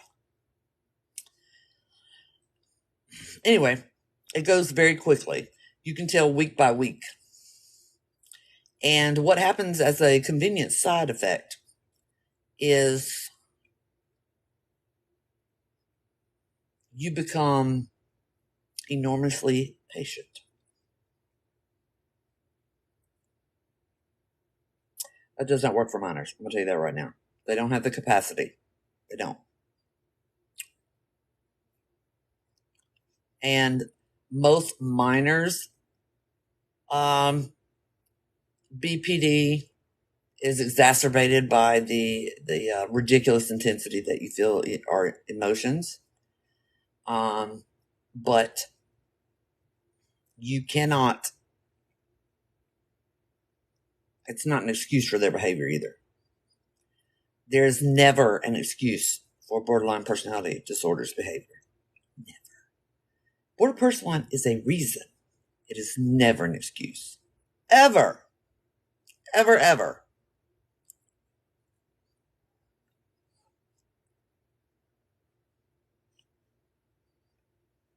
I didn't find my addiction traumatizing at all. I don't know how addiction could be traumatizing, but there's some things that I just can't comprehend. No. It's a reason. What about narcissistic people? They don't, if it's a true, not everybody on here calls people narcissists. If it's a true narcissist, that they don't need to be in there. That's why they don't have any friends. They don't need to be in your life. Period. My addiction is because I didn't process trauma correctly. Oh, well, that would be why, because we don't even have trauma.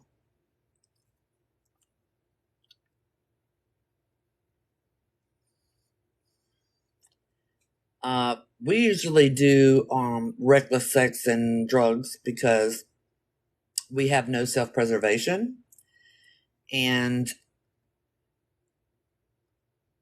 we have when we're misdiagnosed, we have an emptiness that goes on into infinity.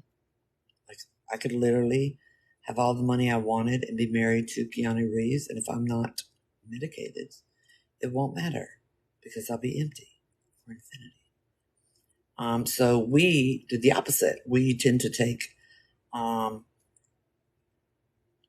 careless and any kind of fucking sexual anything fetish. We'll try it and do substances to feel. So that's what we're doing.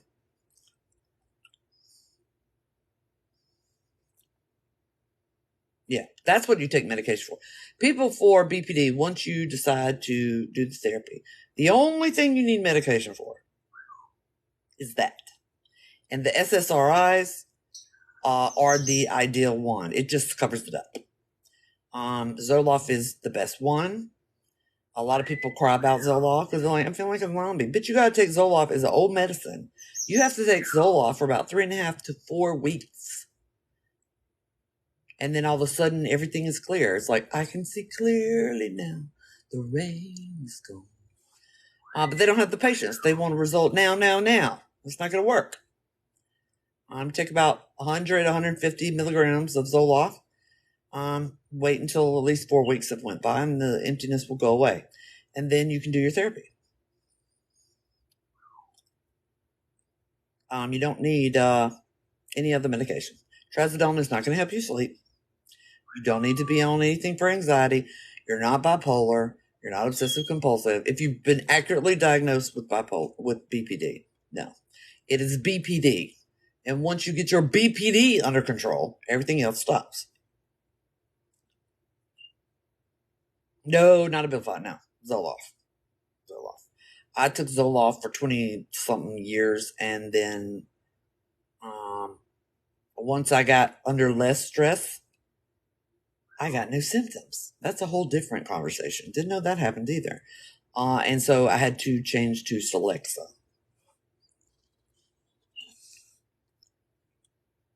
Yeah, but you're bipolar. I'm talking about borderline personality disorder. BPD is genetic, yes. Usually an extended family member, an uncle, cousin, they have schizophrenia. Those of y'all on here that are bipolar, y'all really need to research the bacteria that you don't have enough of in your gut. Yes, you heard me correctly. You need to go look it up. There is a specific bacteria, gut bacteria, that you have abnormally low amounts of in your gut. And when you fix that, the severity of your swings will be extraordinarily reduced. It's a very specific species. You have to go look it up, and they'll tell you what foods to eat.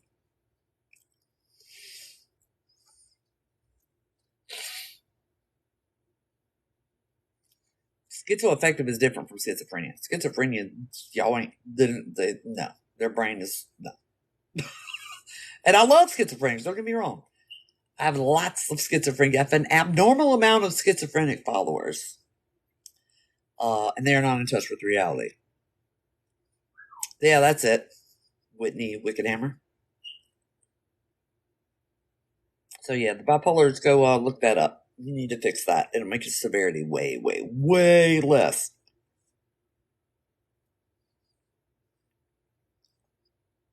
Don't you have like schizophrenic features? Y'all don't ever check out of reality, right?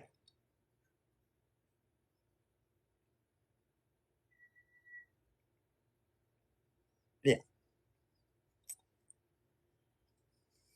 Yeah. I'm talking about skits.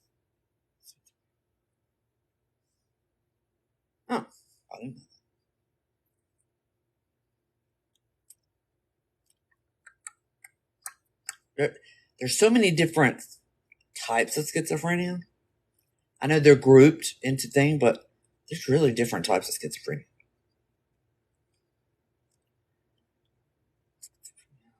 Light and emoji. You know what? I understand that. You have psychotic episodes. Okay.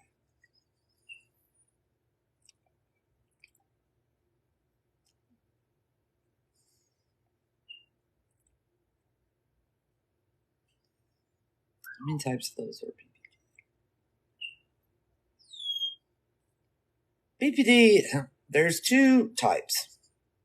There's BPD and there's quiet BPD. Quiet BPD is when you're not violent. So you get sad or cry. Most BPDs, you just get violent. Verbally, you go up there, you're going to put hands on somebody. The majority of us are violent. And the thing is that it comes on it comes on a spectrum. So there's a set of characteristics that go along with, this is the part they don't talk about, that goes along with certain characteristics that are in all of us, including the chronic is emptiness. Not being sure if you're fully human.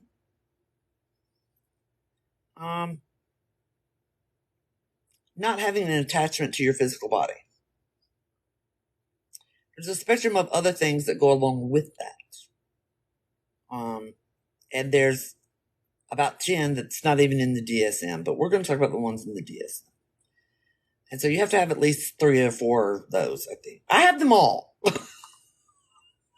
I have BPD extra. So I have them all. Borderline.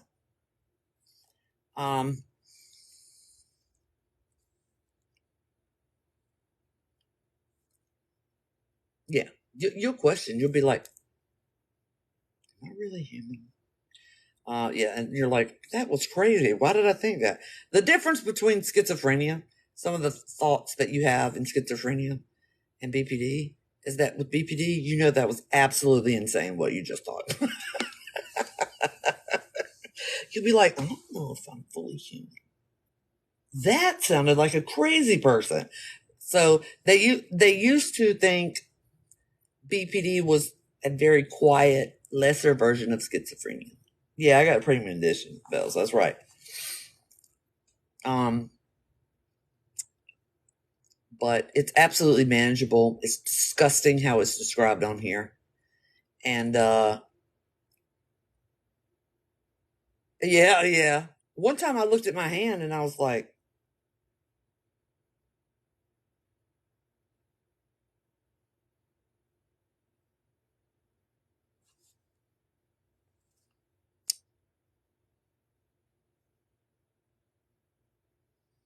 I'm not sure. And then you're like, that was crazy. Why did I do that? So you do have other little habits that are, and when you have it, you realize why they thought it was a type of schizophrenia. But the difference is that you know, and you don't see entire people that don't exist. You don't have the visual and the audio illusion. You just think some thoughts and you're like, that was fucking insane. What the hell is wrong with you? So that's the main difference. They said they thought they lost their finger or thought they had an extra. Yeah. That I told him it would pass. It's just every now and then you're just like, I don't think that's my hand. I mean, I know it's my hand, but I don't think that's my hand. Also, this is an insane conversation that I'm having with myself. So you're very aware that it's absolutely insane. That's the difference. I love schizophrenics. I've had so many schizophrenics. I've only had one that turned out to be violent.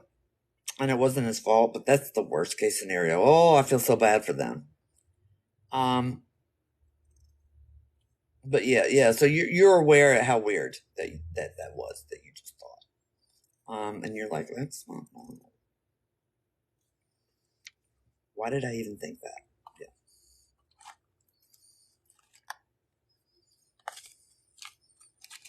Oh, we often think that we have been cursed by God specifically.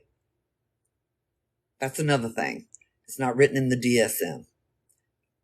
Like even if we don't believe in God, we're like, whatever God is, clearly I messed up in the beginning because I specifically have been cursed to walk the earth forever. You'll take that too.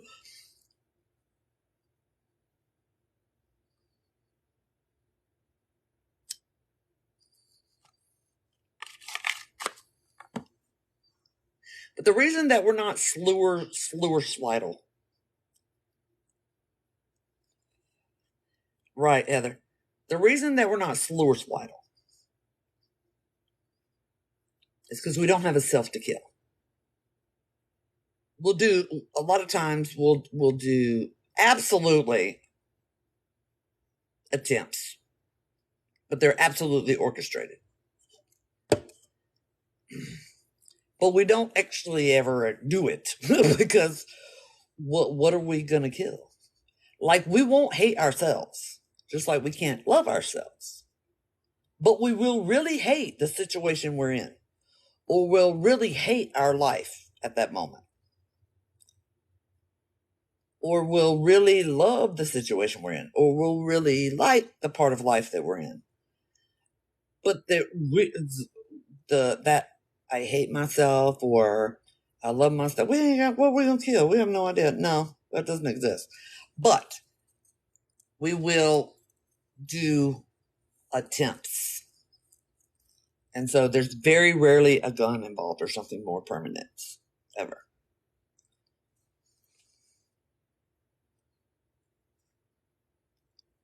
Yeah, they'll be designed for failure. Yeah. How you got a core self? You ain't even got a self to have a core self. You don't even know what that means. You don't, and people that don't have one, they don't get it. But yeah, that's why we very rarely slew or slide. We survive it, or we'll do it accidentally, right? So it take too much drug or something.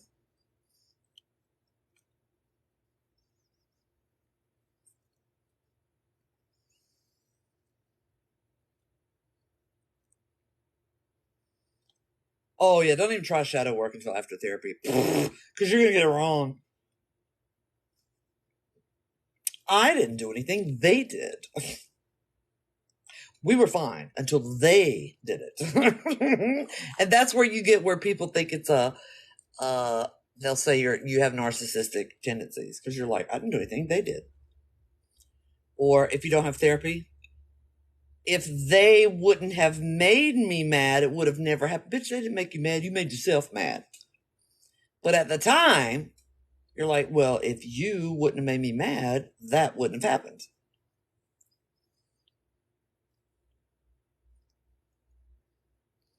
No, because when a narcissist says that, here's the difference. When a narcissist says that, you will never convince them otherwise. They truly believe it to their core. When you explain what's happening in the brain of someone with BPD, and they're like, oh,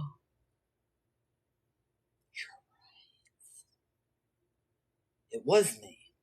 I got mad at what I felt about it. That's the difference. Narcissists will go to their grave believing that other people can control their emotions, that they are the cause. You okay? I was getting ready to take a nap. But people with BPD, once you point out what your brain's actually doing, they're like, oh, yeah. Oh my God, you're right.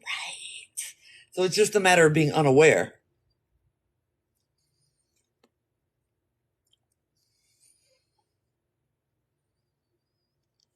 And so you can fix the behavior. That's why Very few narcissists can fix the behavior. There are very few, but they can, but it's very few. So it's a real difference. But yeah. Your life will get a lot better once you start fixing it. And I'm going to get those videos up shortly after I get into my space.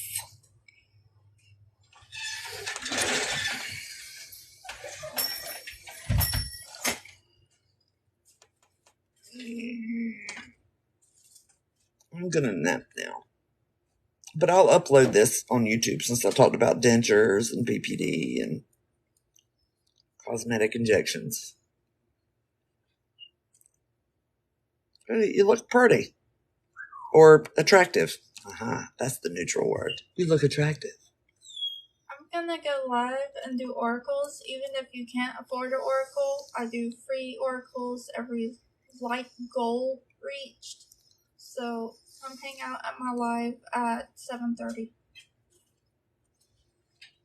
Got it. 7:30. I'm glad. All right, I'm going to go now.